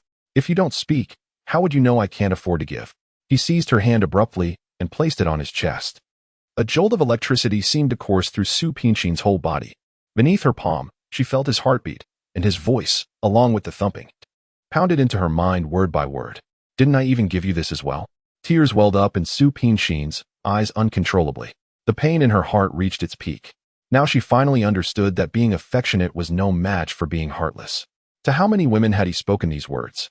How could he embrace other women while declaring his love to her with such tenderness? Was this the secret skill of a monarch, enabling him to handle his concubines with such ease? Truly, it was an invincible tactic. Even she, who had long since lost hope, was swayed. A mingled sense of anger and hurt fermented deep within her heart. After a long while, she fixed her gaze on him and finally spoke. Her voice seemed to float from a distant valley, sounding strange even to herself. Your Majesty, how many hearts do you possess? No, rather, how many hearts have you prepared? One for each concubine. It's quite fair, isn't it? Long Tianhao's face contorted in shock. His eyes were dark and wild, and his voice was low. What are you talking about? I'm saying, she fought back her tears, speaking calmly and expressionlessly. You have too many hearts, and they're worthless. I despise having one of them. That's enough. Stop talking. He interrupted her, refusing to hear any more. He truly had endured enough. Su Pinshin, he reached out and pinched her delicate chin as if he wanted to crush her. His eyes were ablaze with fury, his lips quivered, and his voice was hoarse and urgent. You truly are the most heartless and cold-blooded woman in this world. I've treated you with all my sincerity and given you everything within my power, yet you trample on my feelings with such cruel and frigid words. Very well. Since you disdain it, I've endured enough. His icy tone could no longer conceal the bitterness and despair, and his deep set eyes were filled with profound grief. You once said that all you could offer me was your body. So, from today on, you are my exclusive courtesan. He stared at her wide-eyed and intently for a while, then he hugged her tightly and kissed her forcefully. There was no tenderness in his kiss, only the release of desire. Su Pinshin remained motionless and unresponsive, as if she were a wax figure, merely passively enduring his torrential kisses. Do you think I'm helpless against you like this? Long Tianhao cruelly curled up a faint smile. He single-handedly untied the ribbon around her waist. The loose and ample gown instantly slid onto the bed, forming an arc.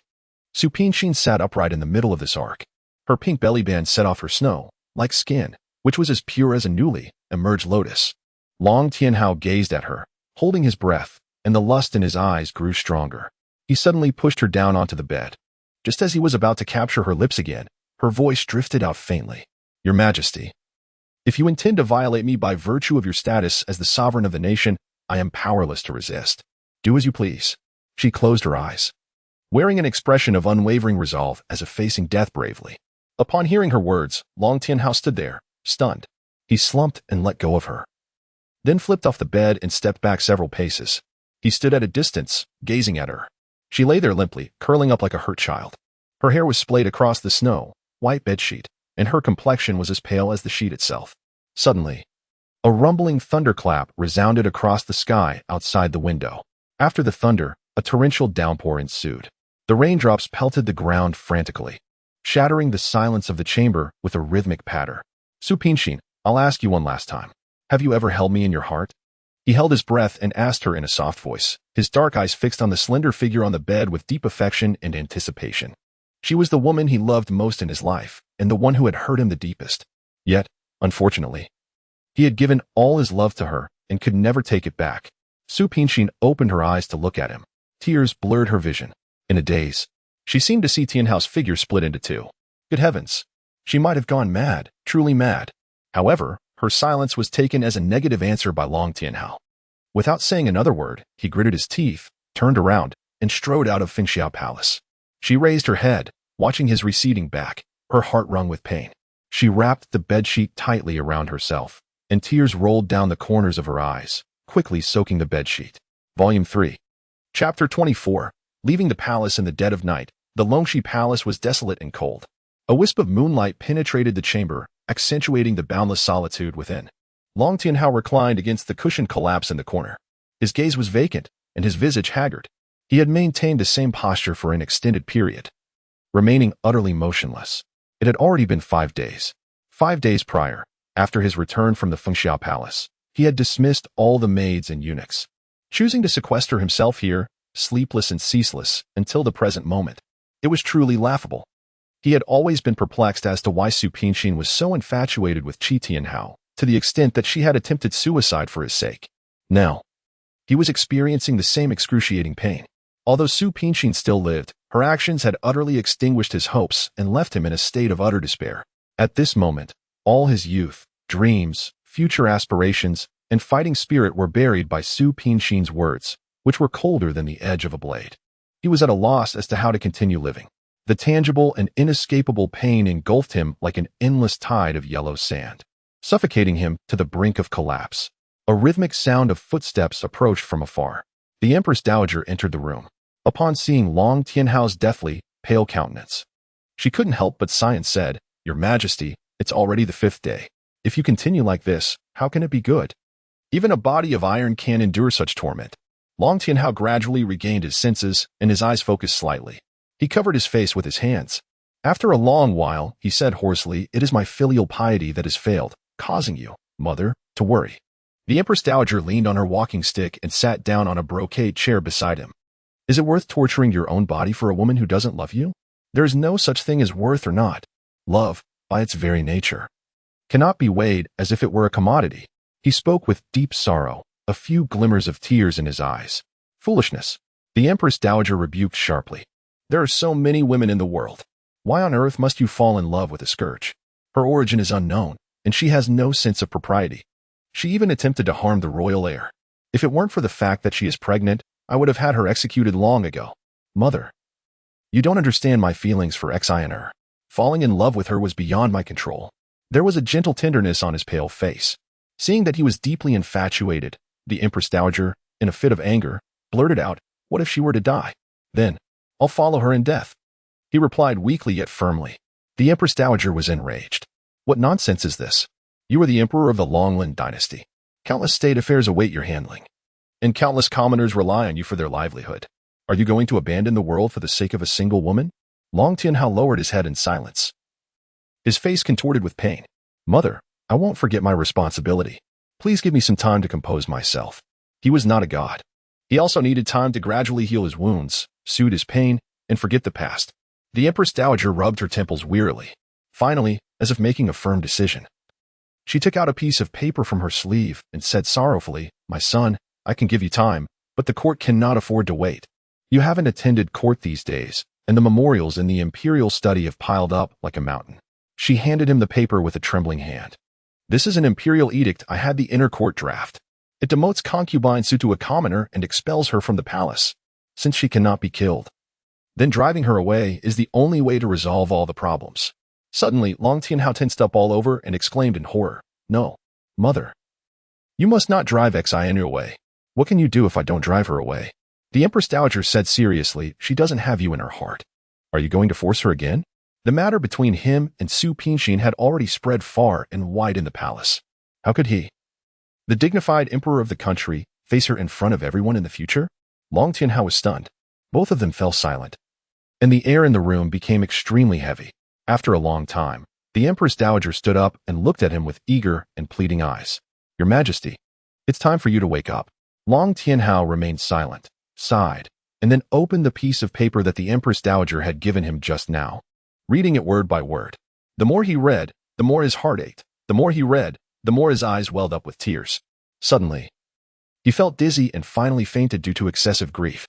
5 days and 5 nights without rest, combined with the pain in his heart, had taken a toll on Long Tianhao's body. He fell seriously ill. After recovering from the illness, he thought a great deal about the country, destiny, the future, and everything related to Su Pingshin. So, on a sunny and pleasant noon, he took Su Pingshin, along with the brothers Long Fei and Long Xiang, and left the palace incognito.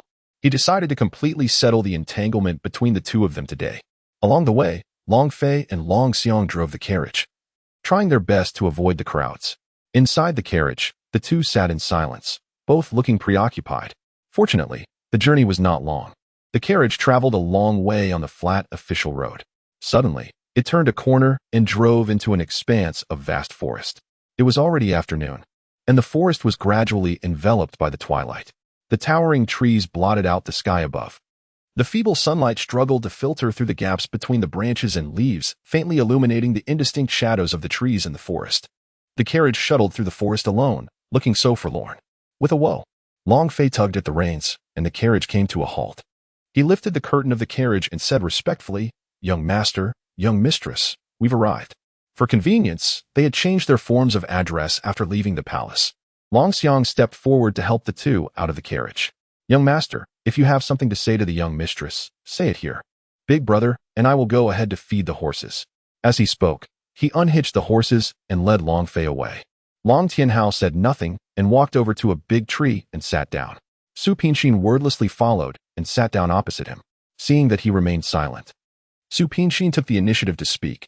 "I heard from Xiao Dai that you were seriously ill. Are you feeling better now?" In fact, she had not been well during the days when he was sick.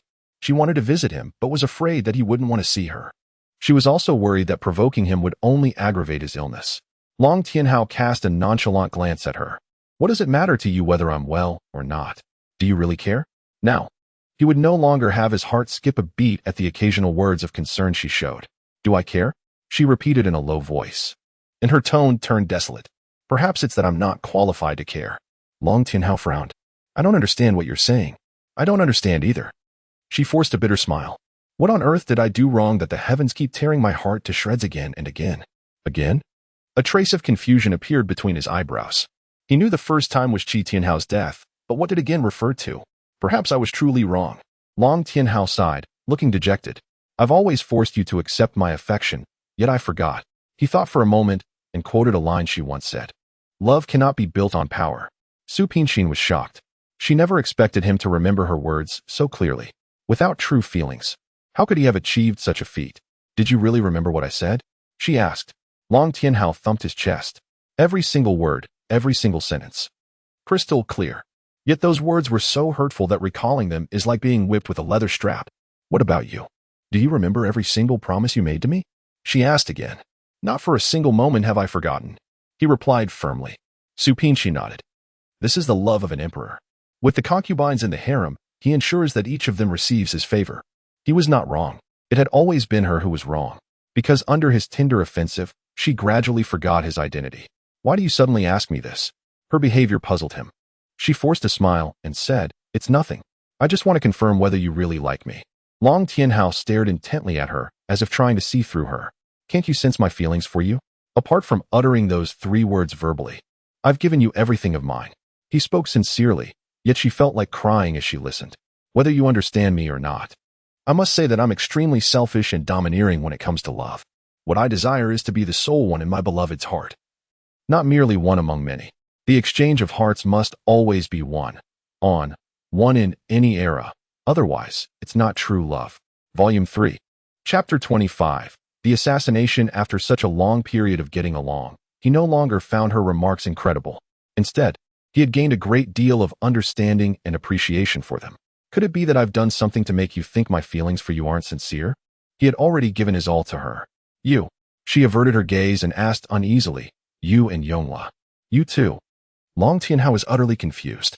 "What's wrong with me and Yonghua? She's just my younger sister." "Your sister?" She flat out didn't believe it. "It's the first time I've ever seen a brother kiss his sister." "Kiss?" He sprang up in surprise, grasped Su Pinxin's shoulders and asked urgently, "Speak clearly. When did you see me kiss Yonghua?" She bit her lip and remained silent for a long time.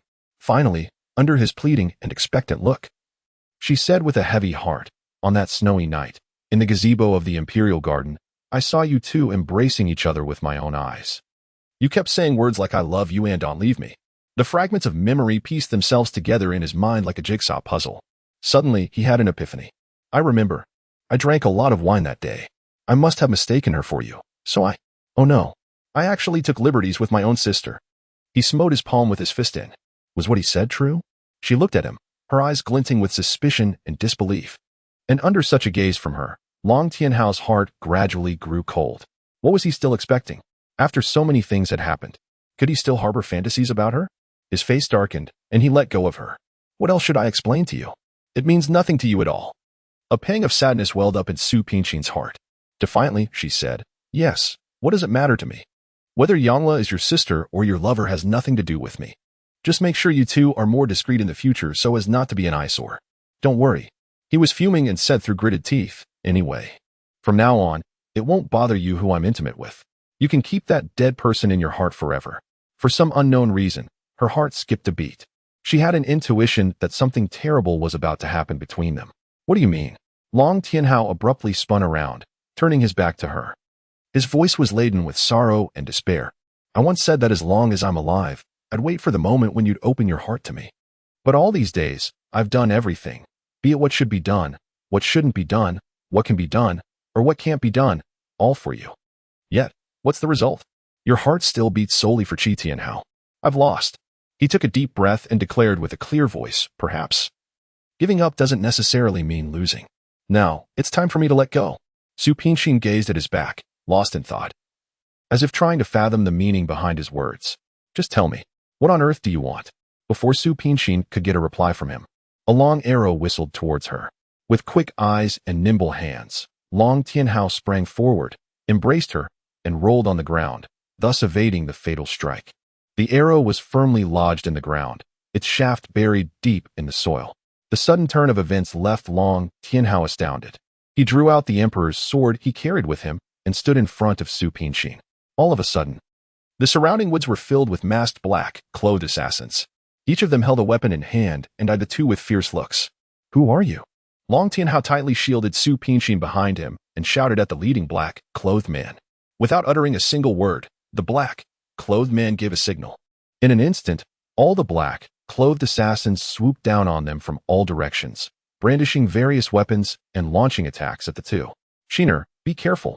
Long Tianhao forcefully pushed her aside and brandished his sword to fight bravely against the assassins. Su Pinxin was so terrified by the sudden scene that her face turned deathly pale. She hid behind a large tree, not daring to move an inch. Long Tianhao brandished his long sword, preventing anyone from approaching Su Pinxin. He kept shouting, Shiner, don't be afraid. I'll protect you. Stay still. The assassins were highly skilled in martial arts. Each of them carried weapons and attacked with ruthless determination.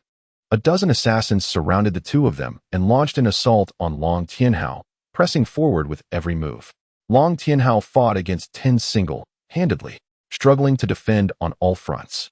Suddenly, one of the assassins lunged at Su Pinxin with his sword. Long Tianhao was greatly alarmed. In time, he swung his sword and cut off the assassin's arm. He reached out to embrace Su Pinxin and attempted to leap out of the battle circle. However, another assassin attacked with his sword, leaving a bloody gash on Long Tianhao's wrist with a sharp sound. Another assassin then aimed his sword at Su Pinxin. Long Tianhao tightened his hold on her and rolled into the grass carpeted with fallen leaves, avoiding the sword strike. Su Pinxin was so frightened that her soul seemed to have fled her body. She looked at Long Tianhao, who forced a smile, and called out, Your Majesty. Unexpectedly, another man stabbed down with his sword. At this moment, Long Fei and Long Xiang, who had heard the commotion, arrived in time. Long Fei deflected the assassin's sword with a single stroke and killed him on the spot. Su Pinxin looked around in trepidation. Looking down, she saw Long Tianhao's blood-covered hands and immediately let out a shrill scream. Your Majesty, you're injured. Quick, let go of me. Don't worry about me anymore. She struggled desperately. Shiner, be good and stay still. Holding Su Pinxin in his arms, he dodged the assassin's deadly moves while shouting loudly, Audacious villains. Have you lost your senses? How dare you attempt to assassinate me? Before he could finish his words, the opponent struck another sword down. He dared not be distracted by speaking anymore and fought with all his might. Long Fei and Long Xiang were also engaged in a fierce and evenly matched battle. They fought while retreating, trying their best to expand the scope of the fight and at the same time, divert the main force of the assassins towards themselves. Although Long Tianhao was highly skilled in martial arts, protecting Su Pinxin made him fight in a rather disheveled state. The assassins launched every attack with full force. As the fight went on, Su Pinxin wriggled out of his embrace. Seizing the opportunity, an assassin drew his sword and stabbed straight at Su Pinxin's chest. In this critical moment, Long Tianhao lunged forward and shielded her with his body. The sharp sword tip pierced deeply into his chest. Blood instantly stained a large area of his front clothes. Your Majesty! Long Fei and Long Xiang shouted in alarm and rushed forward. A cold glint flashed in the brothers' eyes. Like lightning, they brandished their swords and stabbed at the enemies. In an instant, the opponents lay on the ground. Seeing that they were no match, the assassin leader whistled. and the remaining assassins fled in all directions. Long Xiang took off in pursuit, roaring, "Do you think you can escape so easily? Don't chase anymore, Xiang. His Majesty is injured." Long Fei quickly called him back. Su Pinxin hugged Long Tianhao tightly, tears streaming down her face uncontrollably, leaning on her soft body. Long Tianhao asked with concern, "How are you? Are you hurt?" "I didn't." She shook her head, with big teardrops rolling down. "How could you be so foolish? Why did you save me? Why?" She desperately pressed her hands against his wound, attempting to stem the blood flow, yet it was all in vain. "Don't worry about the wound. It's useless." He weakly raised his hand to caress her face. "Shiner, don't cry. I'm glad I could take this sword strike for you." With each word he uttered, the blood from his chest dripped onto her skirt. Su Pinxin's heart ached to the extreme. She tightly hugged Long Tianhao, trying to warm him with her body. "You'll be fine. You'll definitely be okay." Long Fei glanced at Long Tianhao's injury and made a prompt decision. "Your Majesty, quickly help the Emperor into the carriage. We must return to the palace immediately." His words reminded Su Pinxin. She quickly joined forces with Long Fei and Long Xiang to help Long Tianhao into the carriage. Long Xiang snapped the reins, and the carriage sped away. Inside the carriage, Long Fei tore the hem of his robe to make a bandage. "Your Majesty, hold the Emperor steady. I need to stop his bleeding." Su Pinxin was completely flustered. She did as Long Fei told her. After bandaging all of Long Tianhao's wounds, Long Fei went outside to drive the carriage, while she was nearly exhausted. "Shiner." Long Tianhao lay in her arms. The physical pain was nothing compared to the heartache he felt upon seeing her sorrowful expression. He held her hand with his uninjured one. "I'm all right. It's just a minor injury. Don't be anxious and don't be sad." Upon hearing this, Su Pinxin wept even more uncontrollably. At this very moment, he was still thinking of comforting her and not letting her feel sad, while she actually suspected his sincerity. Oh, heavens! What on earth had she done? In order to cling to a love that had already faded away, she had turned her back on happiness. "I'm not sad. I'm not sad." She echoed him in a trembling voice, feeling the body heat in his palm gradually fading. "You're the Emperor. You once said you'd never let go of me. I believe in you. So, you can't break your promise. You can't deceive me." She wept, filled with fear and in a complete state of panic. Long Tianhao endured the pain and propped himself up. "Shiner, could you promise me one thing? As long as you don't leave me, I'll promise you anything." Why? Why was his hand getting colder and colder? He grasped her hand and pressed it tightly against his own face. "Promise me. Don't live in the past anymore. Let yourself be happy. Once I'm gone, don't cry. It'll break my heart."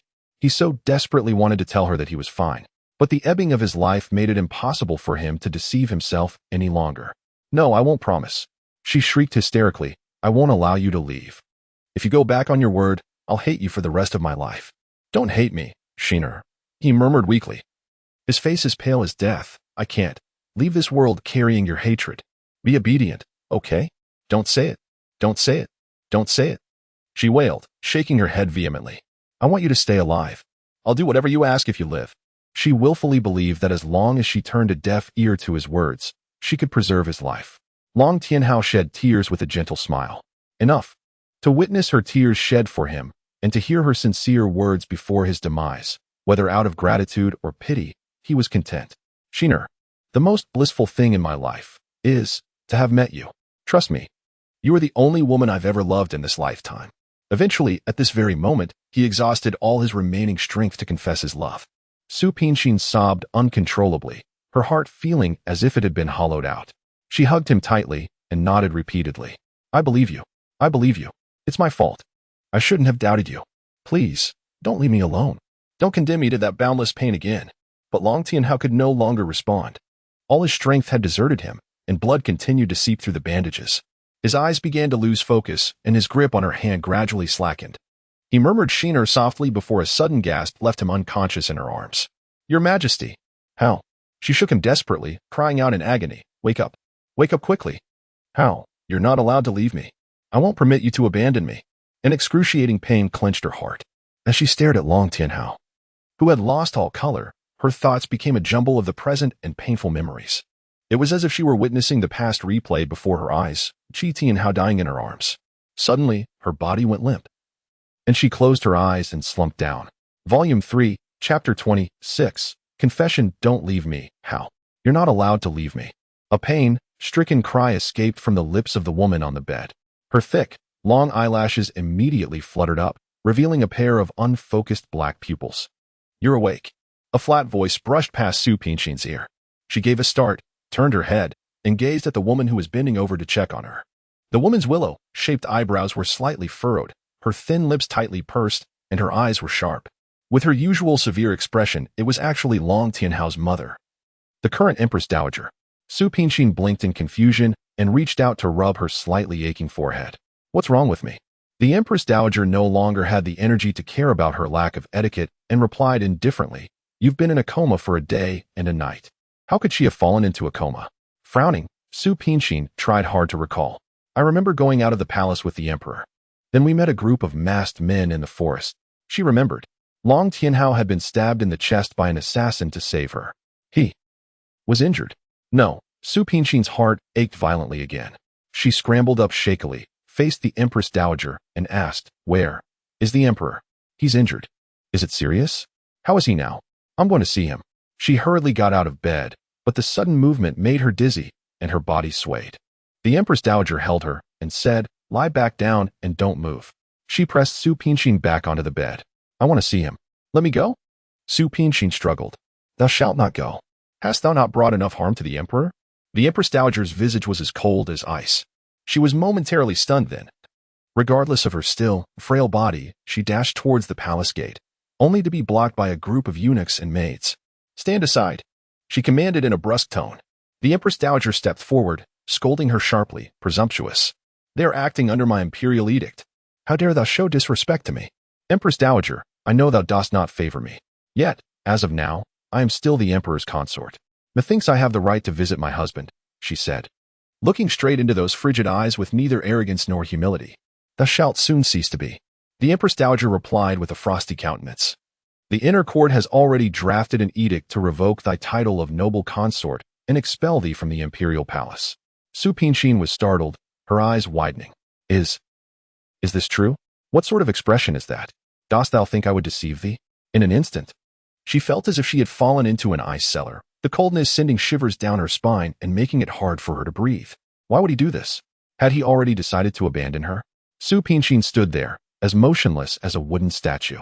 Had he decided to let go? The Empress Dowager let out a disdainful snort. "What manner of man is the emperor? He rules the land and has countless concubines. How dare thou dream of ascending to a high position?" Su Pingshin paid no heed to her sarcasm, shaking her head vehemently. "I refuse to believe he would treat me thus. I must go to see him. I must tend to him." Dodging the Empress Dowager and everyone else, she staggered out of Fengxiao Palace. "Let me in." Outside the Longxi Palace, Su Pingshin encountered Long Fei and Long Xiang, who were on guard there. "Sorry, Your Highness. By the Empress Dowager's order, no one is allowed to approach the Longxi Palace without her permission." Long Fei bowed with clasped fists and reported truthfully. "Then, how is his injury?" she inquired. Long Fei frowned, his expression solemn. "Your Majesty is still in a coma." The imperial physician said that although the sword didn't hit a vital part, His Majesty lost too much blood. "I'm afraid he might not make it through tonight." Gritted his teeth, Long Xiang informed her of Long Tianhao's condition. She gasped, unable to absorb this dreadful news for a moment. Tears welled up slowly in her eyes. "This can't be true. You're lying to me, aren't you? This is absolutely impossible." She shook her head desperately, refusing to believe this cruel reality. He can't die. How could the heavens be so cruel as to take away the man she loves once again? "Let me in. I want to see him." Su Pingshin didn't care about the imperial order. All she wanted now was to see him. "Concubine Su, please don't make things difficult for us." Long Fei kept a straight face and firmly refused to let her pass. "Yes, Your Highness.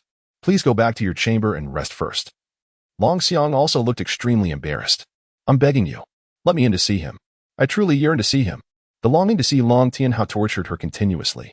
If she wasn't allowed to see him, she would die of heartache. The sorrowful and pleading look on her face filled the two commanders in charge of tens of thousands of imperial guards with pity. However, they dared not make their own decisions to allow her to see Long Tianhao. "It's no use begging us." Afraid of being softened by her persistent entreaties, Long Xiang quickly averted his gaze, not daring to look at her. "You heard just now. This is the order of the Empress Dowager. There's nothing we can do. You wouldn't want us to defy the imperial edict, would you?" She grabbed the sleeves of the two men and pleaded, "Please let me in. You can rest assured. If the Empress Dowager blames anyone, I'll take all the responsibility and won't involve you at all. He got injured to save me. How could I stand by and watch him die? By the end, her voice was choked with sobs. After a long while, Long Fei finally relented. Your ladyship, you may go in.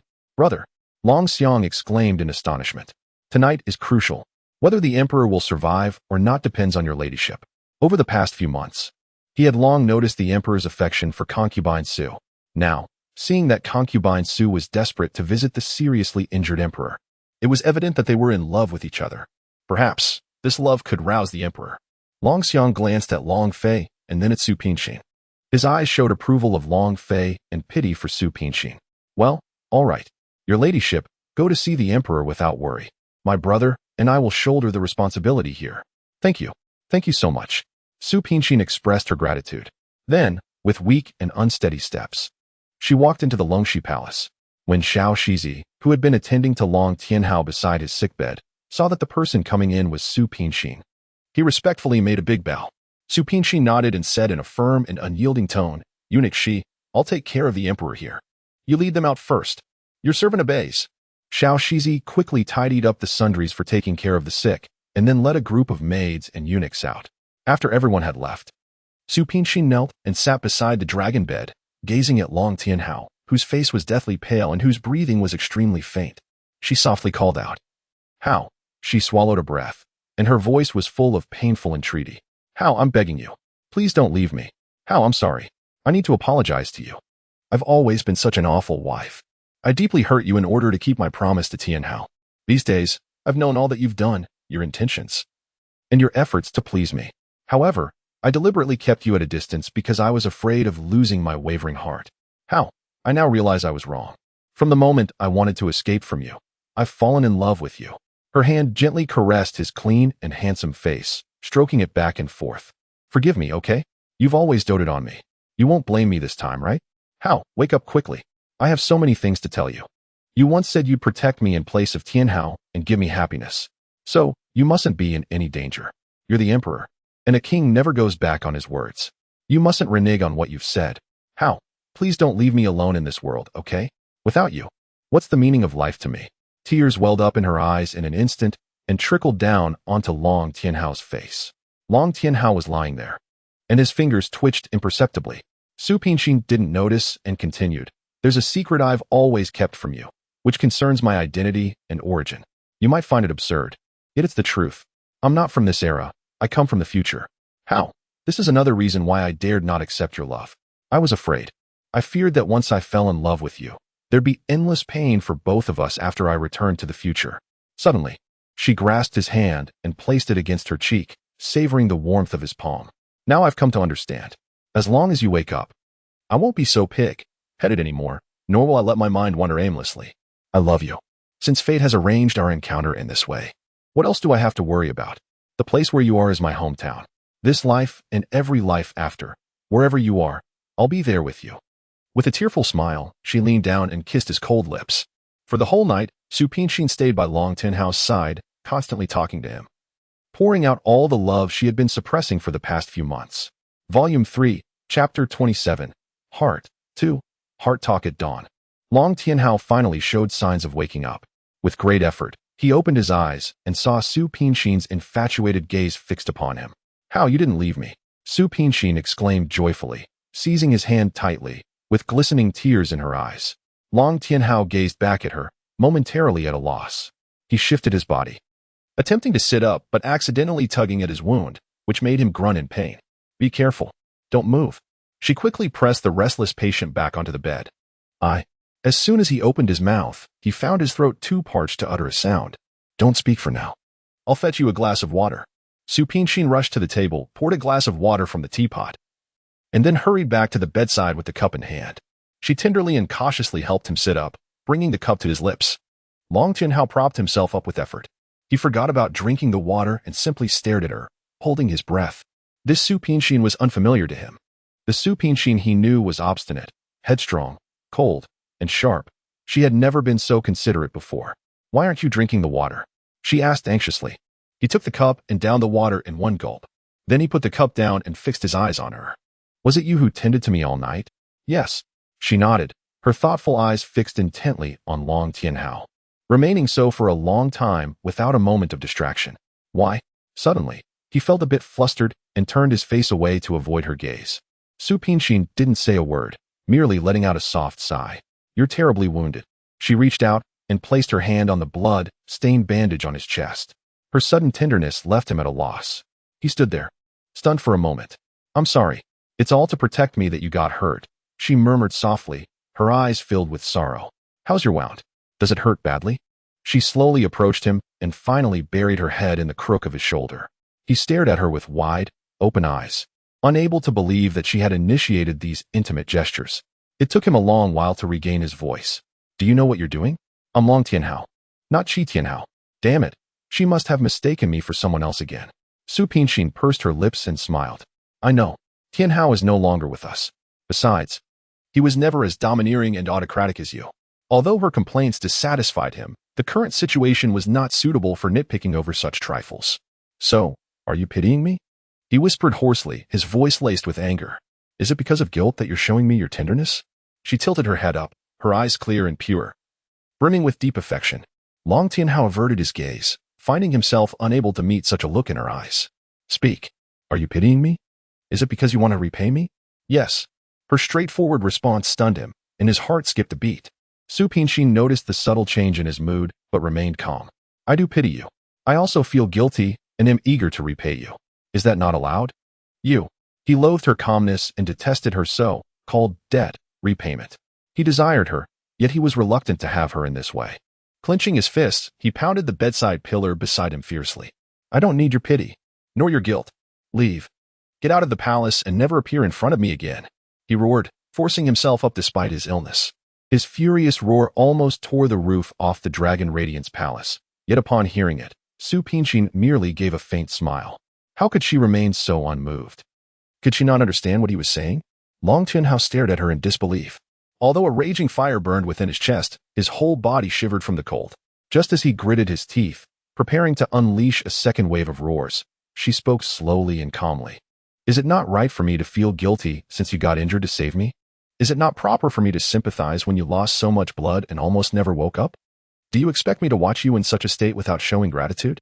She took the hand that had been pounding the pillar and gently massaged his reddened knuckles. I am your wife. It is only natural for me to sympathize with you, to feel pain for you, and to stay by your side. He was stunned and forgot to speak for a moment. Seeing you so severely injured, my heart aches. I yearn to take care of you personally. Is that not allowed? Last night, you lay on the bed, your breath faint, and your face as pale as paper. I couldn't bear to leave you. So I sat here and kept watch all night. Is that also wrong? Thinking that all the wounds on your body were caused by me, and that you struggled so desperately on the brink of death, I can't help but feel so sad that I want to cry. Is that not permitted either? She asked in a trembling voice, and every word tugged at his heartstrings. Su Pinxin gazed at him intently. How?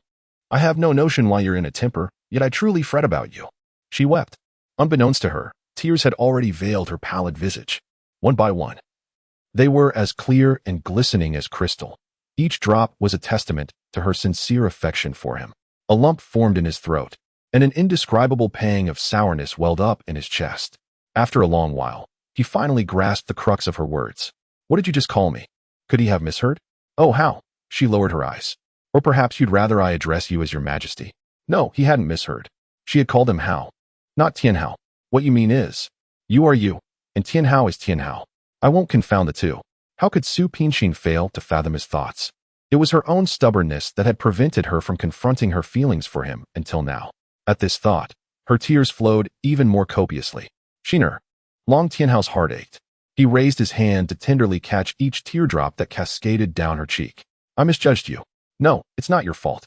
It's mine. Suddenly, she flung her arms around him, her gentle face brimming with deep remorse. I've been fearing that you'd never wake up. He laboriously returned her embrace, his palm gently caressing her back. Don't cry, Shiner. I'm overjoyed to have saved you. As long as you're safe, I'll be at ease. How?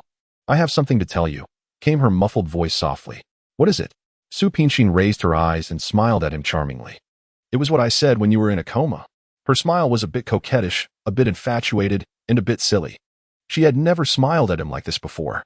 He couldn't help being a bit absent-minded. Those words are very important, right? Yes. She nodded. All my secrets are in those words. And one of them is, as long as you wake up, I'll cast aside all my concerns and be with you. For this life and all the lives to come, where you are, I'll be there. Hearing this, Long Tianhao held his breath, hardly able to bear the overwhelming shock. She had decided to be with him forever. This had been a dream he had always been longing for. Since he admitted his love for her, he had yearned for it all the time. But day after day, there was only Qi Tianhao in her heart, and she had always been cold to him. Just when he finally saw things clearly and was ready to give up resolutely, she actually told him that she would accompany him forever. Why do you suddenly say such things? Weren't you trying every means to leave? He asked, his voice trembling a little. I'm sorry. She placed her hand on his handsome but pale face. Forgive me for treating you so coldly and heartlessly before. Forgive me for wanting to escape from you again and again. It's my fault. I've let you down. Long Tianhao was deeply moved, feeling both overjoyed and sorrowful. He stared at her intently. It took him quite a while to utter a sentence. Shiner, did you say these words because of love? What do you think? Meeting his inquiring gaze, she couldn't resist blinking playfully at him. Can't your majesty discern my feelings? She took his hand and placed it on her heart. From now until eternity, it shall beat solely for you. Volume 3, Chapter 28. Compromise. She had offered him her sincere heart. Long Tianhao's eyes sparkled. At last, he heard her heartfelt confession. He had finally awaited the day when she fell in love with him. Supporting the back of her head, he bent down to kiss her quivering red lips. The love between them was like tendrils twining around each other, and like glue binding them tightly. Shiner, holding her tightly. Long Tianhao's lips curved into a gentle smile. Do you know what you've missed? I originally intended to let you go and grant you freedom. But after hearing your words, I'll never let go in this lifetime. Su Pinxin leaned against him obediently, carefully avoiding touching his wound. No wonder the Empress Dowager said that a decree had been drafted in the inner court to revoke my title. So it was all true, she said with a smile. Without a trace of resentment, Long Tianhao was startled upon hearing this. Impulsively, he tried to stand up, but tore his wound. The blood that had already stopped began to flow again. Don't move. You'll touch the wound. Look, the blood is flowing again, Su Pinxin exclaimed, seeing the blood-soaked bandage. She felt a pang of sorrow. Tears welled up in her eyes and trickled down, falling onto his arm.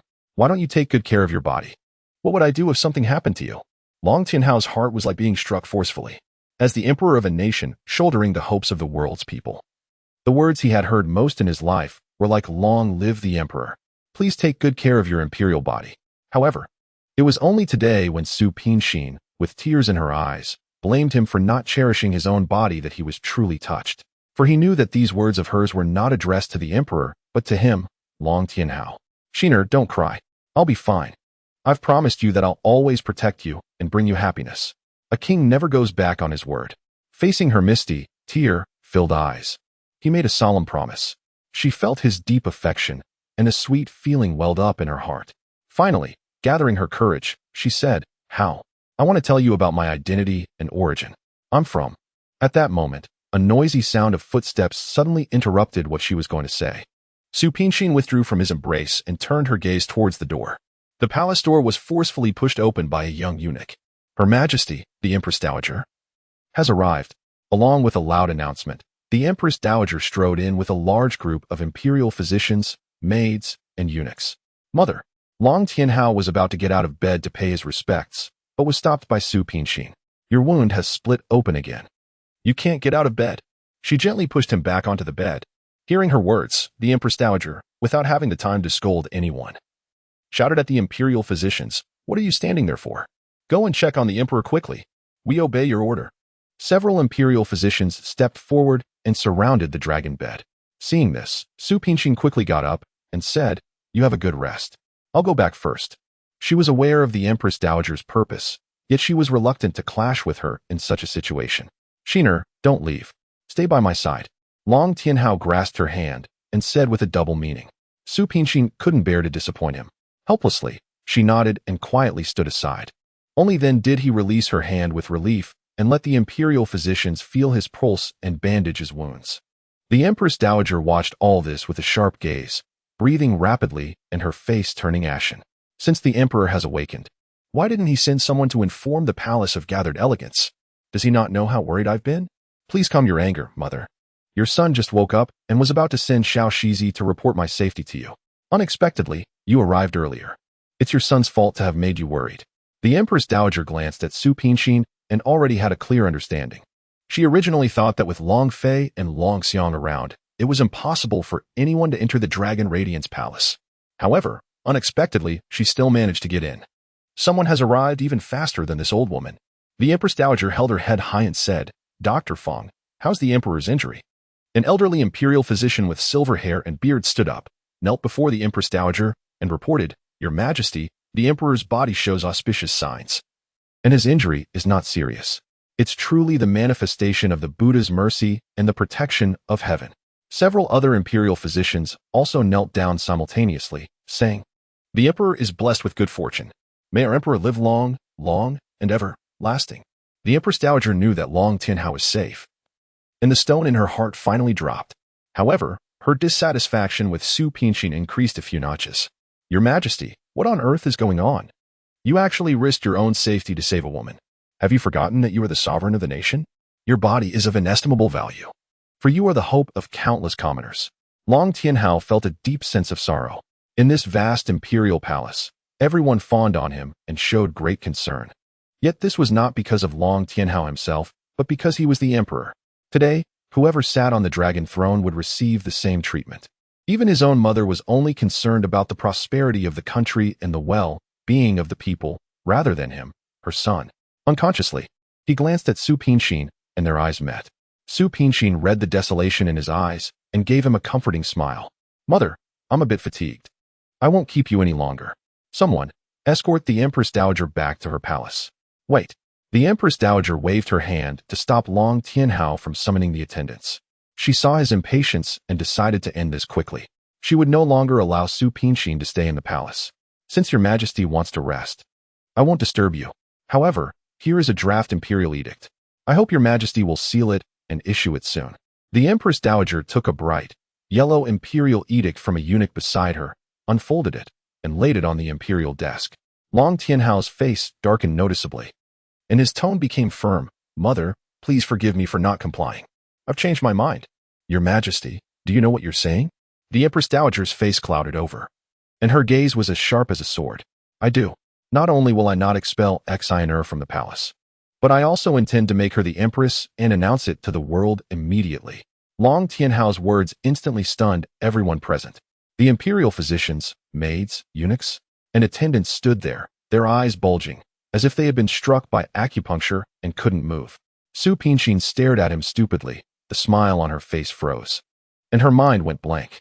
He actually wanted to make her the queen? What nonsense! After a moment of stupefaction, the Empress Dowager sensed the gravity of the situation. Since Long Tianhao ascended the throne, she had frequently urged him to establish a queen, but he had always declined. Now, he brought it up on his own initiative, which showed that he was truly smitten. As the Empress Dowager, she should have been pleased, but the candidate for the queen was a great scourge. "Your Majesty, establishing a queen is a matter of great importance to the nation. How can it be done so rashly? You like concubine Su. Just keep her by your side to attend to you. As for whether to establish her as the queen," she sighed and temporarily compromised, saying, "Let's talk about it later." Seeing that the Empress Dowager's tone had softened and there seemed to be room for negotiation, Long Tianhao didn't press the issue further and nodded in agreement. "Oh, there's something I almost forgot to tell your Majesty. Long Fei and Long Xiang have been derelict in their duties, defied my imperial decree, and allowed concubine Su to enter the Longxi Palace. I've ordered them to be imprisoned in the imperial jail for a month to reflect on their mistakes." The Empress Dowager deliberately fixed her gaze on Su Pingshin, her eyes flashing with waves of condemnation and anger. Su Pingshin felt extremely uneasy. Instinctively, she looked at Long Tianhao for help with her eyes. Long Tianhao received her plea, but, not wanting to openly defy the Empress Dowager again, could only shake his head helplessly. "Since your Majesty the Empress Dowager has made the decision, then let it be so," Long Tianhao said, supporting his forehead with one hand, looking utterly exhausted. The Imperial Dowager no longer cast a glance at Su Pingshin. With a frosty countenance, she said, "My dear son, recuperate well from your injuries. I shall take my leave." Having spoken, just as she had come, she led a large entourage and departed in grand style. Volume 3. Chapter 29. The taste of happiness. When only the two of them remained in the sleeping chamber once again, Su Pingshin couldn't help but inquire of him, "How Was what you said to the imperial dowager just now true? When he said he would make her the empress, could it be merely a momentary impulse? Come here. He stretched out his arm and drew her to his side. Of course it's true. Why? Don't you like it? She bit her lower lip, her heart in a complete turmoil for a moment. It's not that I don't like it. It's just, I don't want to. Long Tianhao's eyes narrowed slightly. You don't want to be my empress? Yes, I don't want to. She confessed frankly. In fact, I don't even want to be the imperial concubine. It seemed that he understood something, yet he still asked uncertainly, why? I am the emperor. Is there anything that dissatisfies you? His inquiry was gentle, and there was a hint of cajolery rather than anger in his tone. Letting out a soft sigh, she held his hand in return. If only you weren't the emperor.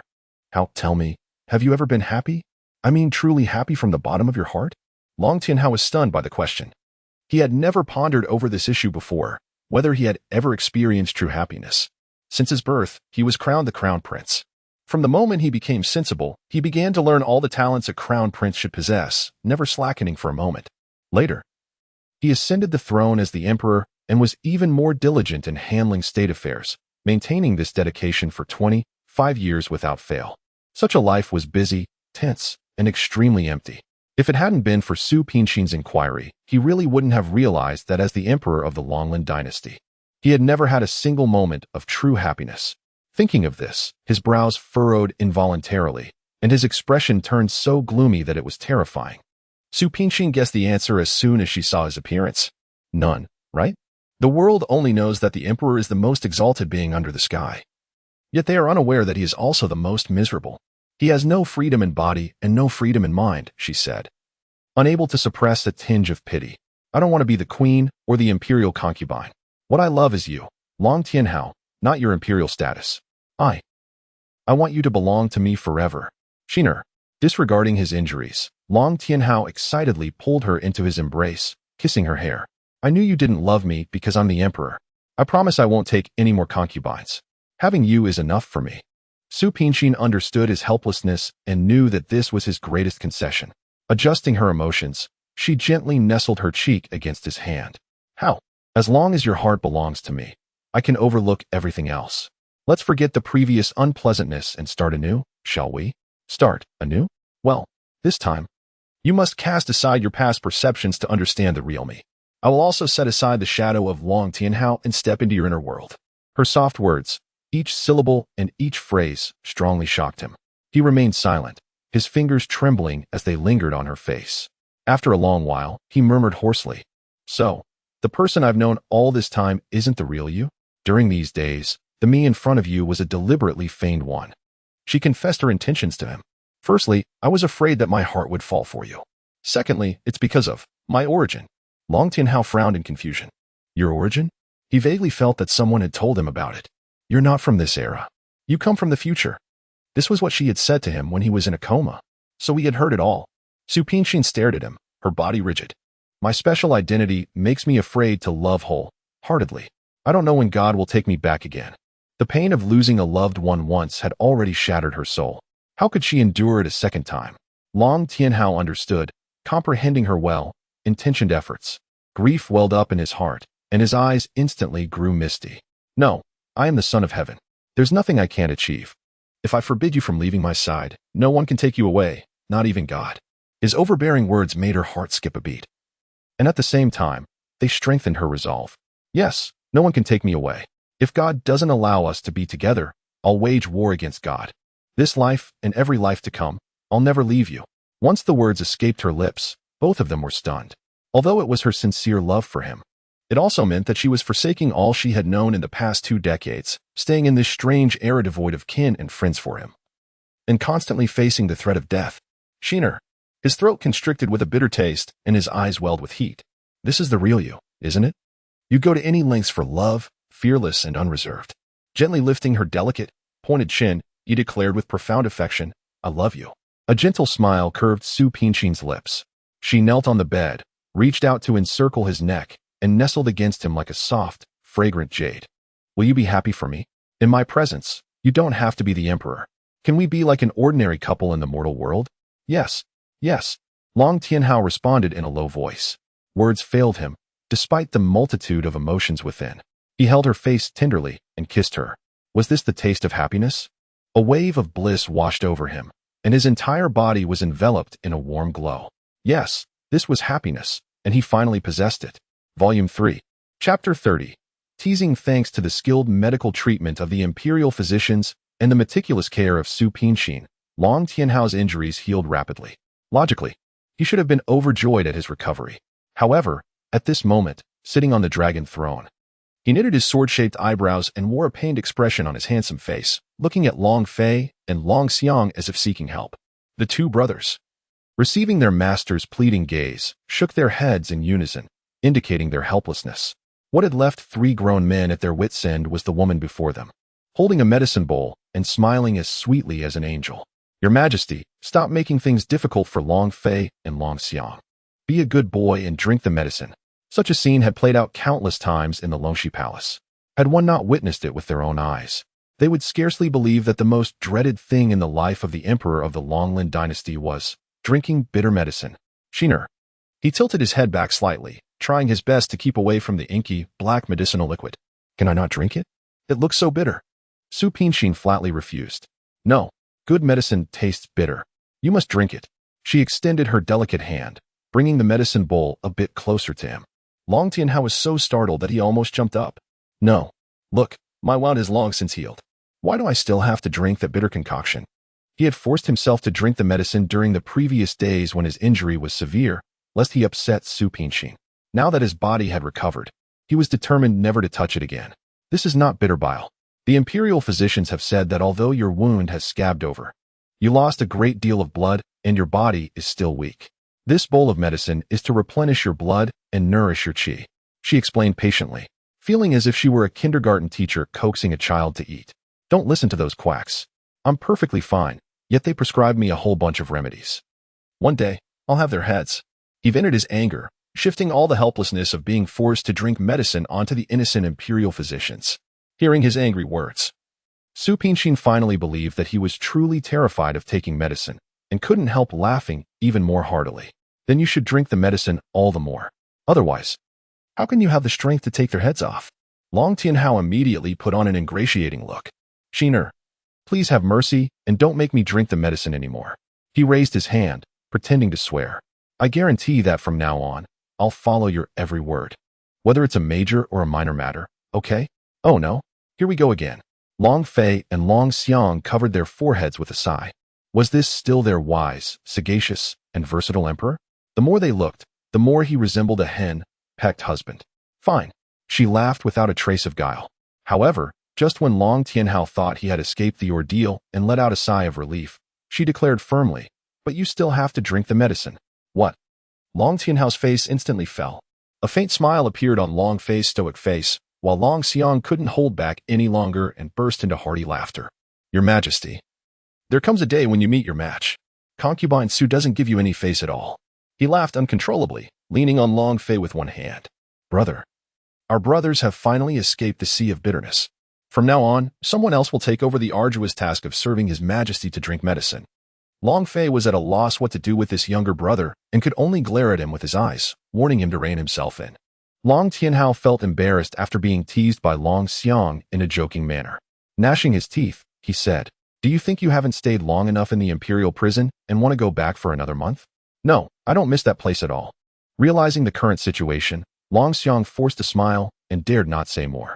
Your Majesty, don't try to divert my attention. Drink the medicine. She put on a stern face and stuffed the medicine bowl into his hand firmly, with a tone that allowed no room for negotiation. In his life, Long Tianhao had never been spoken to in such a harsh and angry way. He slammed the medicine bowl on the table and said, half in a fit of pique and half seriously, I won't drink it. The medicine splashed out under his force. Su Pinxin was stunned, and the two brothers were also flabbergasted. Shiner. Long Tianhao realized the gravity of the situation and quickly reached out to hold her hand, intending to coax her gently. However, she gently evaded him. She stood up with a cold expression, took 2 steps back, and said, Your humble servant is guilty of angering your Majesty. Your servant will take her leave and return to the palace to reflect on her faults. After she finished speaking calmly and was about to turn around, Long Tianhao urgently called out to her, Shiner, don't go. She stopped walking but didn't turn around. Don't leave. I know I was wrong. He apologized with great difficulty. You were just concerned about my health. I shouldn't have lost my temper with you. Long Fei and Long Xiang exchanged a look, finally understanding that Su Pinxin held an irreplaceable position in Long Tianhao's heart. Su Pinxin turned around, skillfully concealing the shrewdness in her eyes. What fault has your majesty committed? It's all your humble servant's fault. Your servant shouldn't have overstepped her bounds and forced your majesty to take the medicine. Your servant will take her leave first. No, no, no, you're not wrong. It's my fault. I'll drink the medicine right away. Fearing that she might really leave, Long Tianhao no longer cared about the bitterness. Immediately, he picked up the remaining small bowl of medicinal juice, held his breath, and tilted his head to gulp it all down. How bitter it was. He stuck out his tongue and quickly gulped down several large glasses of water, trying to wash away the bitter taste in his mouth with the water. All right, I've finished drinking the medicine. You're not allowed to be angry with me anymore. He reached out his hand to her, gesturing for her to sit back beside him. Su Pinxin readily accepted. Her small hand slowly slipped into his palm, allowing him to guide her back to her original position. If you want me to stop being angry, drink this.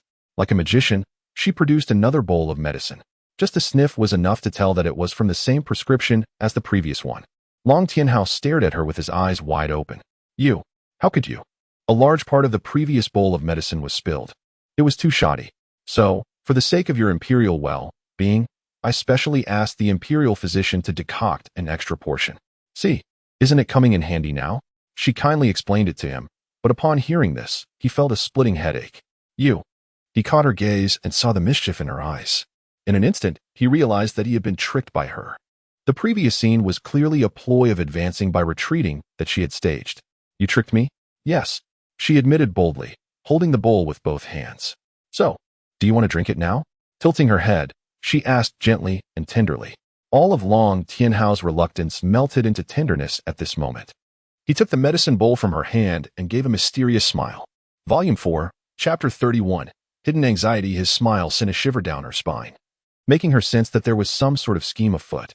Sure enough, Long Tianhao exerted a sudden force, pulling her into his embrace. Then he lowered his head and sealed her lips with his own, feeding all the medicinal juice he held in his mouth into hers. The scorching breath beneath the hood rendered her powerless to resist, and she succumbed, although the bitter medicinal juice continuously irritated her brain nerves. His kiss propelled her into a state of even greater confusion. She went limp and slumped into his arms, unconsciously wrapping her hands around his neck. As his lips and tongue tantalized and kissed her, her world spun.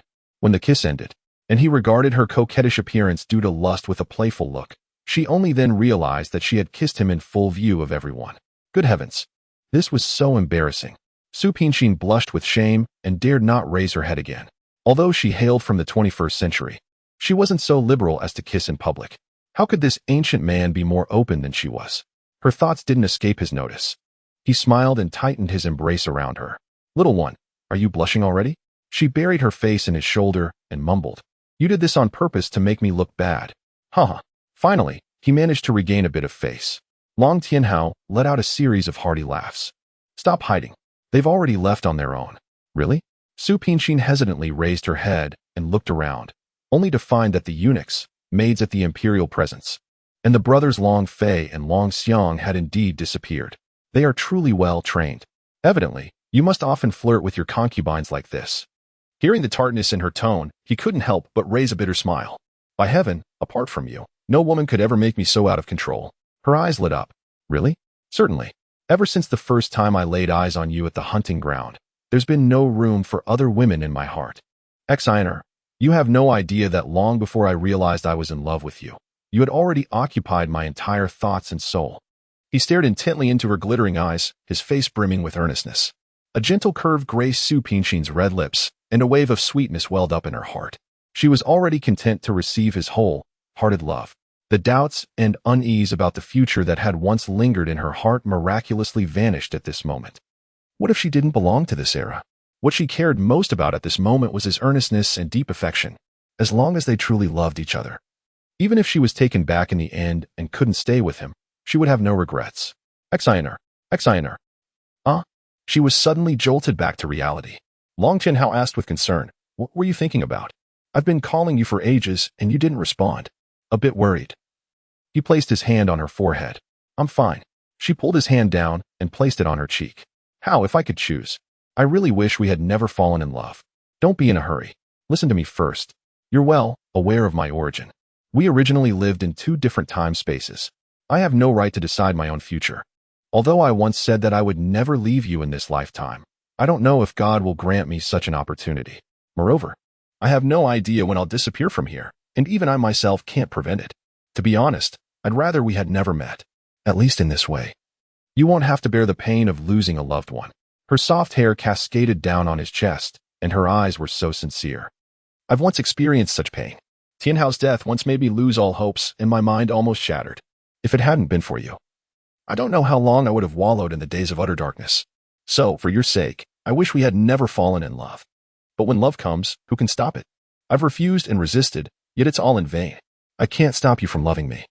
Nor can I resist falling in love with you. Letting out a soft sigh, her voice became hoarse and difficult. How? Please promise me that if one day I really go missing, don't look for me. Try to forget me as soon as possible and then love another woman. Let her accompany you in my place. Long Tianhao listened to her words quietly, his heart feeling as if being cut by a knife. He excitedly grabbed her hand and interrogated her. You want me to love someone else? Then what about you? Are you also going to love someone else? Su Pinxin shook her head, her hand resting naturally on her lower abdomen. No. I will never fall in love with another man in this lifetime. Having him is enough for me. Yes, she still had their child. This was the most precious gift he had given her. If she returned, she would use all her love to raise their child to adulthood. What if he were taken back after giving birth to the child? Her words, as if a farewell, brought a pang of sadness to his heart. Oh, right. How could she not have thought of this? If neither he nor the child were by her side, could she still go on living? Sheener. Long Tianhao hugged her tightly. So tightly that it hurt her all over. Don't ever have such thoughts again, do you hear me? You, me, and the child. We are one. No one can be separated from the others. I don't care if you're from the future, and I don't care when heaven takes you back. In any case, I've set my heart on you. In this life, in the next life, and in all lifetimes to come, you'll always be my wife. Su Pinxin was moved to tears, yet still filled with hidden worries. But, no buts. Long Tianhao gently covered her mouth. Trust me, even if it means crossing time and space, I'll always protect you. Her expression was entranced. His deep affection stunned her. She knew that unconsciously, her love for him had surpassed her former love for Tianhao. How? I'm so scared. Truly terrified. The uncertainty of the future left her in a state of panic. Long Tianhao felt extremely pained. He hurriedly patted her on the back and consoled her. Share. Don't be afraid. I'm here. Don't be afraid. Volume 4, Chapter 32.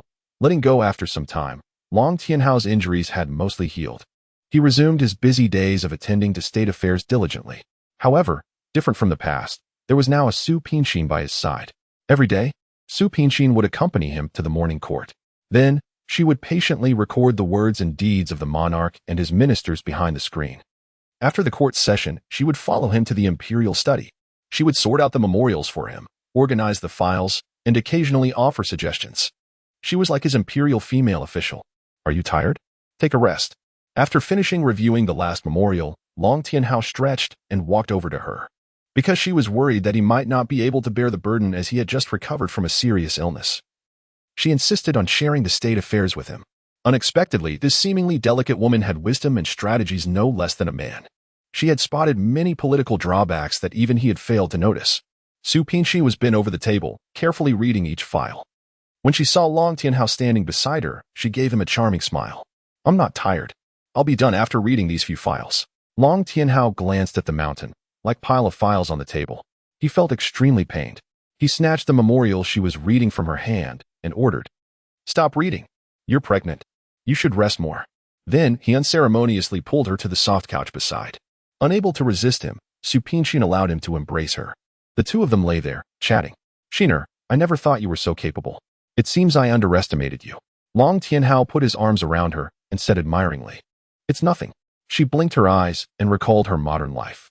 Before I came here, I lived like this every day. Long Tianhao held her soft little hand and asked somewhat unexpectedly, Do you mean in your era? Yes. She nodded, lost in memories. My family is in the clothing business. I'm my parents' only daughter, so I started learning everything related to clothing at a very young age. After growing up, I took over the family business and was busy with work all day long. It was the plane crash that brought her to ancient times, allowing her to have a life without having to rush around for the company all day. It seems our lifestyles are quite similar. It's really difficult for a woman like you to shoulder the rise and fall of the entire family. No wonder she has such a strong and perseverant heart. There's no way. Who asked me to be the only daughter in the family? Su Pingshin leaned on him. However, I have a group of really good friends. They gave me a lot of confidence and courage. As long as I'm with them, no matter how great the difficulties are, they can be easily solved. Just thinking about those days with her good friends made her heart sweet. Long Tianhao looked at her seriously and asked, with an unsteady tone, "Is Qi Tianhao also one of them?" Su Pingshin froze. The smile on her face disappeared, replaced by a sad and dejected look. "If you don't want to reply, it's okay. I shouldn't have brought him up and made you sad." He swiftly encircled her slender waist, fearing that she might feel uncomfortable. "It doesn't matter." She gave a relieved smile and gazed tenderly at his face, which was exactly the same as Tianhao's. "You're right. Tianhao and Xiaoyan were all my classmates when I was at school. At first, the six of us just got along well because of our shared interests and often played together. But as time went by, our friendship deepened. And we promised to be friends for life, supporting each other and never leaving one another." She paused for a moment, got up on her knees, and stared directly at him. "That's when Tianhao started to pursue me. For my sake. He gave up a well-paid job and was willing to stay by my side to help me achieve glory in my career.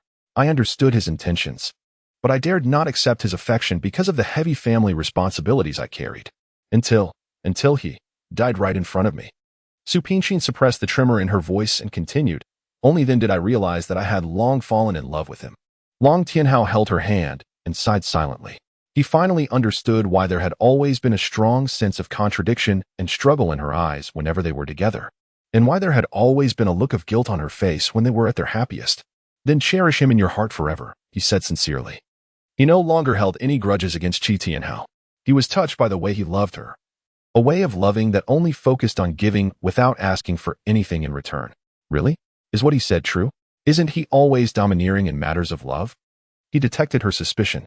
Gently pressing a kiss on her forehead, he said with boundless tenderness, "Shiner, although I'm not as magnanimous as Qi Tianhao, my love for you is as deep as his. You can love both of us, and I'll embrace you with the love from him as well." Su Pingshin was deeply touched by his sincere outpouring of feelings.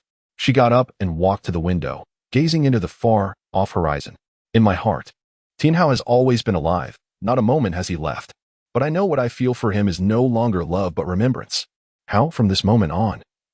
There's only one person I love." Abruptly, she whirled around. With a gaze so earnest and sincere, and a tone so resolute and steadfast, she declared, "It's you." Perhaps this was the divine arrangement.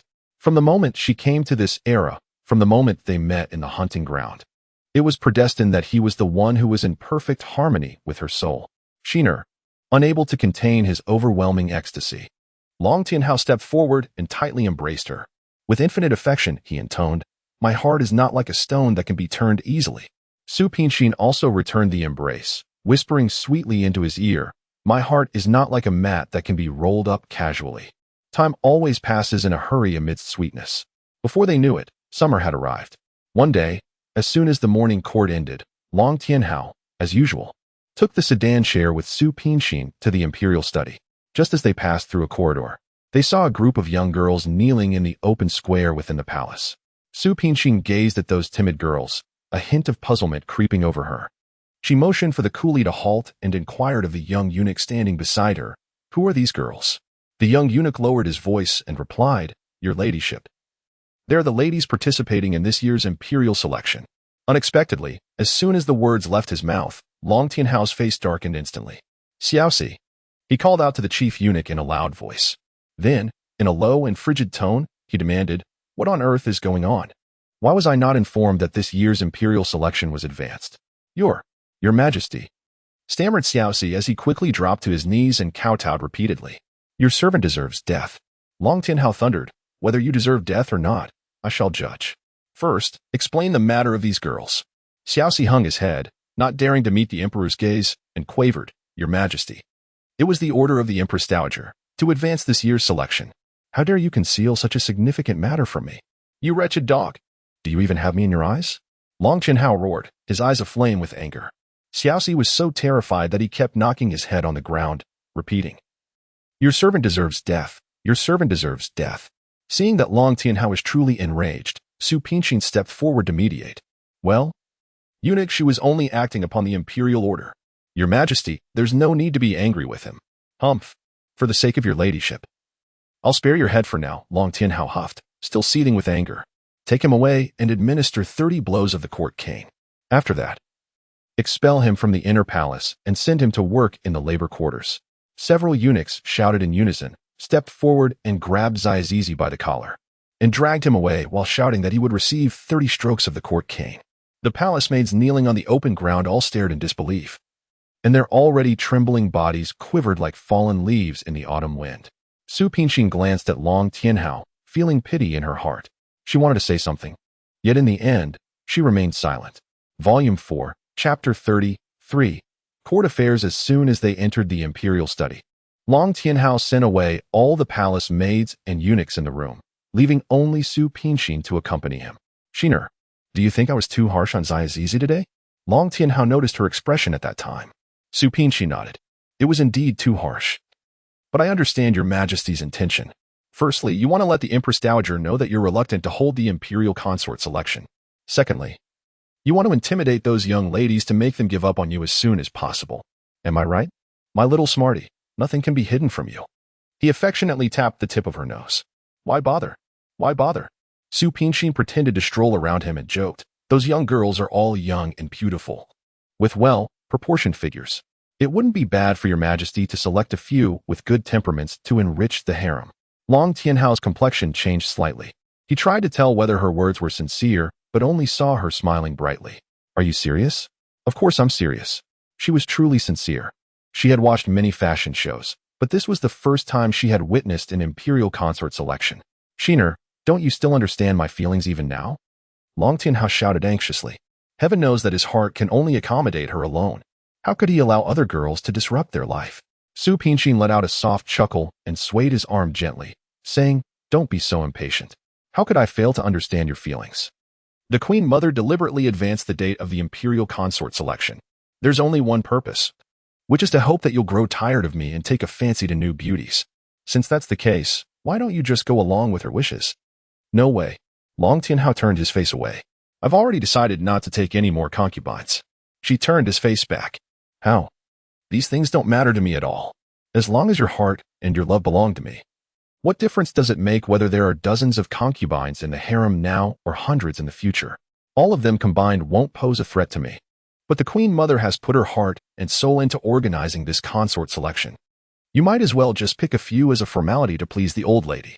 Long Tianhao sighed, and his two thick eyebrows gradually knitted together. Shiner, I won't fall in love with any other woman in my life.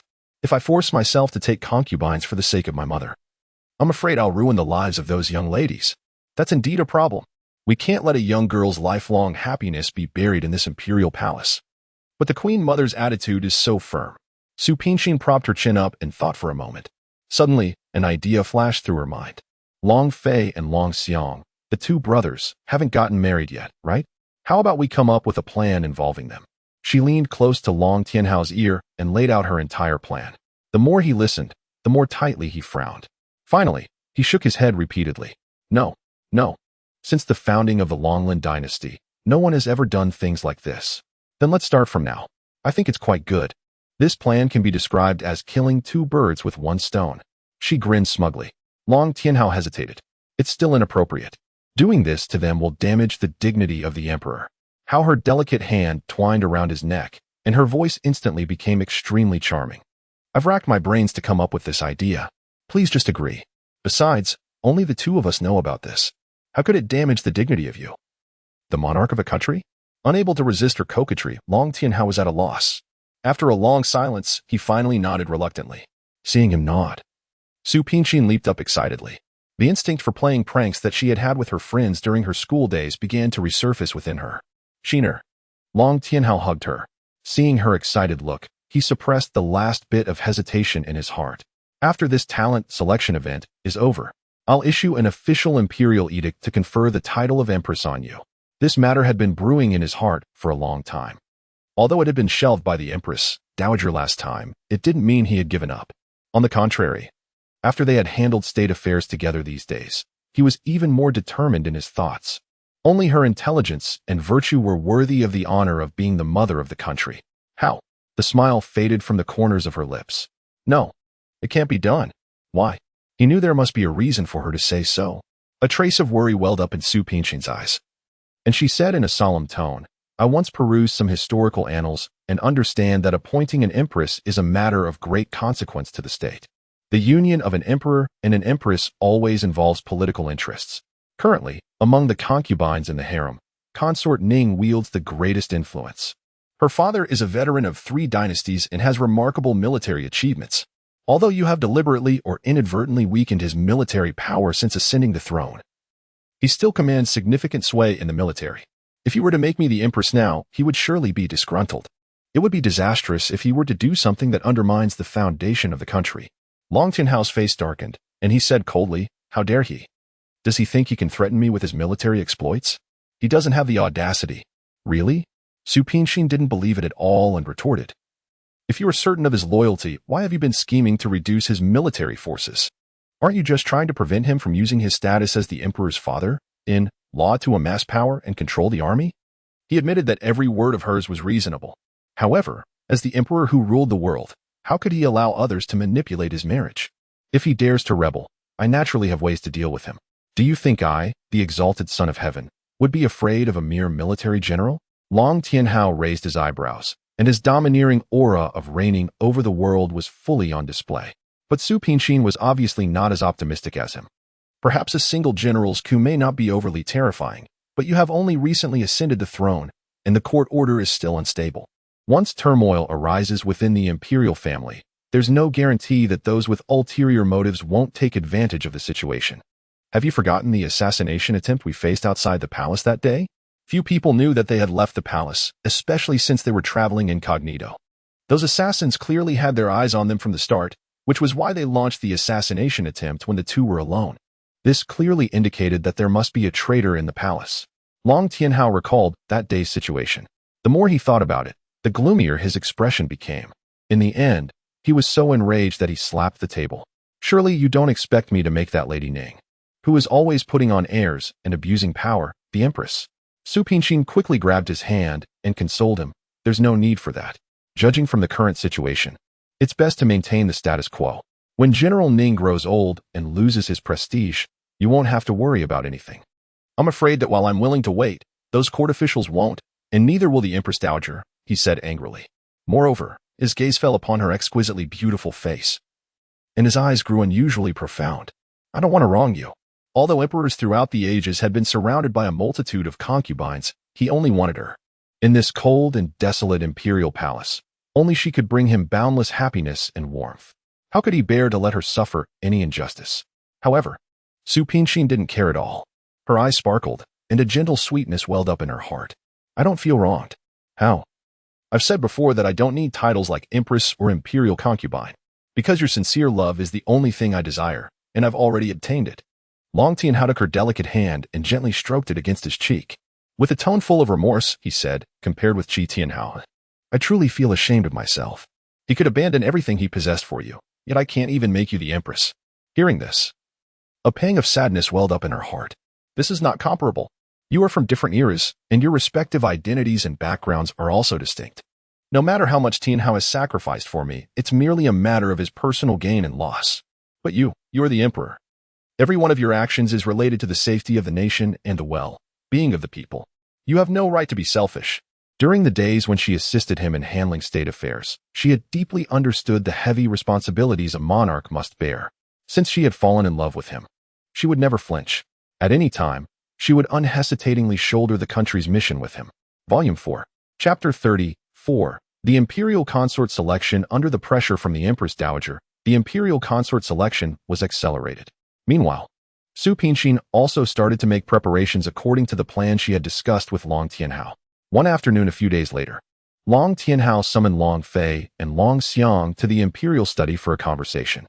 Fei, how's the investigation into the matter of the assassins last time? Long Tianhao walked out from behind the imperial desk with his hands clasped behind his back. During his recuperation, he had entrusted the entire investigation of the assassins to the two brothers. Long Fei stepped forward and respectfully replied, Your Majesty, the investigation is still ongoing. Currently, The identities of the assassins are unknown, but I have obtained some leads. I believe the mastermind behind this will soon be found. Long Tianhao nodded, never doubting their capabilities. I've also discussed this matter with Exiner. She believes there's a traitor in the palace. What's your opinion? I share the same thought. Long Fei chimed in. Normally, when your majesty goes out incognito, outsiders shouldn't have any knowledge of it. There must be someone leaking information, which allowed the assassins to trail all the way and launch an attack when your majesty and concubine Su were alone. Just thinking about this incident made Long Xiang seethe with anger. He stamped his foot resentfully. If I ever find out which scoundrel plotted against your majesty, I'll tear him to pieces. It's simply outrageous. Your majesty showed mercy in every move, yet they aimed to kill. Assassins? Long Tianhao fixed his gaze on Long Xiang. A shiver ran through his heart. After a moment of deep contemplation, he suddenly slapped his palm. I've remembered. That day, the assassins weren't after my life, but Exiner, concubine Su. The two brothers widened their eyes in surprise. At this realization, Long Tianhao's anxiety welled up infinitely. He looked at the two of them solemnly and said, I'm giving you a secret decree. Keep a covert watch on everyone in the harem, especially the imperial concubines. Once you detect any abnormal movements, arrest them on the spot without reporting to me. The two brothers exchanged a glance and replied loudly, Your servant obeys the decree. As the emperor and his subjects were in conversation, they suddenly heard the eunuch outside announce, Concubine Su has arrived. Su Pinqin entered slowly, accompanied by Xiao Dai. Xiao Dai was carrying a large stack of scrolls in her arms. Following behind Su Pinqin, she staggered along the way, looking extremely disheveled. May your highness enjoy eternal peace and prosperity. Long Fei and Long Xiang bowed respectfully as soon as they saw Su Pinqin. Su Pinqin regarded them with a gentle smile, her eyes glinting with a shrewd light. She instructed Xiao Dai to place the scrolls of paintings on the table and then addressed Long Tianhao. These are the portraits of the imperial consort candidates sent by the Imperial Household Department this morning. Your Majesty, please take a look. As per the Dowager Empress's order, regardless of His Majesty's preference, 10 candidates must be selected for the official palace selection. Long Tianhao cast a weary glance at the pile of scrolls and said irritably, Take them away. I have no time for these portraits. Su Pinqin merely smiled and remained silent. She casually picked up a scroll and unfurled it. On the painting was a delicate, featured girl of 15 or 16. In the top, left corner, it clearly read, Lu Qingqing, daughter of Lu Jiaoyi. The Minister of Rights. Lu Qingqing. What a beautiful name to match her beautiful face. Your Majesty, how about choosing her? She teased. Long Tianhao shot her an annoyed look. Are you doing this on purpose? You know full well that I've been harassed enough by this consort selection business. Su Pinqin rolled her eyes and said to Long Fei and Long Xiang, Look at your emperor. Someone is going to the trouble of arranging the consort selection for him. Yet he isn't pleased. Does he think the girls aren't pretty enough and want to marry a celestial beauty? Nonsense. Long Tianhao feigned anger. Yet his eyes were filled with tenderness as he gazed at her. With you by my side, even if Chang'e descended from the heavens or she sure were reborn, I wouldn't want them. Although this had been pre-arranged between them, his undisguised affection in public still made her heart flutter. Su Pinqin blushed and shyly averted his scorching gaze. But the Empress Dowager has decreed that 10 must be selected. I think you should just do it as a reluctant favor. Long Tianhao immediately knitted his brows and said with a troubled look, It's not difficult to select 10 maidens. It's just that I don't know their characters and temperaments. What if I pick an unruly one? Won't the harem never have peace? That's true. Su Pinqin feigned a look of great distress. Then she turned to the two brothers and asked, Do you have any good ideas? Long Xiang, straightforward as ever, immediately replied, In my humble opinion, we might as well send several secret agents to inquire about the conduct of each maiden and then screen them one by one. The fish has taken the bait. Su Pinqin was elated inside, yet on the surface, she showed an air of sudden realization. She nodded repeatedly and said, This is a good idea, but this matter must never be known to outsiders. It requires a trustworthy person to handle it. As she spoke, she gave Long Tianhao a meaningful look.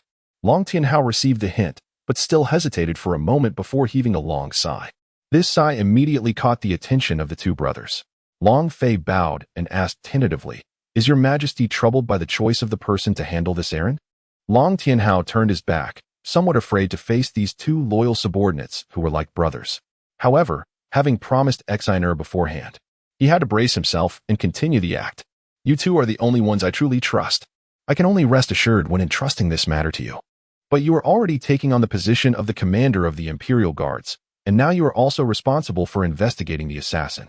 I truly can't bear to add more burden to you. He felt a twinge of guilt and couldn't go on. Your Majesty, please don't say so. It is our duty to share your Majesty's concerns. Long Fei said sincerely, his loyalty shining as bright as the sun and the moon.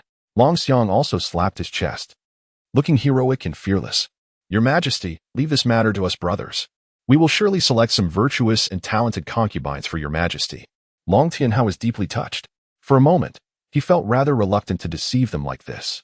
Just as he was about to give it up, Su Pinxin saw through his thoughts. She stepped forward and blocked in front of him. Then she said to the two brothers, then we'll really have to trouble you, my lords. Later, I'll order someone to send the portraits to the general's mansion.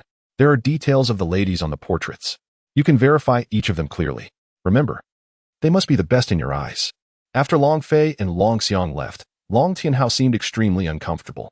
After all, as the emperor of a nation, scheming against his officials for matters of love was truly ungentlemanly and frivolous.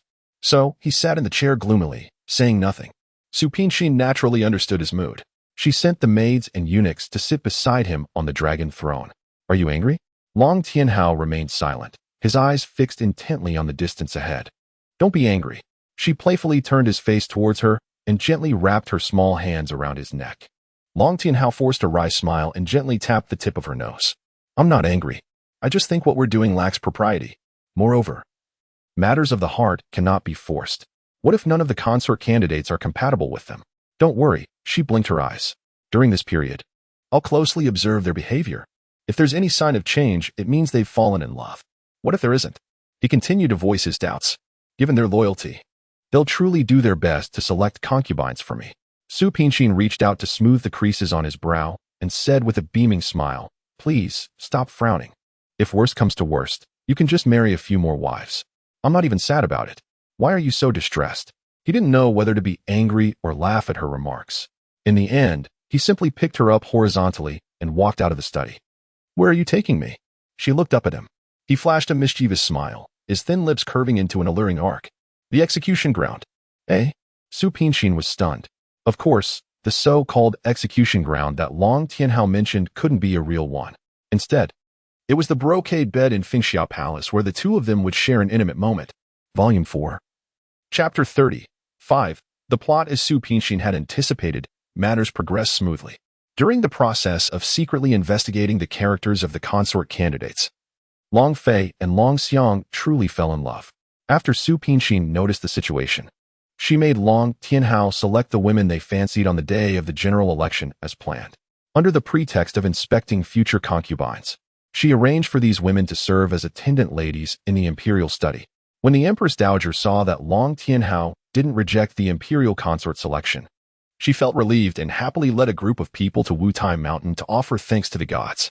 Long Fei and Long Xiang were deeply tormented in the whirlpool of emotions. Every day, seeing the women they loved going in and out with the emperor while having to maintain an appearance of nonchalance, the two brothers visibly grew haggard. Long Tianhao, seeing their listless looks all day long, felt pity and wanted to immediately fulfill their wishes, but was stopped by Su Pinxin. In her words, without experiencing the storm, how can one see the rainbow? Without the bitter cold, where does the fragrance of plum blossoms come from? The storm of the imperial consort selection had finally come to an end. Su Pinxin was elated for a long time about her seemingly perfect plan.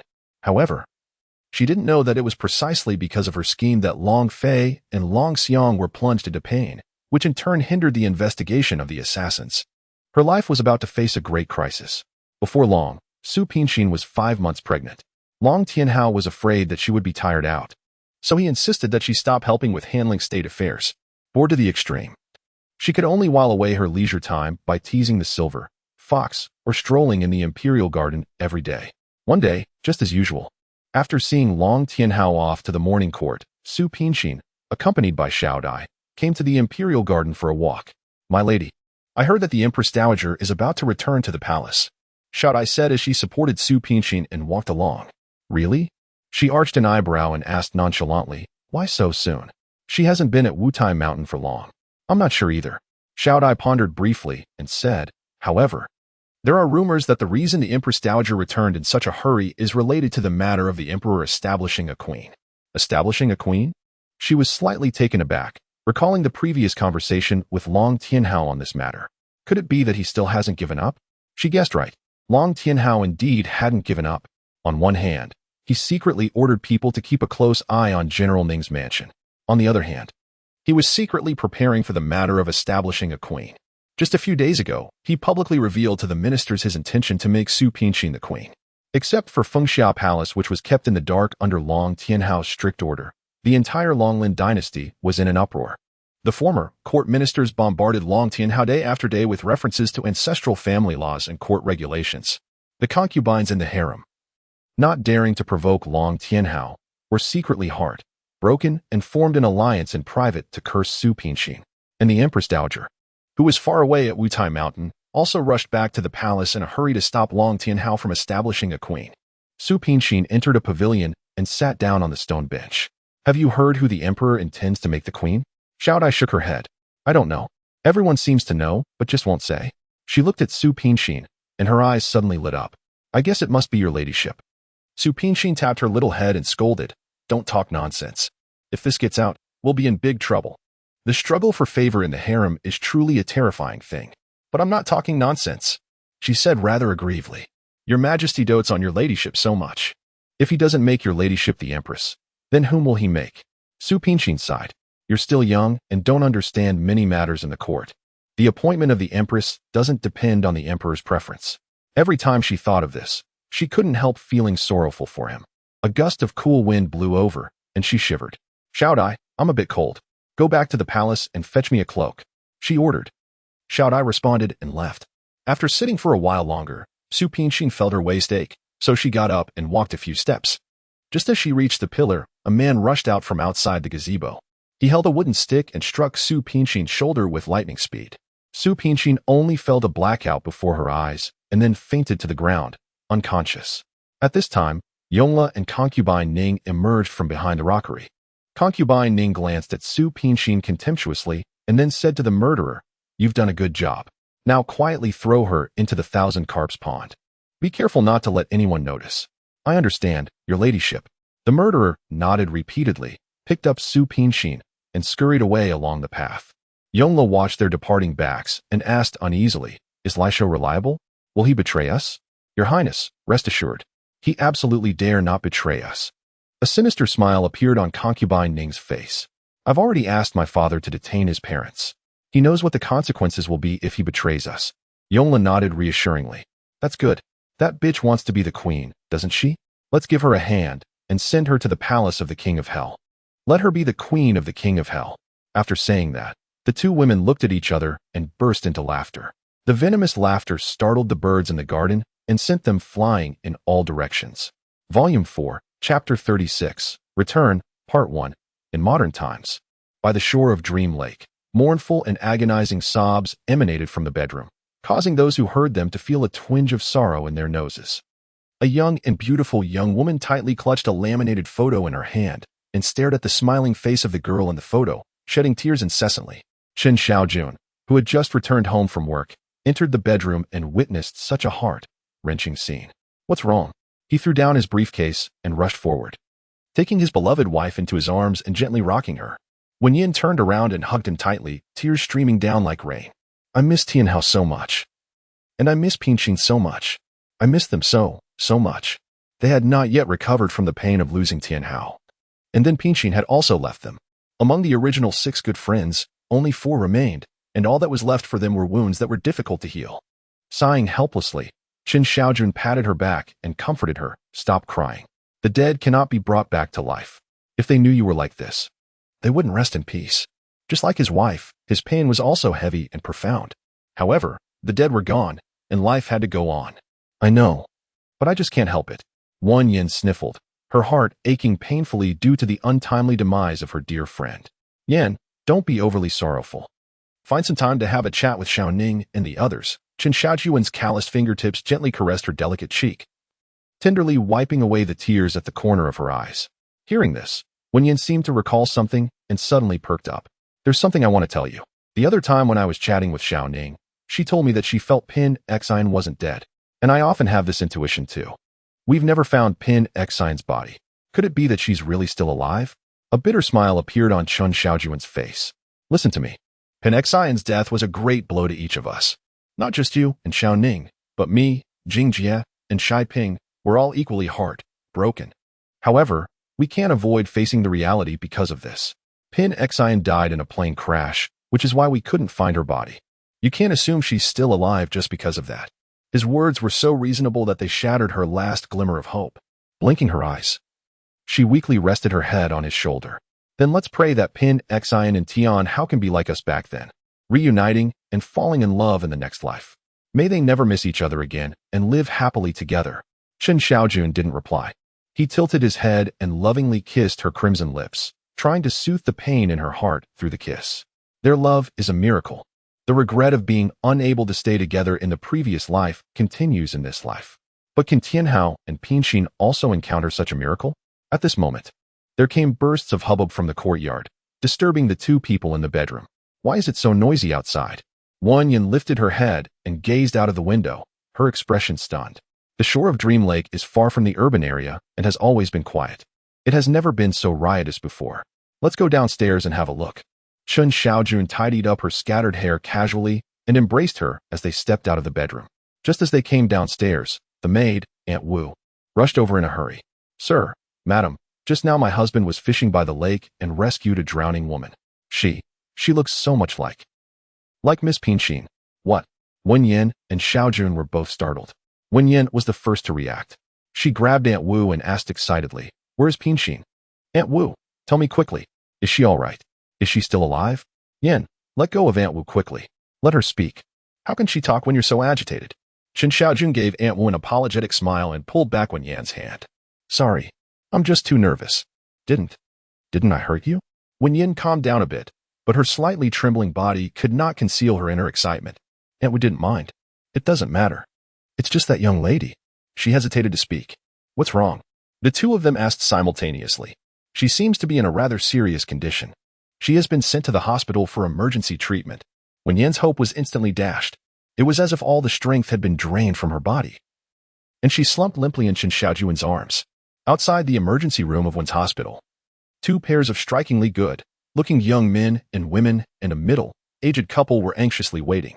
Suddenly, the red light went out, and a middle-aged man in a doctor's gown was the first to emerge from the emergency room. Dad, how is Pinxin? Wen Yan let go of her husband's hand that she had been clutching tightly and rushed up to her father, asking nervously. The other 5 pairs of eyes also looked at Wen Aoyu expectantly. Wen Aoyu looked exhausted, but his tone was obviously relaxed. Don't worry. This child, Pinxin, is fine. I've had her stomach pumped. She'll wake up by tomorrow noon at the latest. Then, he patted his beloved daughter's hand reassuringly and turned to the Su couple, saying, There's something I must tell you too. Pinxin is already 5 months pregnant. At present, her body is very weak, but thankfully, the baby has strong vitality and is doing fine in the womb. After a moment's thought, he continued, Don't put too much pressure on her. At this moment, what she needs most is your understanding and support. Mrs. Su nodded, with tears welling up in her eyes. We'll be careful. Can we go and see her now? Not yet. When Aoyu refused Mrs. Su's request, we'll send her to the intensive care unit in the obstetrics department for a day of observation. You can go to see her tomorrow morning. The Su couple slumped dejectedly. For a moment, these two prominent figures in the fashion industry seemed to have aged more than a decade. Luo Ning felt heart-wrenching as she watched from the side. Su Pinxin's return after being lost and her pregnancy were a shock to each and every one of them. She walked up to Mr. and Mrs. Su, crouched down, and clasped their hands, saying, Uncle and Auntie, please try to relax. Pinxin's safe return is a divine blessing bestowed upon us. Other matters are of no consequence. Let's face them together. Yes, this is not the time to be sorrowful. Pinxin needs us. We should buoy ourselves up. Only in this way can we offer her help. Wan Yin wiped the tears from her cheeks and crouched beside Luo Ning in front of Mr. and Mrs. Su. Mr. and Mrs. Su were deeply touched. Mrs. Su embraced the two empathetic women like angels. Xiaoning, Xiaoyan, you are such considerate darlings. Pinxin is truly blessed to have you as good friends. Auntie. The 3 women couldn't help but embrace each other and shed tears. Meanwhile, Chen Xiaojun and Wei Jingjie, who had witnessed everything from the side, exchanged a meaningful glance. Volume 4, Chapter 37, Return, Part 2. At noon the next day, when Su Pinxin opened her eyes, She saw her three good friends and Qin Xiaojun standing guard by her sickbed. Pinxin, you're awake. Thank goodness you're all right. Wen Yin, who was standing beside the bed, was the first to notice that she had regained consciousness and exclaimed in surprise. Hearing Wen Yin's outcry, everyone quickly gathered around, their eyes fixed intently on her, brimming with deep-seated concern. Su Pinxin surveyed the surrounding environment. There were snow, white walls, snow, white sheets, the infusion tube with dripping liquid, and numerous medical instruments whose names she couldn't tell. This was a hospital. She had returned to the 21st century. Pinxin, what's wrong with you? Are you not feeling well? Noticing that Su Pinxin seemed a bit distracted, Qin Xiaojun asked with concern. Where should she begin? Everything was so strange. First, she had inexplicably fallen into ancient times, and now she had inexplicably returned to the modern era. Oh God, she had come back. What about Hao? They had pledged their love to each other unto death. Seeing her in a daze and looking dejected, Wei Jingjia's suspicions deepened. He couldn't help but probe. Do you still remember how you fell into the water? Fell into the water? Su Pinxin frowned. She remembered that she was strolling in the imperial garden and talking with Xiao Dai about Long Tianhao's plan to make a queen. Then, a dark shadow flashed by. Instinctively, she wanted to call for help but was knocked unconscious by a club. Where did you find me? Dream Lake. Qin Xiaojun replied. His heart was also filled with countless questions. You fell into the water, and Uncle Wu rescued you and sent you to the hospital. She roughly understood her situation. Her hand unconsciously touched her lower abdomen. Suddenly, as if struck by a thought, she sat up abruptly in shock. The baby. Where is my baby? Wen Yin was startled by her and quickly soothed her. Don't be agitated. The baby is fine. My father said the baby has a strong vitality. As for you, you need to rest well. Su Pinxin heaved a sigh of relief and gratefully offered a feeble smile. I'm fine. Sorry to have worried you all. She glanced towards the door. Where are Mom and Dad? Do they know? Luo Ning nodded gravely. Uncle and Aunt found out yesterday. They stayed by your bedside all night. We couldn't bear to see them so exhausted, so we asked Jingjie to send them home early this morning. The atmosphere in the wards suddenly turned solemn. Su Pinxin's return was supposed to be a joyous occasion, yet judging from her current state, she hadn't had an easy time in the past year. Where had she been during her disappearance?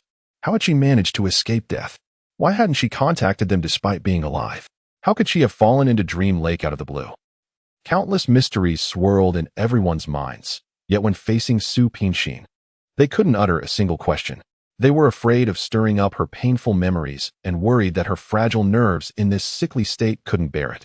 It was Su Pinxin who noticed their queries and reluctance. She feigned nonchalance and said, Why do you all look so glum? Aren't you happy to see me? Xiaoyan, Xiaoning. She reached out and grasped their hands. It's so wonderful to see you. You still have the nerve to say that? Wen Yin put away her sorrow and replied in kind. Since you're okay, why did you go missing? You made us worry about you every day. We don't know how many times we've cried. If Xiaojun decides to break up because of this, you have to compensate me with a new husband. Qin Xiaojun was called out by his wife. With a look of resignation yet doting affection, he pulled her into his arms and said, Pinxin, Wen Yin is quite right. If she keeps crying like this, our house will be flooded. For safety's sake, I'll have to return her then. How dare you? Wen Yin whirled around, puffing out her cheeks and glaring at him. My dear wife, I'm so wronged. I always follow good advice. Qin Xiaojun spread out his hands, looking utterly innocent. Yet his eyes were filled with boundless love. Su Pinxin was thoroughly amused by the two of them and burst into hearty laughter. Her mood brightened considerably. Seeing Su Pinxin smiling, Luo Ning and Wei Jingjie also felt relieved and exchanged a smile. Su Pinxin's return after going through hardships was quite a shock to everyone. They were overjoyed at her coming back from the brink of death. Therefore, even though they were extremely curious about her whereabouts in the past year, since she was reluctant to talk about it, they didn't press the issue. This was the tacit understanding among this group of friends and the profound bond that had been accumulated over years of friendship. However, they noticed that Su Pinxin had become thinner and paler. She grew more haggard and silent with each passing day. Wen Yin and Luo Ning watched this with distress in their hearts. As a result, they too became thinner, paler, and haggard. Pinxin, a voice suddenly interrupted Su Pinxin's absorption in the book. After being discharged from the hospital, she didn't inquire about any work-related matters. Most of the time, she passed the time by reading books and meditating alone in the garden.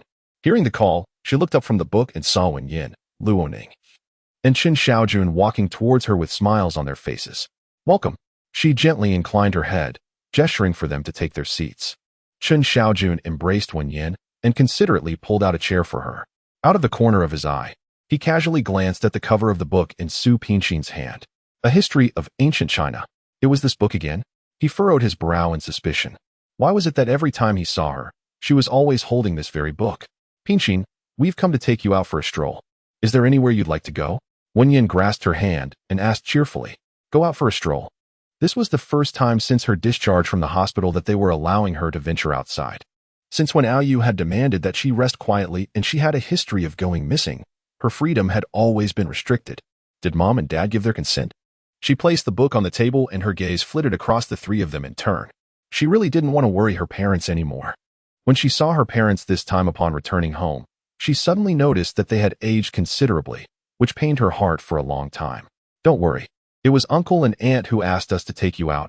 Luo Ning reached out and gently stroked her pale cheek. Look at you. Your face has become so gaunt that all that's left are those big eyes. Is it really that bad? She gave a gentle smile. Who says it isn't? Wen Yin couldn't bear to see her mistreat herself like this and chimed in. My dad said you're 5 months pregnant. I simply couldn't believe it. How could someone be 5 months along and have such a tiny belly? If one didn't look closely, one really wouldn't be able to tell that she was pregnant. There was a fleeting look of dejection on Su Pinxin's face, yet soon she resumed her habitual smile. My constitution is just like this. Besides, the baby isn't starving, she said playfully as she tweaked Wen Yan's dainty nose. You've become such a worry, ward ever since you gave birth to Xiaoi. She was fully aware of her friend's concern for her, yet the woman she was now was no longer the same as before. True, her physical self had returned, but her soul, her emotions, and her heart had been left behind in that era unrecorded in history. She yearned to go back, yet had no idea how. Every day, she would pore over the Chinese history book time and time again, but she could never find that familiar dynasty and those well-known names. Her heart was being tortured with each sunrise and sunset. She knew that Long Tianhao must be frantically searching for her and that he would never abandon his infatuation for her. But did he know that she had returned to the future? Pinxin, have you decided where we're going? Chen Xiaojuan's question promptly pulled her back from her daydream.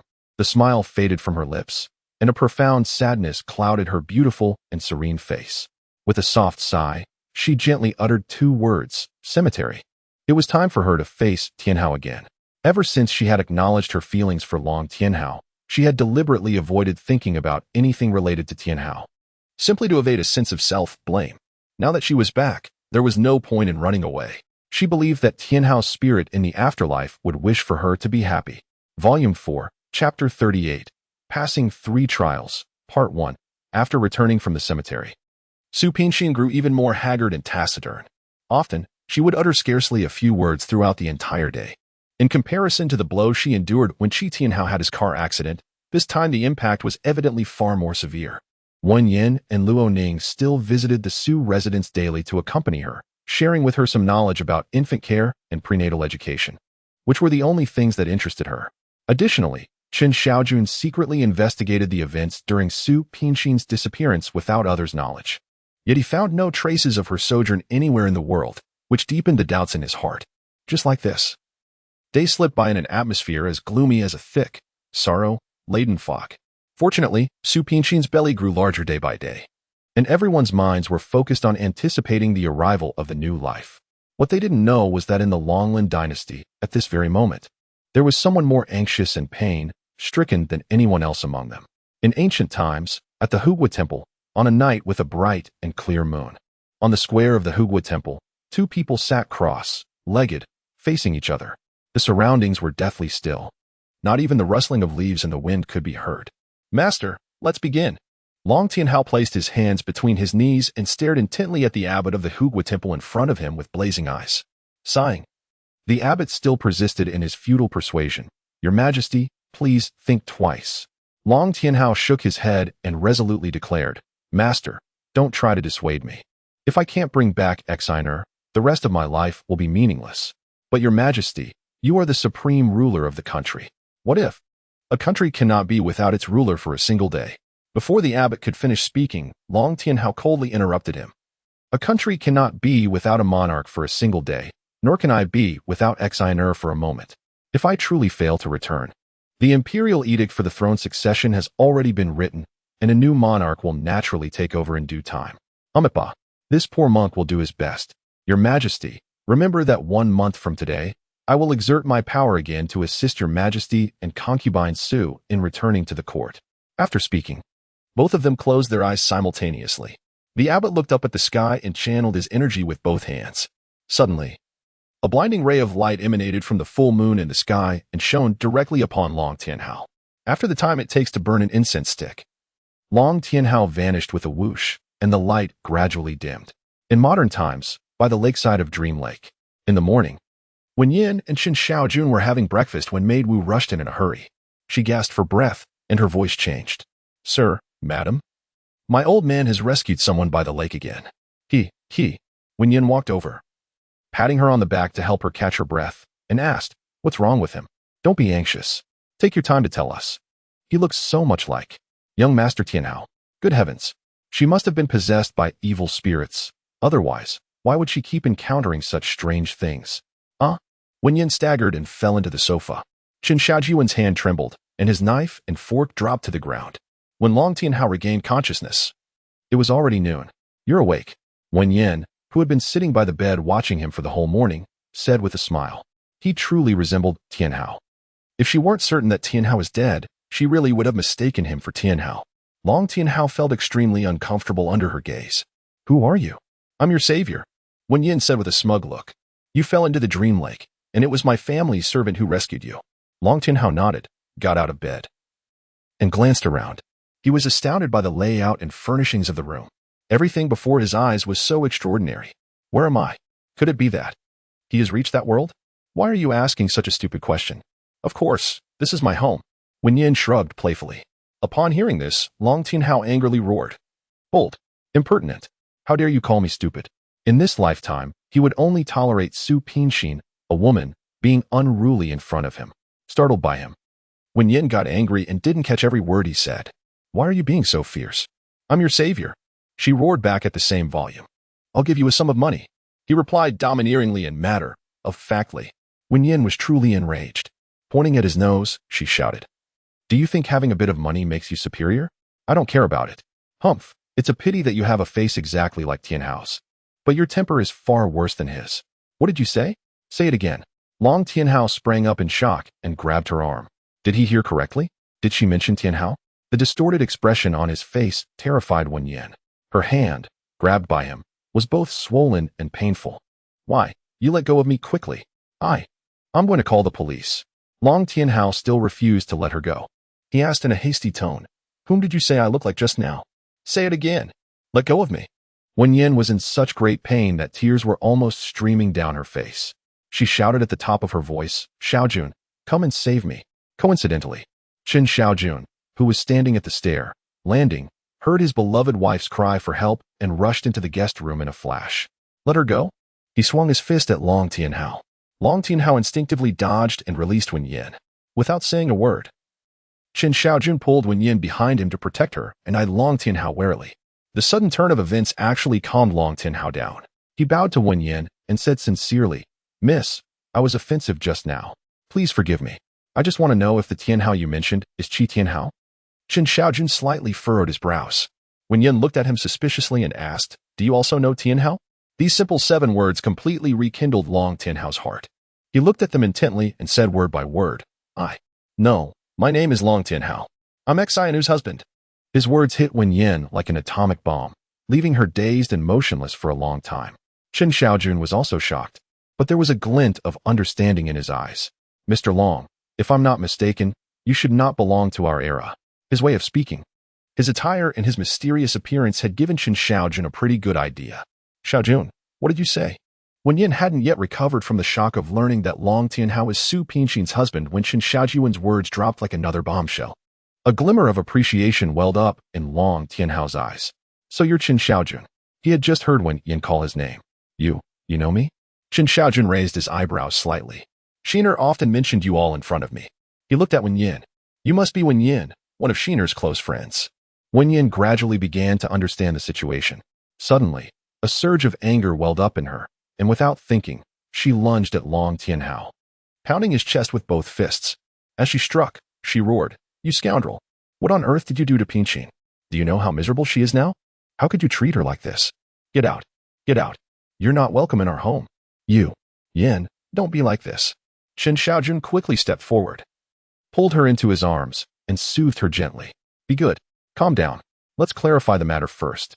Hearing that Su Pinxin was living a miserable life, Long Tianhao became extremely tense.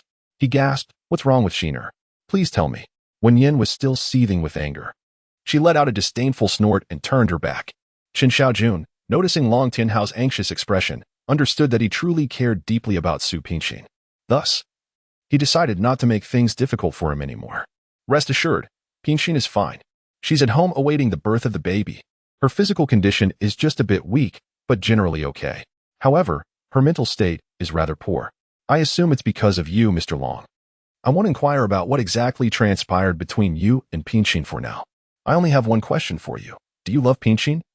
And how deeply do you love her? Long Tianhao's eyes grew profound, and his voice was filled with tenderness. I love her. I can't fathom the depth of my love. All I know is that she makes me realize how wonderful it is to be alive. Without her, everything in life would be utterly meaningless. Chen Xiaojun was deeply moved. And so was Wen Yan. She slowly turned around. Chen Xiaojun patted Long Tianhao on the shoulder, showing his approval. Congratulations, Mr. Long. You've passed this hurdle of ours. But you'll have to rely on your own luck when it comes to Jing Jie and Zhai Ping. Saying so, he took Wen Yan's hand and headed towards the door. After walking a few steps, they were stopped by Long Tianhao. Take me to see Xinr. Chen Xiaojun smiled. We'll arrange for you to meet Pinxin. But not at this moment. As I've said, you have 3 hurdles to clear, and this is just the first one. Wait until Jing Jie and Zhai Ping give their approval. I can't wait any longer. Long Tianhao exclaimed excitedly.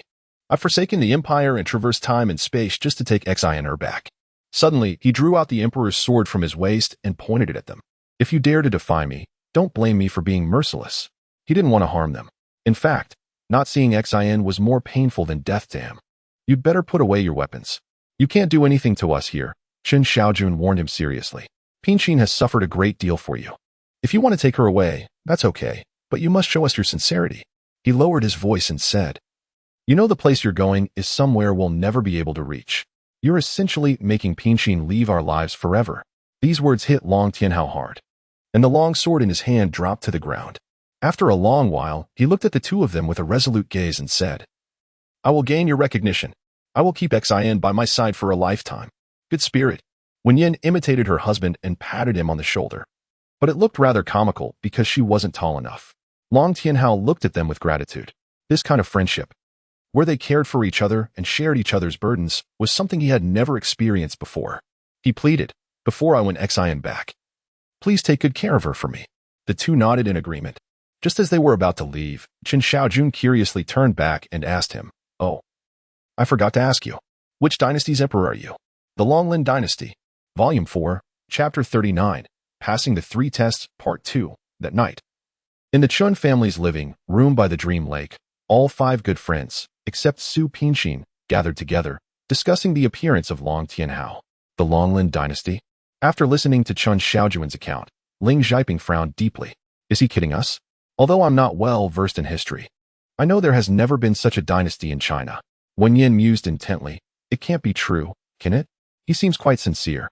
Besides, we're all close friends of Su Pinxin. Is there any need for him to lie?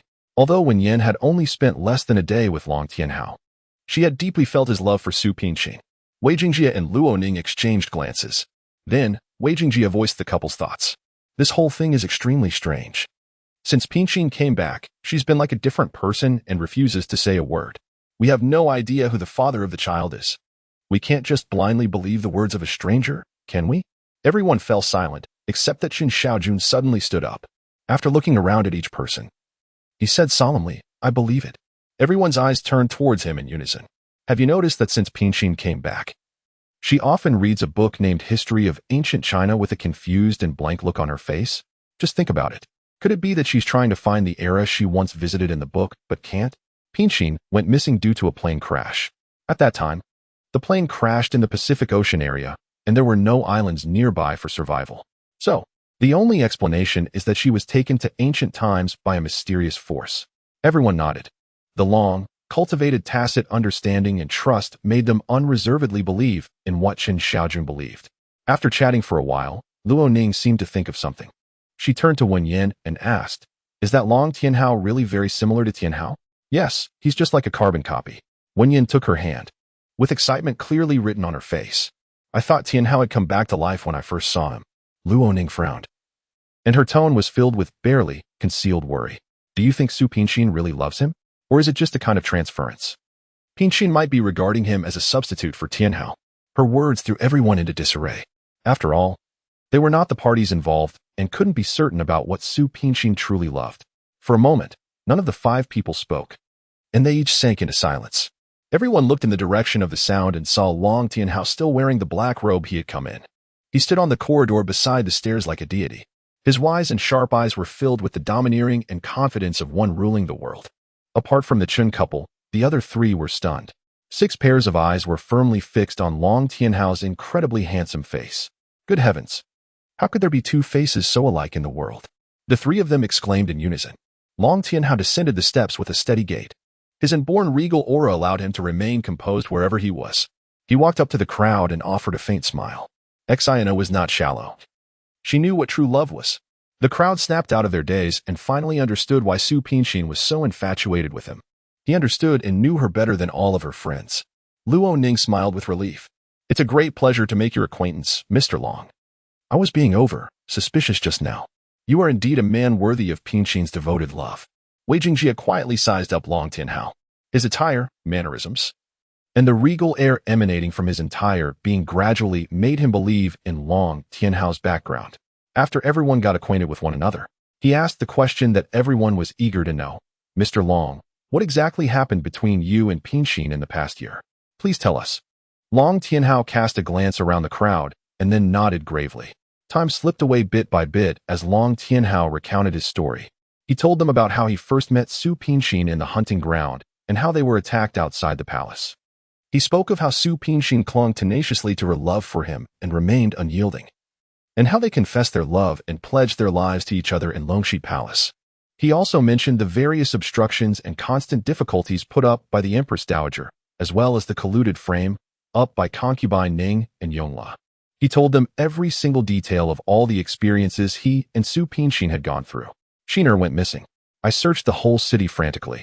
Finally, it was the informants placed in the harem by Long Fei and Long Xiang who discovered the truth. Only then did I learn that it was all a scheme of consort Ning and Yong Lu to kill Shiner. Even the assassination attempt on us outside the palace last time was carried out by the servants of the general's mansion sent by consort Ning's father. How can you be sure that Pin Xian has returned to the modern era?" Ling Xiaoping couldn't help but ask doubtfully. Long Tianhao heaved a deep sigh. "I'm not certain whether Shiner has returned to her original world. However, with neither her living presence nor her corpse found, I had to make this bold speculation. Therefore, I sought the help of a mage proficient in the 5-element theory and astronomy and astrology to bring me here.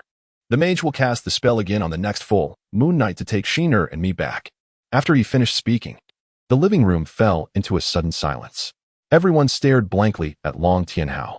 Luo Ning and Wen Yin couldn't hold back their tears and shed them. After a long while, Wei Jingjie stood up. He walked step by step towards Long Tianhao, reached out to grab his collar, and forcefully yanked him up before pushing him back.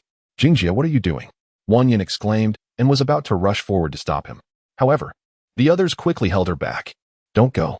Jingjie knows what he's doing." Chen Xiaojun comforted his beloved wife as he wrapped his arms around her.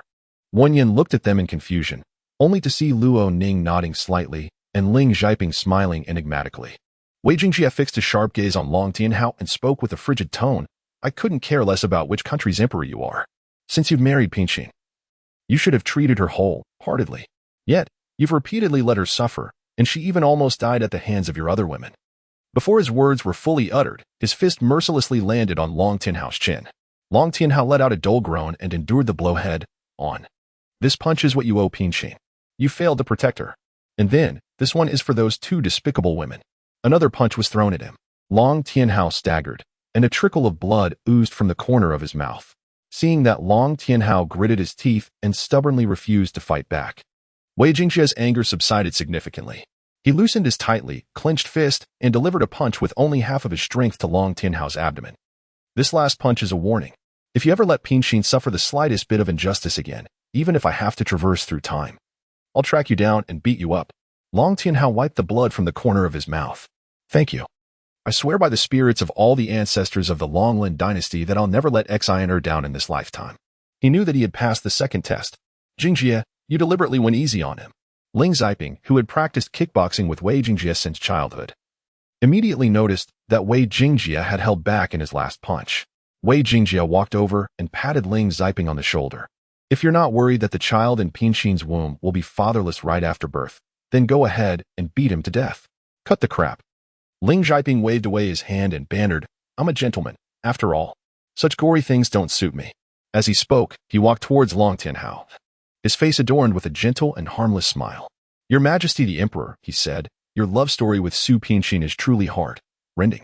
However, to confirm your true love for Pinxin, I have a little test for you. If you pass it, you'll get to see Pinxin. Otherwise, you'll have to go back alone. As for your child, I, Ling Ziping, will take on the responsibility of raising it. Volume 4, Chapter 40. Accompanying through the ages Yin, what on earth is going on? You're being so mysterious. Su Pinxin, who had been forcefully brought to the shore of Dream Lake by Wen Yin, looked at her suspiciously. Wen Yin beamed brightly and pulled Su Pinxin towards the interior. Stop asking. You'll know soon enough. Her evasion only deepened Su Pinxin's suspicion. She quickly stopped in her tracks and refused to move forward. If you don't tell me, I'm not going. Don't. How could it work without you? Come on. Without the leading lady, how can this play go on? Wen Yin quickly soothed her. Pinxin, you've been back for so long, but you've been in low spirits. So, we all discussed having a party like we used to in school to cheer you up. Hosting a party? Su Pinxin was utterly bewildered. Her intuition told her that things couldn't be this simple, yet she couldn't quite put her finger on what was amiss. After all, years of friendship made it difficult for her to doubt the good intentions of her friends. However, at this moment, she was so exhausted from the torment of longing that she had no inclination to attend the party. With a bitter smile, she shook her head and said, Thank you. Xiaoyan, I'm fine. I won't go to the party. Have a great time. As she spoke, she turned to leave, but was stopped by Wen Yin. If you leave, don't regret it. Wen Yin stopped smiling and said seriously. Su Pinxin looked at the rarely serious Wen Yin in surprise. Xiaoyan, you guys. Come on. Stop being so coy, Wen Yin said affectionately, shaking her arm. We have a gift for you. It's in the study. Go upstairs and take a look first. Jingjie and the others will be here soon. But Su Pinxin still wanted to decline, but was silenced by a meaningful look from Wen Yin. What did Xiaoyan mean by saying, if you leave, don't regret it? She wouldn't say such things for no reason. Su Pinxin ascended the stairs step by step towards the study. With each step, the tension in her heart grew.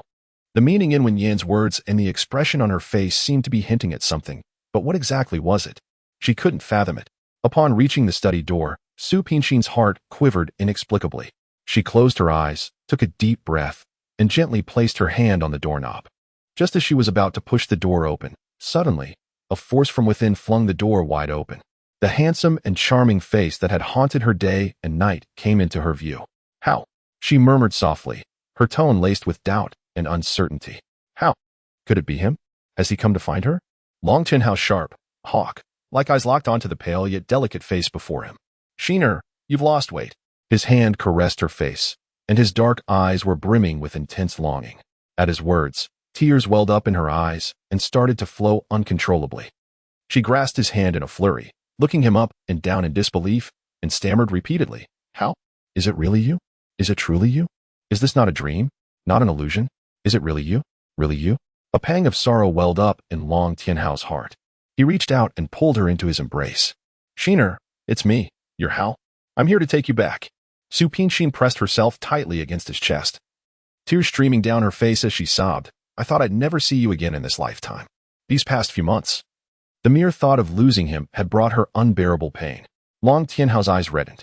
He suddenly tightened his hold on her trembling body, as if fearing that if he let go, she would vanish again. No more, my Sheener. I'll never let you go again. His robust embrace warmed her heart. With tears in her eyes, she poured out her yearning. How? Do you know how desperately I've missed you? I miss you so much, so much. It hurts my heart to the core. So do I. Her tears wrung his heart. Tenderly, he brushed away the glistening teardrops on her cheek. Sheener, come back with me. Let's never part again. Go back. Su Pinxin was taken aback. Her limpid eyes stared deeply into his, as if peering into the very depths of his soul. She once vowed that in this lifetime, wherever he was, she would be. However, was the Longland dynasty truly a place for her?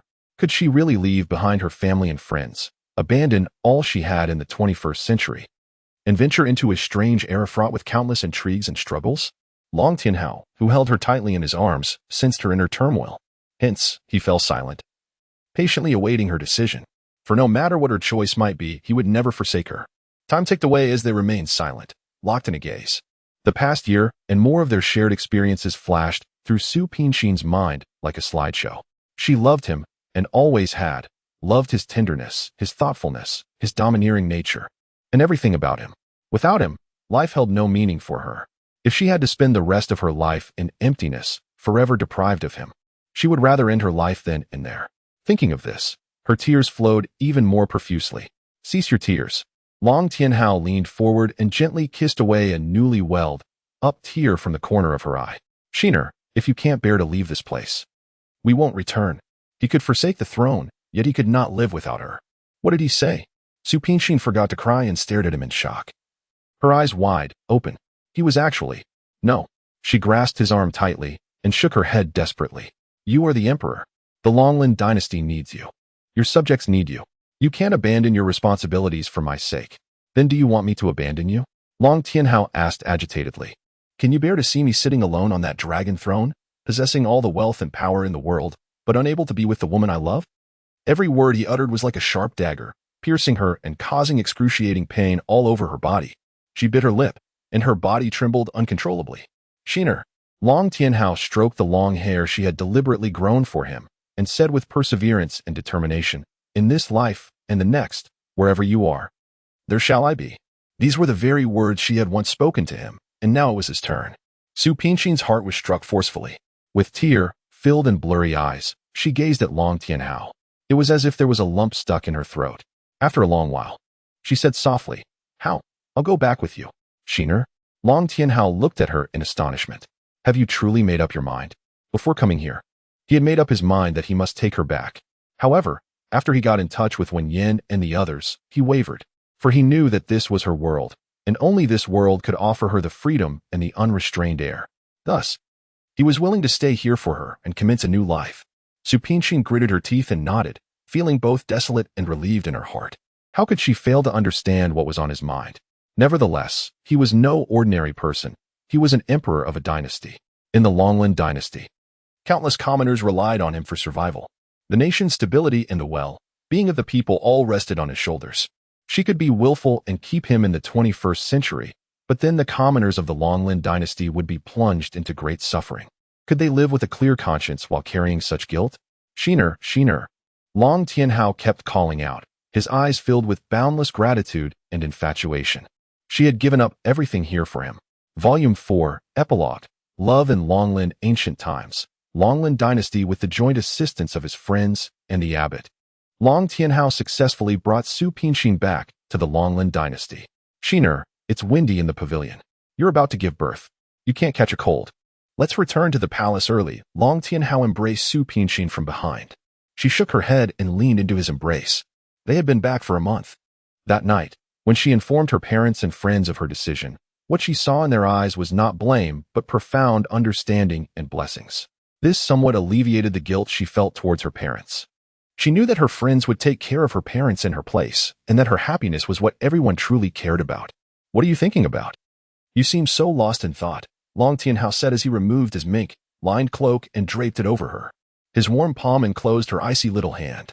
Nothing, she replied, then turned around and gazed at him with adoration. Are you really going to disband your harem and never remarry? Long Tianhao tenderly kissed her forehead. Of course. A king never goes back on his word. In this lifetime, he only loved her.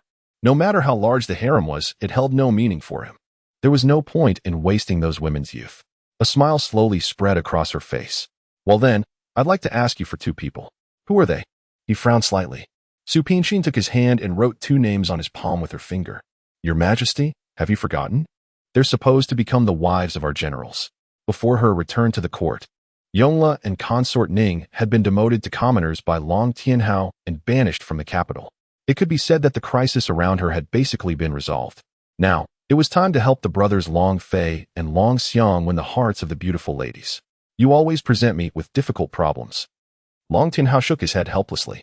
I'm probably the first emperor in all dynasties to bestow my prospective concubines upon my officials. The smile lines at the corners of Su Pinxin's eyes deepened. She affectionately wrapped her arms around his neck and said, "Isn't it wonderful? It proves that our emperor and his ministers are as close as brothers, inseparable." Long Tianhao gave her a disgruntled look and feigned anger as he said, "Sure, you're becoming bolder and bolder. How dare you tease me?" His eyes darkened. "Let me see how I'll deal with you." With that, he lowered his head as if to kiss her. "No." Su Pinxin blushed, wriggled out of his embrace, and as she fled, she quipped, "I wouldn't dare to tease the emperor. I'm afraid it was Ling Zhaiping who gave the emperor a hard time.